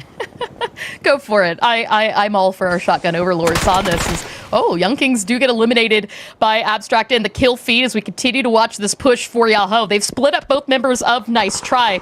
They know where 7B is, and they've got a general idea that Theraz could potentially be in this compound, but I think the attention right now is 7B. With a lot of open terrain into that concrete, but I mean, just still way off in the distance. Bing Bang Boom had eyes on this, so I do need to be a little bit careful going too wide and getting spotted out from Bing Bang Boom. Belfrost with the barrel. I think they know exactly where he is now. Spotted him in the corner, shots out, finds the knock. 7B is down. He quickly cleans that up and now trying to find that last member of NT. Sparking, I think he's deciphered where he is. I'll give 7B credit. I actually totally forgot there was a space under the stairs because you never really see players play in it. So there was a real opportunity for him to catch someone off guard. But fortunately for Yahoo, they played as a team. They played as a group. They knew that there was a real possibility, shotguns or no, of if one of them went out as a solo, they would be downed and then confirmed. So they made sure that did not happen. See Punich using a quick opportunity to try and get an idea and read for what's happening inside the circle, because this zone did shift away from this position and they've got quite a few resources to use, but not a lot of safe places to go. The only compound that's still in the circle here is the big buildings that Adrenaline have been occupying, driving through the fields. I think the play might be to have a little bit of this dip, but it's still vulnerable to the likes of AKM. Oh, they drove just a little bit too far, but over here, Guri, they're trying to put pressure on the AKM set. With TTG on the opposite side, they need to push through this building, though, because this still is not in the zone. This is only pit stop number 1, but the shot's coming out. Ali gets the knock. It's all into Fake. What can Fake do as a solo? Baki is also still up for this, but he's kind of trying to cross the field and rejoin his teammate as he got pinched out by other members of AKM. Zen does get another knock. Martinson goes down, and in just the nick of time, Baki finally here to lend a hand as Fakeson goes down from a Molotov. Ali able to pick that one up. Meanwhile, as Bing Bang Boom try to cross around into safety, Gats did able to reposition, but the rest of the team caught out behind that boulder. Well, they got that wipe on your hub. Let's see what Bing Bing Boom. Let's see how their comms are managing with this high ground position, looking over all of this field. Got stolen. Fine, reset. What? Yo, kill in the open in the dip. Oh, I ran out of ammo. Yo, we need V-Raider. Take their space if it comes north. Yeah, this is our line. Yeah, we got you. We got you. They have to figure out who's fighting east. AKM 1 max. Wait, you guys want to posture north. I'm literally just routing in here. I'm not moving. No, at no, all. you're good. You're good. We're vibing right now. We just stay where we are. I haven't heard anyone running on my road yet. up in the car and bring us to yellow, I Roth. need to get our car because we didn't move it. I'm not gonna lie, we might just have like this entire side of zone for free because literally no one has like. I regret not even throwing a anyone nade shoot. now. Not gonna lie. Nah, we got the kills, bro. It's fine. I've never had that happen before. for free. Yeah, we're vibing, bro. We're vibing. We're play vibing. We north. literally We just play come north play here. line. Yo, I think I play here late. Cats, you come to us. No, Okay, I'll Cats, come you come to us on. Can I? come to me Should I take someone? Listen to me. shift No, up. Comms. Sharp and Roth, stay there late. Gats is gonna come pick me up and we'll go to yellow. Or actually, I'm we'll putting go our last. car right here on Just this. come to on me. the, We'll go to yellow. you and I? Yeah, Sharp and play Gats Sharp. play waypoint late and play to leave to us, okay? Okay, heard. We played a. Okay, I guess we could play. Oh, this guy here!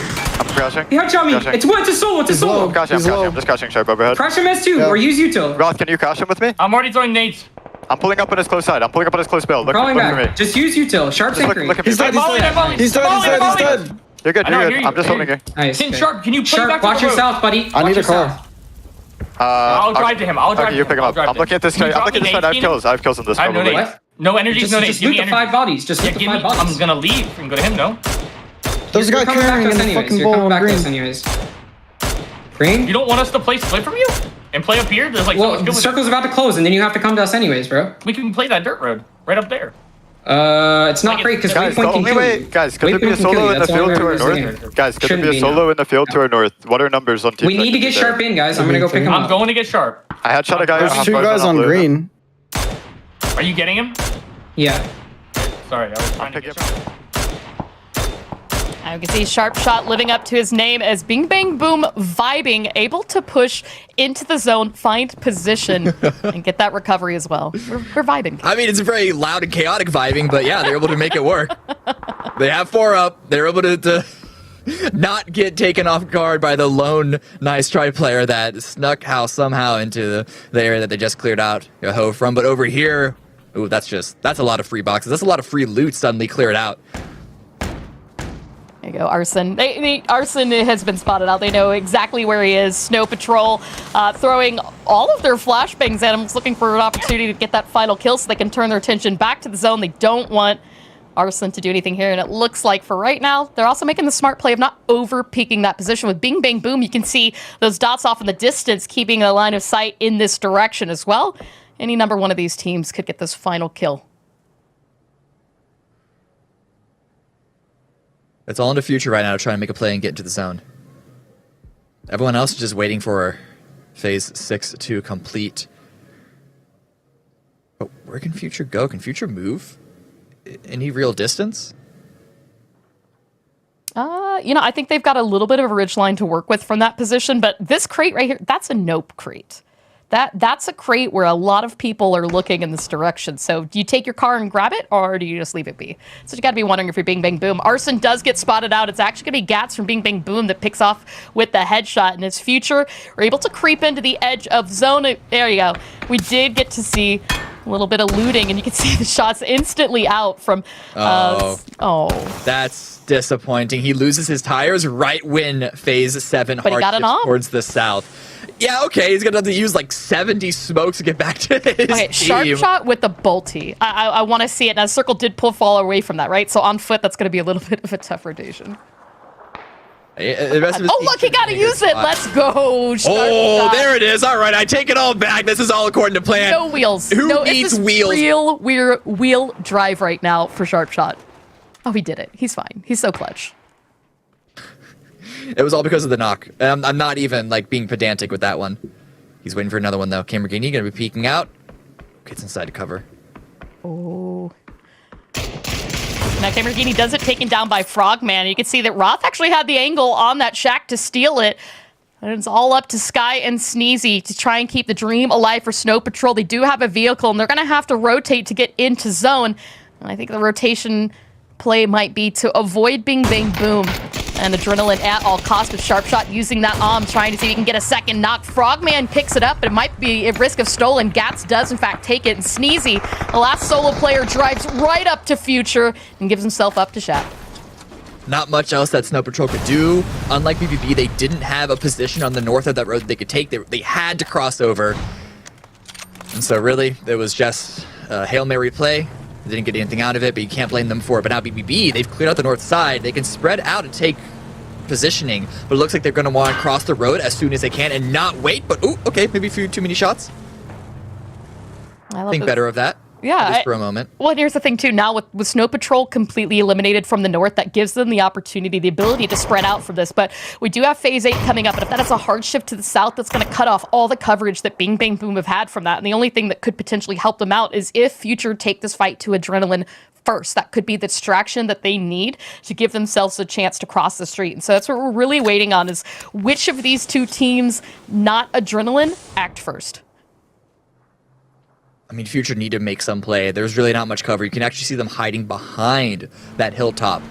In a vehicle, smokes out. They're going to be sending it in and trying to at least steal one building from Adrenaline, and they're able to get in. They're able to get on board.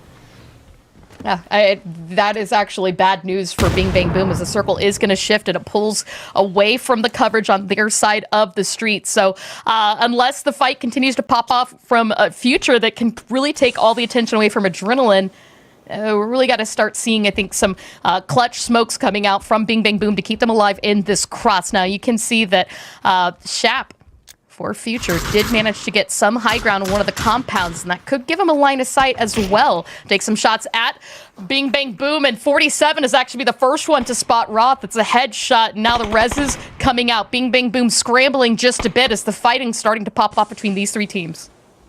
There's really no cover for BBB to try and go for. So honestly, they're just going to try and go for a knock, maybe pick up some kills, but they're very likely going to be going out into third place. Good kills for them so far, so it's not a bad game, not a bad round by any stretch. But if they can get any more points off of this, that would be incredibly powerful.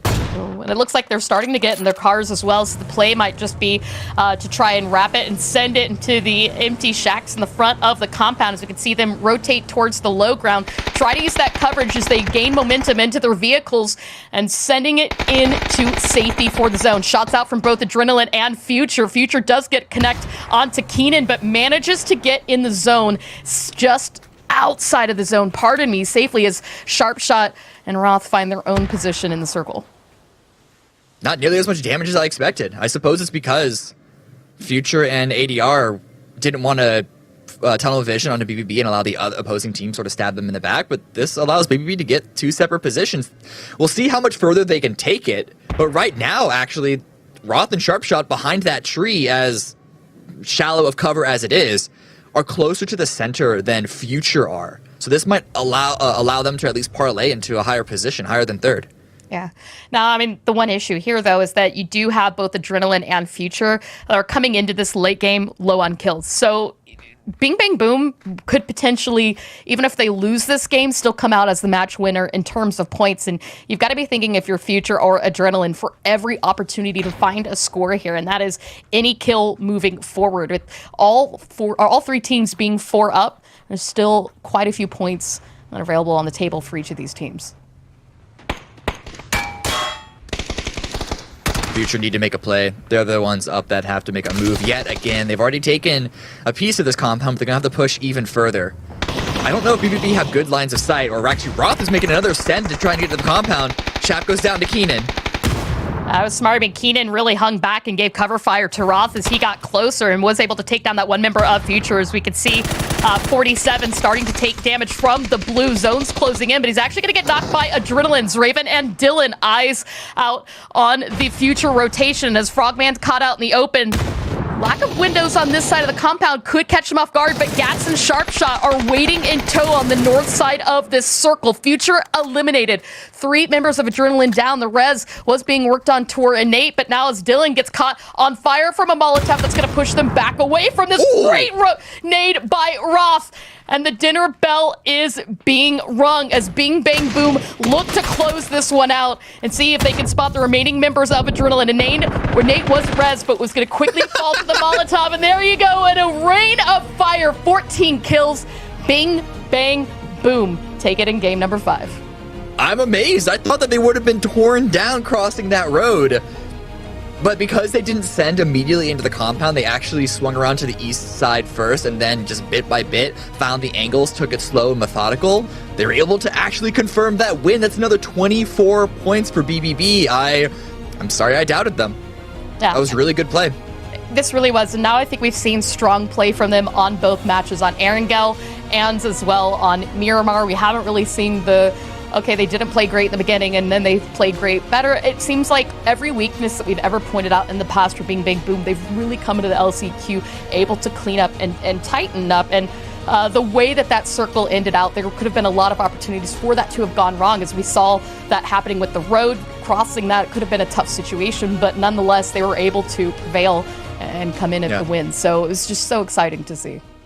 It really was. This team is looking good. I know we talk about, or at least it feels like I'm the one that's always talking about BBB as like, is this going to be their chance to really take on the top dogs of the Americas, North America specifically, and just the way that they are able to play out a lot of these rounds. And I don't want to say that they're necessarily dominating the Last Chance Qualifier just yet, but they are looking so comfortable that the stocks, I think, they're on the way back up.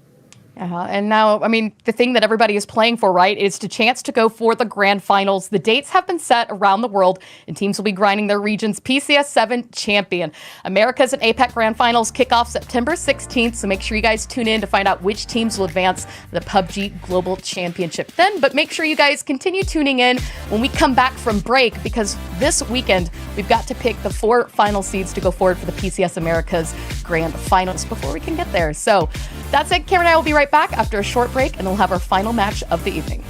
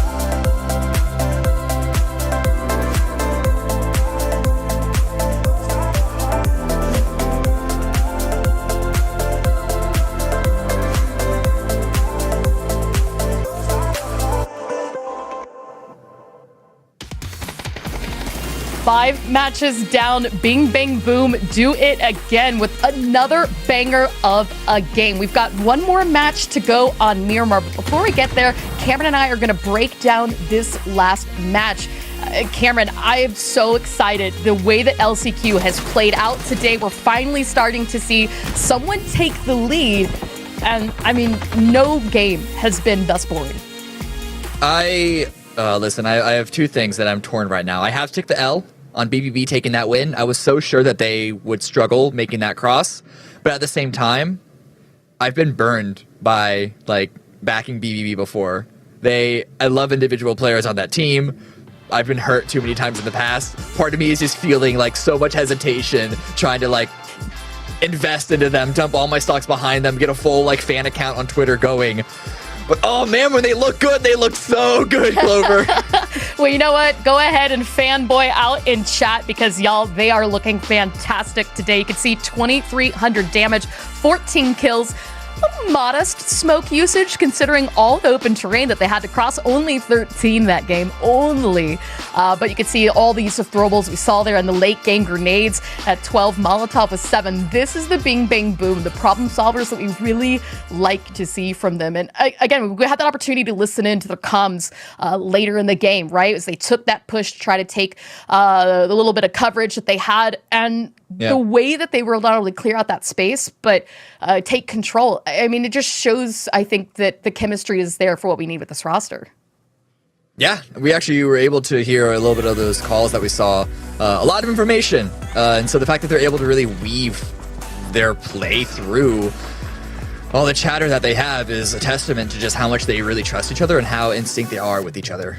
Yeah, I mean, after, too, that Keenan got that final kill on Yahoo, they were able to turn this attention back to Nice Try. And this is the fight that we heard that comms through. This was the ability to take care of the Raz and then play from that position. And as things closed out, the Snow Patrol was no longer a threat. Obviously, the big issue became crossing that street. You can see that beautiful shot hit onto Sky.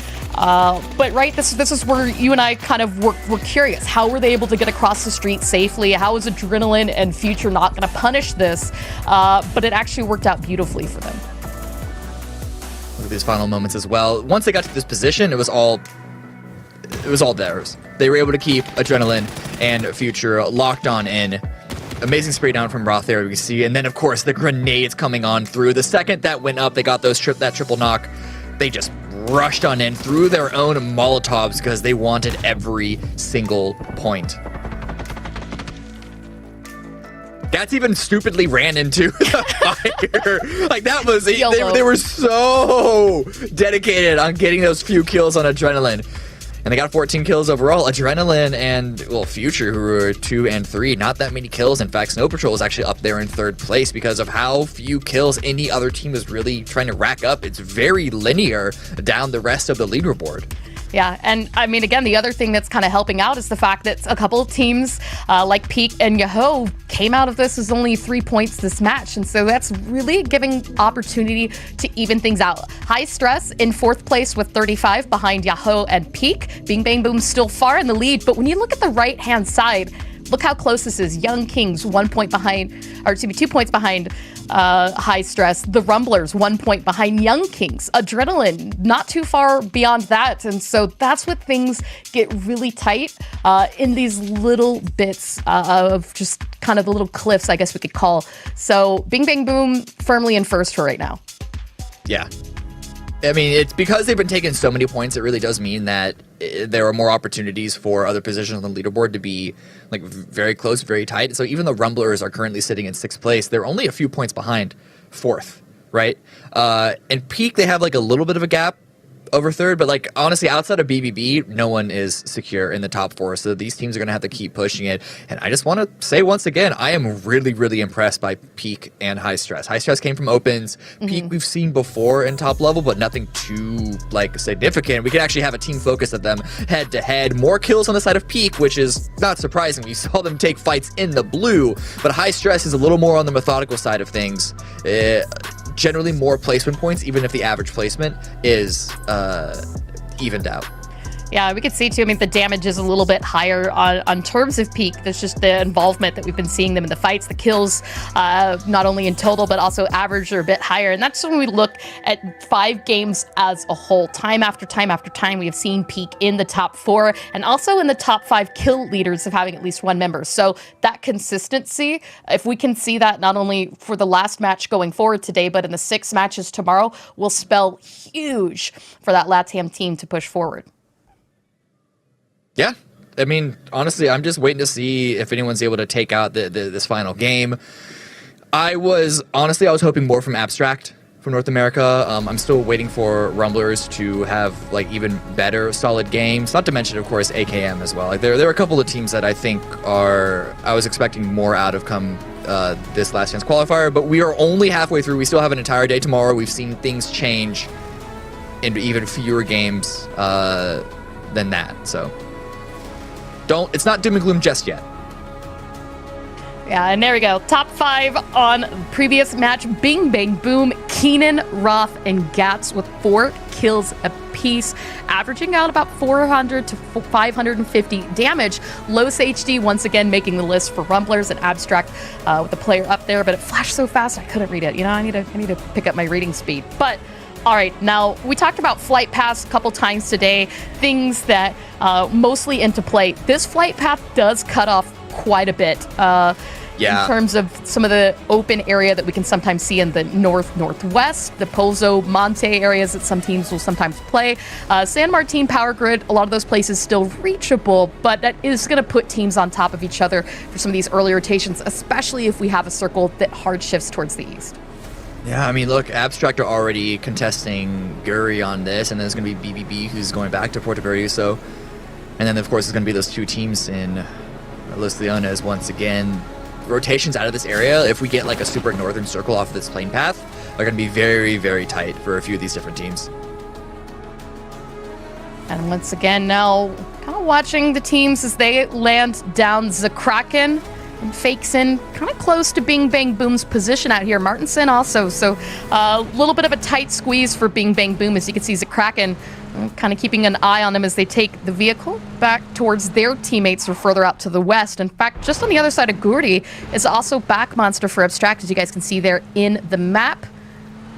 Looks like some early shots out. Now, Circle's going to pop. Luckily, we are not holding on to as much water this time, but you can see that for all the teams to the south, they are going to have to make moves in Roth with the I thought that was... No. That's not a tag. That's not a tag. The zoom out pulls the team logo into the smaller form, and the color is just close enough to the color of damage or blood. So I thought it was a tag too, but no, he wasn't able to hit any of those. Good attempts, though. That's what you want to do. Deal some pressure, see where you can get. I love it. I love seeing the way that a lot of our teams, too, have kind of not only come out of the group stages, but really form. I mean, the Last Chance Qualifier is the first opportunity we always get to see how the teams from both sub-regions adjust to the meta. Because at every event, it does play a little bit different. And we've even heard in some of the interviews today that they really anticipate the way that they play around one another. And they might come out of the sub-region groups and then change up how they play, knowing as a North American player what LATAM can bring to the table. And as a LATAM player, kind of trying to prepare and expect what North America might do, which you might not be used to the way that LATAM plays in their sub-region. So it's always really exciting for me, especially to see every time we bring the lobbies together for the first time. Oh, that's also exciting. Oh. Recovery, let's go. All according to plan. Perfectly sent. We didn't really talk much about the circle. It's pretty centered, a little bit towards the north. The east side preference is fair, considering the east side preference of the flight path. So there's nothing that immediately jumps to mind as a serious concern outside of the fact that there is that super, super tricky field. That's like center east, the one that's just south of Minas Generalis. But, oh my god, Mitchie, again? Okay. All right. You know, like, they climbed up from 16th into 9th place. So I can only be so dismissive of this, so critical. But I'm still not going to approve it. I still refuse. I mean, the line I draw on the sand. It's Camberghini that's putting in the work, though. Can we really give credit to Mitchie Boy for that. If it's Lamborghini that's having to clean up after I'm Mitch. not. I'm personally not. I mean, they got 8 points last game without Mitch because Mitch died early on to that silly play. So I'm going to give all the credit to Lamborghini this one. As you should. And Sneezy. Lamborghini and Sneezy. Anything that gets away from Mitchy boy. I know I'm going to get a DM later and he's going to be like, yo. Well, stop dying, dude. You got this. All right, I'm sorry. I'm getting toxic. What do you mean? Oh my god! You know why he's dying? Gee, I can't help it. Oh man, I wonder. He's like my little brother. I have to give him this much smack talk. Since the beginning of time, this is how I've been with Mitchie. So, heart hands, Mitchie. Heart hands in the way that an older sibling can love you. Okay, let's. Please save me, Cameron. Yo, they're getting out of this place. Mitchy Boy's not finding the opportunity that he wanted. Is that? Oh my god, that's actually a bolt action. On his hip. It's maybe it was never a shotgun, or maybe he were able to find a bolt action when we looked away for a few seconds. But he's gonna be pulling that R98 out potentially. I don't know if he has a scope on it, but. Imagine, okay, what's more tilting? Getting taken out by a random Mitchie with a shotgun or a random Mitchie with a Car 98? I mean, I still feel like the shotgun would be the most tilting, but right here, right now, if you were to just be minding your own business and out of nowhere get shot with a Car 98, I would still be pretty pissed. Yeah. Come on. I mean, it's like, it's a pick your poison sort of situation. The worst part is that he might actually do it because we've been watching him do these fights all 6 matches. There hasn't been a single time he hasn't done this yet. I refuse to believe. No, there's no way. Yoho are all under hard cover. From the Ashes are also under hard cover. Young Kings, they're rotating on in. Please, let's. There are other teams in the lobby. They're leaving Mercado. They're finding a good position towards the east. They're getting dangerously close to Never Surrender. All out in the open. They're teasing this compound, and they're actually going to use the wall to send it on in. Never Surrender haven't revealed themselves just yet, but it looks like Rafa might be peeking on out. Doesn't get the knock. Oh, Rafa, come on. You'd see just NS really trying to watch every angle onto this. Throwables out. Rafa looking as opportunity to keep that pressure onto RDS as he does get spotted out by Veronica. It will go down here as the remaining members of Young Kings pull back away from this. Never Surrender. Get to hold on to this compound just a little bit longer, but you can see Tetra still looking for a second potential knock here. As I say that, though, does spot out one. It's and 1 FPS. Gets down low and makes sure to secure that kill onto RDS so that can't be stolen away. Taking that car inside for safety, make sure those tires don't get popped.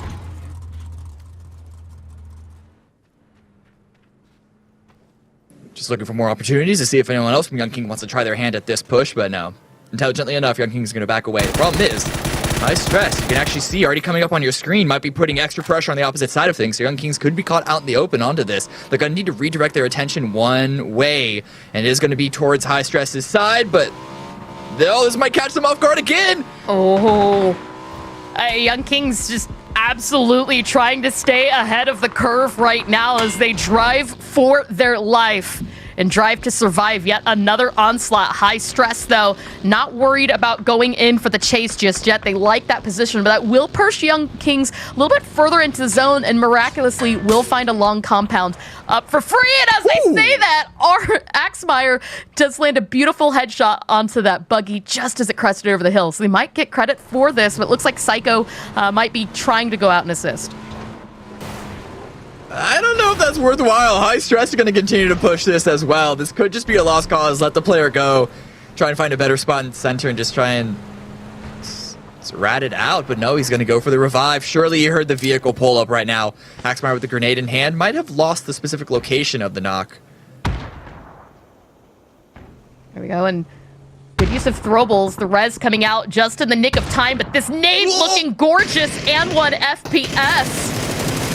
No time for recovery as Psycho now gets punished, and that is 2 potential kills for high stress, but it is going to be Never Surrender. Rafa still with the line of sight onto this. The punishment continues now for anybody trying to take this position. This push from high stress is really, really good. They know their spacing, they have really good timings on things, and they're not overextending. They back away the second that there's any opposing pressure. Oop, okay, maybe a little more pressure from the south. I think that's Never Surrender who might have found an angle. Isolate yourself from that. And then I guess chase down this last member of Young Kings. Oh, he's got a nade. All right, Ikuz.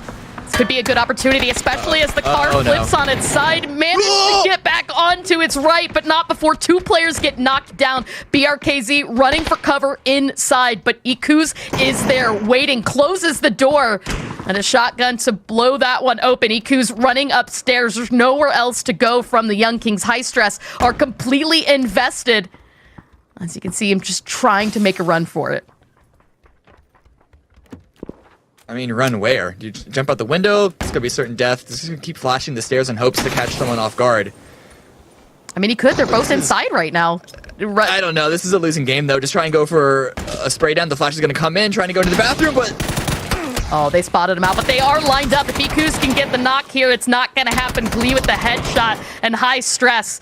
Taking out a little bit of stress of their own onto Young Kings for the fight that just put them through. Unfortunately, this chase that High Stress had lost two of their players. Meanwhile, as we can see just for a quick second, Rumblers and AKM having a bit of a fight of their own, setting up for position, but both teams still 4 strong. Lamborghini, as we talked about in the very beginning of the round, doing some work in the kill feed. But Rumblers here, they're not super comfortable with taking this fight, even though AKM are very, very spread, but it's because Phase 2 hard shifted towards the west, and this would be a fight for the edge. Even Phase 2, not valuable.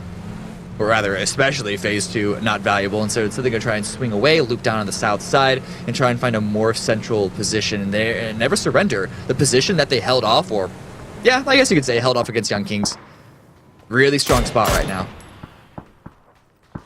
Yeah, I mean, this really center position, for Peak, really love, and you can see they've got a little bit of a 2-2 going on here with Dean Zera and Selfish down to the south, HVZ and Arma holding the graveyard just up to the north, and that's to help make sure that these teams that are slowly starting to creep in from the south don't try and take the second half part of their graveyard. You can see a lot of that was going on to FTA. Meanwhile, Rumblers are going to give up that fight with AKM, try to wrap wide from Guri, just inside the zone. I wasn't sure if this might have been a stop for a scout, but it actually looks like they look to kind of trade up cars. I'm going to continue this rotation and wrap around wide towards Mikado. Yoho now sending it into center, but there's a lot of teams around them. FTA, High Stress, and they are going directly into Peak, who have a small little 2-2 split of their own across Graveyard. Ooh, sparking. There's just a lot of open terrain right now as these teams continue that rotation. High Stress not catching a break. I think FTA read this and realized that this is potentially available to take away as they're a little bit stronger up. Glee falls, and it's actually going to be Elite RV from AKM, so help out externally from this fight, potentially giving FTA this compound. But you can see, once again, it's that upstairs nowhere to go. BRKZ this time. He's got a shotgun, so if you want to push him, he might have a little more of a chance than Young Kings did. Grenade at the ready. Looks like a good angle. Ooh, KF9 sees it coming, dodges away, still takes a bit of damage, but doesn't get knocked, and that's the important part. Yeah, I can see just a little pre-fire from the windows too. Maybe he's going to catch somebody, but he does have to push back to first aid grenade, try and heal from, first aid to heal from that grenade. Meanwhile, looks like the rest are from the ashes just laying low, waiting to see where not only the circle goes, but if BRKZ can maybe show his cards one more time. They did get the confirmation onto Glee. I'm not quite sure if they've paid enough attention to kill feed to realize it's only a solo. Patuko spots him out, but he does get knocked. The trade coming out in full. BRKZ with the shotgun gets the final member. But Ragnar with the gun. There we go. All right. My brain is just so melty from these games, Cameron. Yeah, it's been a lot of action happening through. It's been a long day. From the ashes, though, get one kill. They did lose a player in the meantime. Oh, Mitchie boy. But if they can make this final round work, they can be back within shooting distance of the top 4. You remember how we said earlier that Mitchie boy liked to run off and do things, and AKM was watching this fight? Yeah, Mitchie boy took care of that. All right, I see you, Troll Patrol. I see you. And also, Ooh, talking sharp about shot. seeing things. There you go. Yeah, sharp shot catching Guria off guard as they continue to hold on to the edge. We're seeing Bing Bang Boom with this really gorgeous edge play here on Miramar, and they're really taking control. A little bit of damage as Fakeson drops out, but he has to do this at high speed because they're running away and attacking at the exact same time. And Never Surrender is actually backing out. They only had 2 players in this compound, and it's really being taken advantage of. Oh, I say that. Veronica, very nice position on the roof. Fakeson does eventually get taken out from BBB, but what can Vile do? You can see they attempt to throw nades and do some damage onto Veronica, but it's not enough. Just in the nick of time, the rest of Never Surrender coming to lend a hand, but no need here as Guri are taken down, and that is going to keep them in this position a little bit longer. 2 minutes until the zone closes. And you can see Bing Bang Boom also using that as an opportunity to investigate about potentially taking that spot out as they send 2 up to the north. Taking a look at the map, Adrenaline, the only team not yet in the zone, along with Rumblers down to the south. Everybody else in a nice, good position, but you can see the availability of what terrain or compounds are playables kind of come to just about nil at this point. Couple of splits still held. Most looking at Peak in the north, BBB in the south, and then Future have a bit of a spread of their own, but it looks like they are going to be condensing that one up. And actually Peak, with the pressure of Adrenaline from the north side, going to be very intelligently condensing all back up, at least making sure that the 2 here are playing together, but I wouldn't be surprised if they just full committed into the singular position towards the south, and that seems to be the play. We're really just waiting for that 1 more minute until the circle closes. So much of the zone still open out into the north, and that's why we're really seeing teams like Innate, Adrenaline kind of hanging back and just making sure that nobody else in that area was going to backfill that position. But we see Peak actually pulled back to their southern position, and they are going to let Adrenaline take the graveyard. A fair bit of damage. Gene Zero actually gets very, very low. But here, looking at trying to go towards the east side, TTG also have a spread around La Bendita, trying to put some pressure onto Snow Patrol, but Cater does get knocked, and they got to do some work to try and get a revive onto that player. In fact, no, he's going down. There's no revive that's going to happen through. Mitchy Boy does finally get knocked on his own. TTG hoping to clean that one up, but I think AKM are going to try and steal it as well, and that is going to be the case. AKM, another kill for them. And here you can see Snow Patrol are going to have to pull back from this as they did lose Mitchy Boy. The circle just about closing. Phase 4 give us the idea of how the rest of this in-game could potentially go. It's going to hard ship to the south. That is so much open terrain around the Never Surrender compounds. You know they've got to feel good about coming back to that position to assist their teammate, but it's this 2-2 split for Bing Bang Boom. You've got to wonder as well, are they going to send it up north and close out on that position? And then obviously the teams like Abstract and Peak and Nice Try that now need to find a new home. I'm wondering what BBB do here, because this is a very, very risky split if they want to keep it. A split this late into the game is already a risk on its own, but it's basically the southern edge versus past the center of the next circle. But they're not moving. And as we now take a quick look at Peak, we're also going to listen into their comms. Again, this is a Brazilian team, so they will be speaking Portuguese, but it does give us an idea of the energy that they will be bringing forth as they need to move their way into zone. Passaram, parou o cara na estrada aqui, ó. Parou o cara na estrada aqui, parou o cara no 3. Picando no 3, de costa pra nós, 2 caras picando de costa pra nós. Colocou mais um. Dá pra roubar aqui, ó? 2 caras ali em cima no 3. Acabou. Acho que é o time pra nós aproveitar. Morreu tudo. Mano, 2 caras no 3. Não para Ximboy menos um. Não no 2. Véi, acho que a gente volta, mano. Vamos voltar pro buraco. Vem. Calma, eu tomei um capão, velho. Eu tomei um capão passando, velho. Nada a ver, mano. Vocês têm um carro? Temos um carro aqui, aham. Tá, eu vou indo sozinho então, vocês vão depois, velho. Tá, beleza. Tem que cuidar o pique de cima ali, senhor. Vambora. Cara aqui embaixo da gente, todos nós, velho. Um de vida, fazer cair nele na pedra. Tô morto, velho. Tomei granada, tô morto, spot, tá?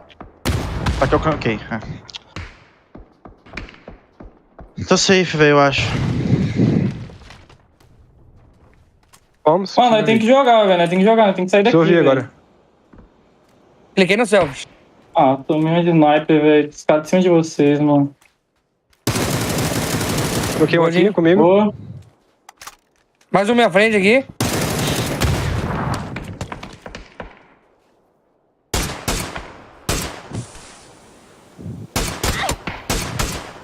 Botei mais uma no cara lá. Vambora com esse carro logo? Bora, vai. Vamos ter que ir, mano. Vai ter que achar, vai ter que achar. Eu tenho que ir. Calma. Vem então, meu Deus. Pode ir. Vem. Vai. Só cracha, velho. Só cracha no 4. Ô, mano, o cara me deu um tirão, velho. All right, and that was Peak's comm, as you saw. Unfortunately, did lose Arma, who is their IGL, the shot caller for the squad. As they continue to wrap into zone, are going to lose 2 more players. HVZ, Dean Zera go down, and Punij with the final kill as they get eliminated into 12th place. I know we don't speak Portuguese, but a lot of our listeners do, and it does give an opportunity for us to kind of get an idea for what LATAM is bringing to the energy. But I mean, Cameron, this circle just keeps shifting onto NS's compound, and that is spelling so much trouble for all these teams that have been forced onto the edge with nowhere to go.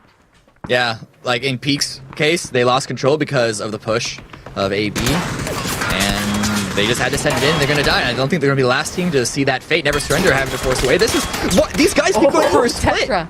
I said the name before I realized exactly who it was. They keep trying to find positioning outside of this singular compound, and it's good reason why. If it does eventually shift off of it, they need some way to get out of this position. But at this point, I think all 4 are going to want to stay around.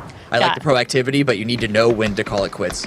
Yeah, absolutely. And I mean, Tetra is really just showing that he's got 9 lives in terms of being able to survive some of these crazy feats that they've been able to climb into as a squad. But Yahoo, also in a very similar position. They're able to so far get 5 kills off their positioning here. But as we've talked about, the way that the circle has kind of flushed itself out for all these teams along the edge, you're looking for those last opportunities to score. With Peak being out now at 46 points, a couple more kills here could be huge for Yahoo in terms of ending out the leaderboard after day 1. As you can see, Punij is going to find a headshot onto Arson.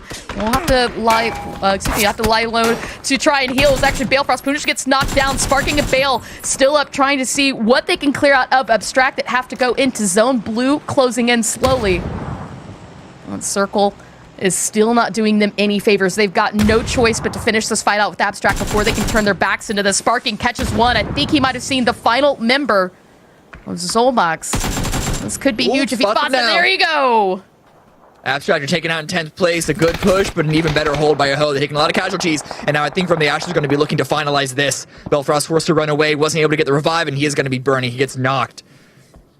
Well, Ragnar's going real wide along with KF9 to see if they can spot out Sparking. Don't quite have the angle. I mean, we've heard a lot of the LATAM say the respect that they have for Sparking is one of the best players out of Brazil, but currently has been playing with this North American roster for quite some time. And so I think the rivalry and the respect that they have for each other is huge. But you can see Sparking does manage to connect on KF9, finds one knock, tries to get to a little bit of safety, spots a second player for FTA, can't quite get the secure here. Meanwhile, Valiant from Rumblers have a line of sight, and that's going to push him indoors. A flashbang to try and give him a few extra seconds of reprieve, and he is going to pop this first aid kit before peeking. Still, he is not yet safe in the zone, and here comes Bing Bang Boom as they look to be involved. That nade, not quite enough, fell just short, but Sparking pushes out, looking for one last opportunity to find a kill. Does get the secure on KF9.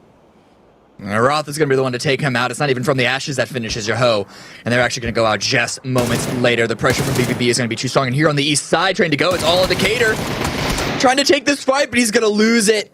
Let's go. Sneezo, the last one for Snow Patrol, going to stay alive. 5 kills for them, bumping themselves up to 7th place. Oh, what a time to lie prone. As you can see, he's just trying to survive right now. Inesto has throwables. He popped off the first aid just in the nick of time. He's trying to do anything he can to not get hit with a second throwable. Crawling away, popping a first aid again. He's not in the zone and it's phase 6. And I think that NS now have turned their attention to Rumblers, who've continued to try to creep in closer and closer to this compound. Tetra gets the flush onto Waldo, but you can see they are not letting up just yet. They did let Los in, and Light Show still far hanging back on that anchor position across the street.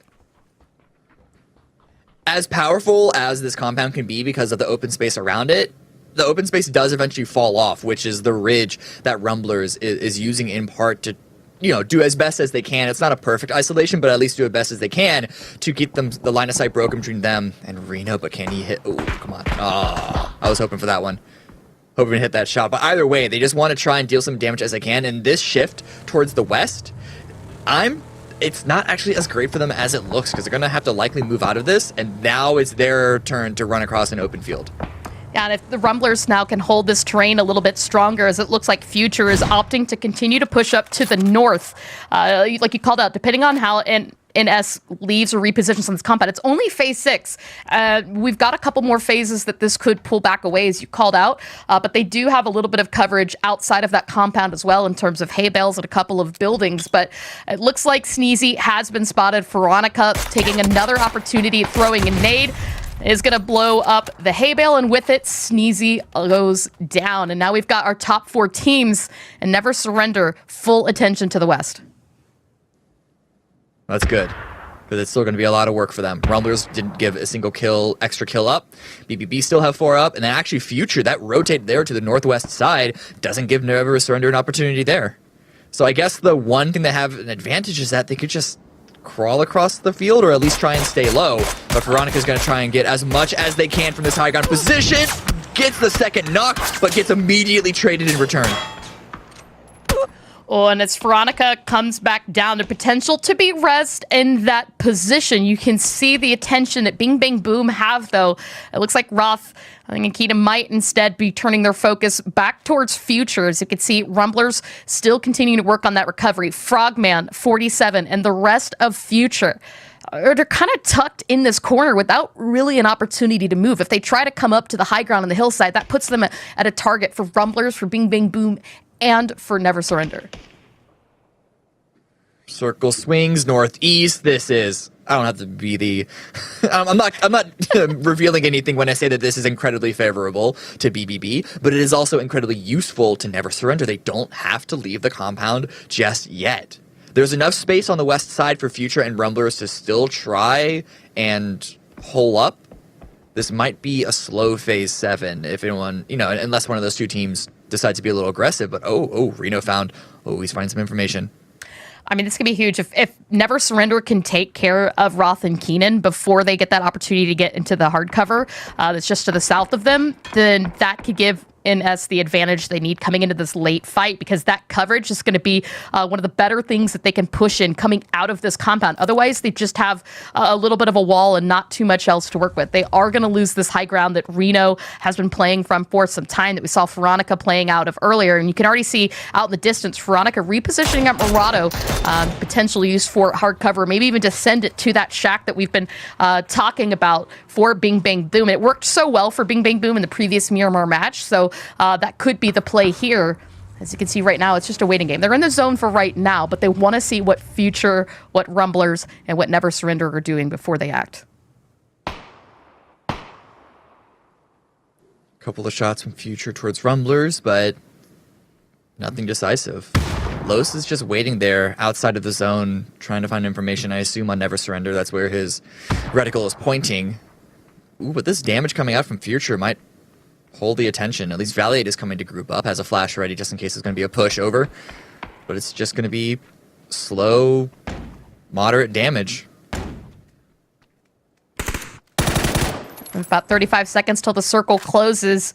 Team's starting to get pushed a little bit closer. We saw a couple of nades coming out from the Rumblers. They know they're in throwable damage range here onto Future, and Shap is going to go wide to see if he can spot something. I think right now Future's focus is just making sure that Rumblers don't continue to creep up and pressure behind them. Meanwhile, Tetra has actually been able to push out onto that 2-2 split we mentioned previously with Bing Bang Boom, catching Roth and Keenan, and that's going to push them back again, but he doesn't have an immediate backup. So if Tetra goes down here, it could be a knock, but it looks like Veronica is using that as an opportunity to reposition with the Murado. Smokes out, deployed, dodges the incendiary as well. Keenan really wants that bike, but the blue damage is giving him second thoughts, pushing on in. Oh, the grenade! Oh, that's so dangerous. The blue did just enough damage that single grenade almost took him out, but he's able to survive with 5 HP. He is thanking his lucky stars right now in BBB. They've grouped on up. The circle has swung towards the west side, and so they are still not in the zone. Future, aware that there's a team to the north side, they are pushing down towards the south. They want to alleviate at least some of the pressure.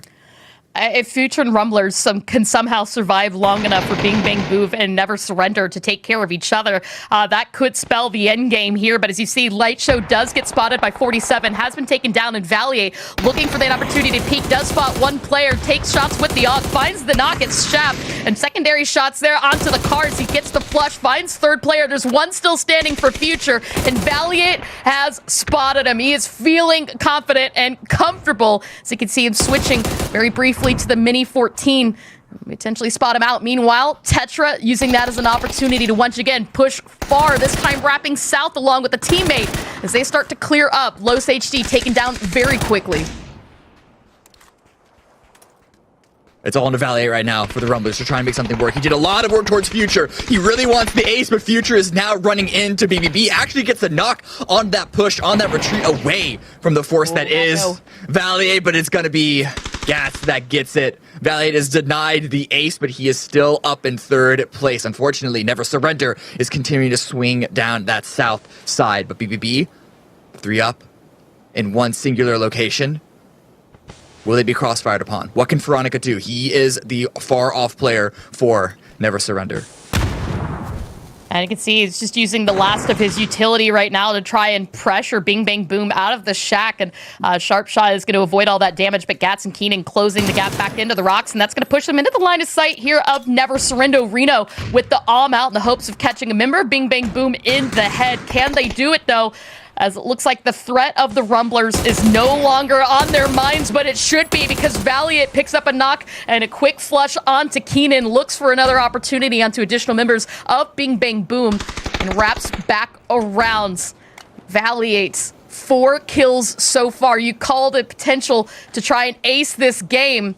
A 2v1v1. It is still anybody's chance, but Never Surrender is not ready to do just that. They want to continue pushing forward to see if they can spot the 2 remaining solos, but Bing Bang Boom might just be able to pop off this res. Looks like it is going to come through. They only have a rock to play with. It's either run to Valiant or run out into the open where there's 2 members of Never Surrender watching and waiting. I love this. Reno has this in his own. Molotov does come out onto the rock. They know exactly where BBB are. Oh, yes. Reno did find Sharp Shot, but the trade almost came out. Bing Bang Boom falls here. It's a 2v1. Valiant using that as an opportunity to come out of this hole, but he gets taken down, and Never Surrender take the final chicken dinner of the day with 11 kills. Ooh, huge play, and this is a team that been struggling a little bit this time around. Coming into this game, they were pretty low down on the leaderboard. Only 16 points, if my memory serves me correctly. So this is going to be a really big boost. They have a lot of work ahead of them if they want to get into the top 4. But going into tomorrow, if they can keep the momentum off of this game, somehow hold on to it for, I don't know, like 12 hours, 16 hours. If they can do that, then maybe we can see another team contest for the top. Absolutely. And I mean, Cameron, this was 6 games down, 6 to go. Everyone so exciting. I probably feel like going into tomorrow, there's so many opportunities for so many teams. Now, Bing Bang Boom, we'll take a look at the leaderboard in a moment, but right now getting a great lead for themselves, but they can't let go of that momentum and feel comfortable going into tomorrow, because there's still the opportunity for so many other teams to continue to pop off. We saw fantastic performances from teams like Peak. In fact, from a lot of LATAM performance really high today. And that is what's going to make tomorrow scary, the fact that it's so close along the leaderboards. But hold that thought real quick, Cameron, because before we go much further, let's take a look at the match highlights. Yeah, let's give a look. All right, there you go. Ooh, yeah. Yeah, this early send onto Young Kings. You never really know what inspires a team to make a move like this, especially in the early game. But at this point, they had already taken out so many members of Young Kings that I think that the pressure that they suddenly saw themselves or felt themselves from the north and the south, they just had no choice but to fully commit onto it, which is where they were dropped down to 2. But there was a lot of fighting here from the north side. No one was really able to approach the compound that Never Surrender had because of the open field around it. So it forced a lot of these teams to fight each other sooner than I think you would expect otherwise in a lot of other rounds. Yeah, and I mean, the other thing I really just want to point out today is I think the problem solving and the ability to come out on top from a lot of the teams that we saw in the late game here. We saw some phenomenal matches from Rumblers in that situation, right? Valiant went out early, a couple good matches, but also as a solo in the late game, able to pick up 5 kills. That that's really just a transference in terms of points that the focus we really need to be seeing from teams at this stage. Bing Bang Boom has just had a banger of a day, and never surrender. I feel like as we've watched the day go on, they had a bit of a struggle in the beginning, especially in those early to mid rotations, not finding scoring chances. And then something clicked. They figured out what they needed to do, and then we saw a really good strength from them finishing out the day. What was really good to see for Never Surrender is that they were never content just hanging out into that singular compound. They tried multiple times to really flex out and gain different positions of holding control. They lost a teammate early on because of that, but even that didn't deter them. Even with 3 members, they sent 2 over here, 2 over there, pulled them back, and just made sure that they had multiple options open. A lot of other teams, I suspect, especially newer ones, would have just like holed up in that location and just like cross their fingers and hope for the circle. Awesome. Well, let's take a look at the match leaderboard so we can see exactly how teams did. 21 points to Never Surrender that game, 11 of which went to kills. Rumblers, 11 points to their name. So that's just how great in terms of kills that we saw from Never Surrender that match. You know they've got to be feeling good about continuing to pull back to and play that compound. But Bing Bang Boom, Yahoo picking up some much needed points to hold them up to the top of the leaderboards. And when we take a look on the opposite side, once again, Snow Patrol picking up 8 again, and that has actually taken them from 16th place firmly up into 8th. So a good shout out in terms of climb for them. But I mean, Cameron, going into tomorrow, when you look at the 2nd, the 3rd, the 4th, and 5th place teams, it's close. It is, and actually I'm shocked about how high Never Surrender are able to swing themselves. That just goes to show when there's a team like Bing Bang Boom in the lobby that's soaking up so many points, it makes every other point more valuable in the sense of who you can climb over on the leaderboard. And so one game like that took Never Surrender from, I think, what was it, 15th place all the way up to 6th, and now they are so close to actually breaking to the top 4. It might happen sooner than my admittedly very bad math just moments ago implied. Caster math is hard and overrated entirely. But I mean, Cameron, that said, I want to thank you personally for joining me on the cast today. It's been an absolute pleasure, as always, to cast alongside you. We had 6 matches down, and is there anything that you want to say before I let you go for the rest of the evening? God, I am Bing Bang Boom. I'm so sure they're gonna break my heart again, but I can't help myself. They're so fun of a team. There's so much fun of a team to watch. Even at the end there, where it might have been like a bit of a whimper when they got taken out piece by piece, they still played that singular game very, very well. All the rounds leading up to it, explosive ending or not, I really hope that it actually stays consistent from here on out. Awesome. I couldn't agree more. And again, Cameron, thank you so much. Look forward to seeing you casting again in the future. I know that Godspeed will be joining us tomorrow, but that said, I just had so much fun casting with you. But now we are going to get an opportunity to take a look at the top 5 plays of the day. So guys, hold on. When we get back, though, we'll have an interview with Selfish, so don't go anywhere. And here are your top 5 plays from PCS7 Last Chance Qualifier Day 1. Number 5. Nice try, BBB, Future, the ADR, everyone's coming in. Send it. Absolutely send it. W key. You can see everybody heading for safety in the circle. The Oz looking to land any type of drive-by. We're just going to see non-stop carnage right now as the kill feed is exploding from so many teams crashing right on top of one another. Number 4. Yahoo backing away, or rather pushing towards the zone because the blue is pushing in on them, and as they know, Rumblers are likely going to be backfilling behind them. They just need to get to the zone. They can't be so focused on one team that they lose the greater picture, but that's fine because Punij has the 3x spray down. Makes it look easy. Number 3. The Future rotation as Frogman's caught out in the open. Lack of windows on this side of the compound could catch him off guard, but Gats and Sharpshot are waiting in tow on the north side of this circle. Future eliminated.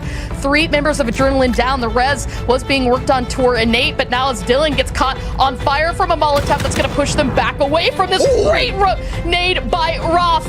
And the dinner bell is being rung as Bing Bang Boom look to close this one out and see if they can spot the remaining members of Adrenaline. And Nate was res, but was going to quickly fall to the Molotov. And there you go, in a rain of fire, 14 kills. Number 2. anybody would ever be successful in a drive-by. Sharp Shot is one to look at, but as I say that, the caster curse is real. Batlex gets knocked there. Gats tries to stop Linda Hand, gets not one but two members, but Karam with the nade out, trying to see if he can get out Rafu. Just perfectly timed that first aid to survive any damage there. But spotted once again by Karam, switches back to the M4, connects a little bit of the damage, doesn't quite find the knock. Instead, turning the trade onto Gats, tries to find one more, but it was not meant to be. And your top play of the day is... Well, here we go. Now we've got the picture-in-picture with the big overview down to the south. We want to look at that point of view for both of these teams as they continue to push in. Blue zone closing as Phase 8 about to come to an end. So much open terrain between them. Sharp Shot continuing to close in the distance. Has the dossier for coverage. Picks up yet another kill. And a light show taken out. Smoke walls up and ahead. He's trying to see if he can find that additional angle, and members of Rumblers starting to be lined up, but the smoke is obstructing everything. One member still up and standing. Sharpshot's got the angle, and there you have it. Winner, winner, chicken dinner. Bing, bang, boom with an impressive 17 kills.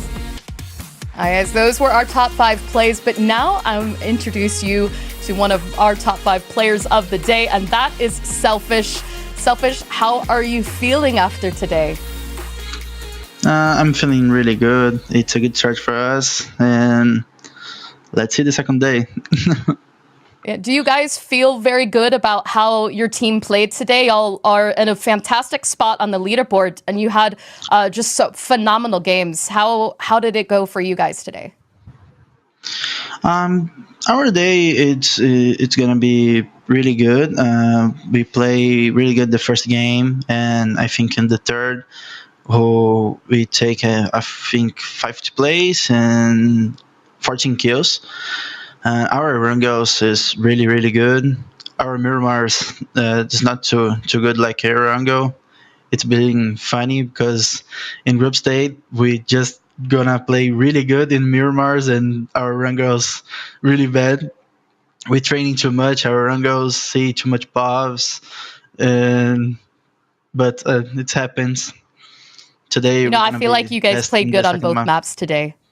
I really liked what I saw, and I know, I got the chance to speak to you earlier this week, and that was one thing that we kind of talked about. Going into tomorrow, is there anything y'all want to change up, or are you going to play it exactly how you played today? I think we can take some points who we make good today for keeping playing like today, but have another things who we don't make good today, and so we need to improve and gonna be better for tomorrow. Awesome. Well, do you have any final thoughts or shout outs that you would like to say to your fans, or in terms of how you performed today? Any final words? Okay, I'm gonna say in English for the American fans, and also like this, if you have people who like our team, so thank you guys for staying with us, for saying our emotes in the chats or also like this. And now in português, para todo mundo que torce pela gente, todo mundo que tá sempre com a gente, obrigado mesmo por tudo. O apoio de vocês é imensurável, é muito bom. A gente quer muito essa vaga, a gente sonha muito com isso, a gente sabe que não está distante, que a gente tem capacidade, que nosso time é forte o suficiente para estar lá, e amanhã a gente vai chegar dando o nosso melhor e vocês vão se orgulhar da gente. Gostaria de mandar um beijo, né, para minha família, para o meu pai, que está assistindo lá da Nova Zelândia. Te amo, pai. Na última entrevista você ficou chateado que eu não mandei um beijo para você e mandei só pra Fê, que é minha namorada também. Um beijo, amor. E é isso. Fico muito feliz de estar jogando bem, de estar feliz fazendo o que eu estou fazendo, e amanhã vai ser muito melhor para nós. Awesome. Well, thank you so much for joining us today, Selfish, and good luck in your matches tomorrow for you and the rest of Peak. I really appreciate you taking the time to talk to us. Thanks, Cleo, for the questions, and let's see tomorrow. We're gonna do it. Yeah. Wonderful. Thank you so much. All right, guys. Well, that is just about it for us, but make sure that you tune in tomorrow because, again, we've got 6 more games to go. We ended on Miramar today, so we're going to start on Miramar tomorrow and then finish out the final 3 matches on Erangel. And again, this is the last opportunity for these 16 teams to get one of 4 spots going into the Last Chance Grand Finals. There, North America, you can see on the left-hand side, our LATAM teams on the right. We just got done talking to Selfish from Peak. And I mean, I'm just so excited because as we heard from Cameron earlier, this is just absolutely close to play. So that said, though, this has been so exciting for me. I think this might be the closest Last Chance Qualifier we've ever had going into a PCS. So make sure you guys tune in tomorrow. That's going to be at 7 p.m. Eastern, 4 p.m. Pacific to catch all the action here on twitch.tv/PUBG_Battleground. I'm Clover. I was casted tonight with Cameron. Tomorrow I'll be joined by Godspeed. And I just want to say a quick thank you to everybody for tuning in at home, chatting along with us on Twitch, and also to our lovely production staff for putting on this event. Until I see you guys tomorrow, make sure you keep on playing on the battleground, and we'll see you guys on the broadcast tomorrow. Nice try, BBB, Future, the ADR, everyone's coming in. Send it. Absolutely send it. W key. You can see everybody heading for safety in the circle of Oz, looking to land any type of drive-by. We're just going to see non-stop carnage right now as the kill feed is exploding from so many teams crashing right on top of one another. Baki is the last one remaining on northeast side. Oh no, the send from Abstract. They run into each other. This is only going to make it even easier for Bing Bang Boom trying to drive in reverse to not have to shift that momentum another time. Grenade's going to come out. Oh no. Oh, it was a good effort here to drive in reverse, but sharp shot. The rest of Bing Bang Boom had their eyes on the northern side. Yoho backing away, or rather pushing towards the zone because the blue is pushing in on them. And as they know, Rumblers are likely going to be backfilling behind them. They just need to get to the zone. They can't be so focused on one team that they lose the greater picture, but that's fine because Punij has the 3x spray down. Makes it look easy. High stress, you can see that damage starting to come out in full as they've got nowhere to go. Good shots coming out from High Stress, doing heavy damage to never surrender. But now as Dylan gets caught on fire from a Molotov that's going to push them back away from this great nade by Roth. And the dinner bell is being rung as Bing Bang Boom look to close this one out and see if they can spot the remaining members of Adrenaline. And Nate was res, but was going to quickly fall to the Molotov. And there you go, and a rain of fire, 14 kills.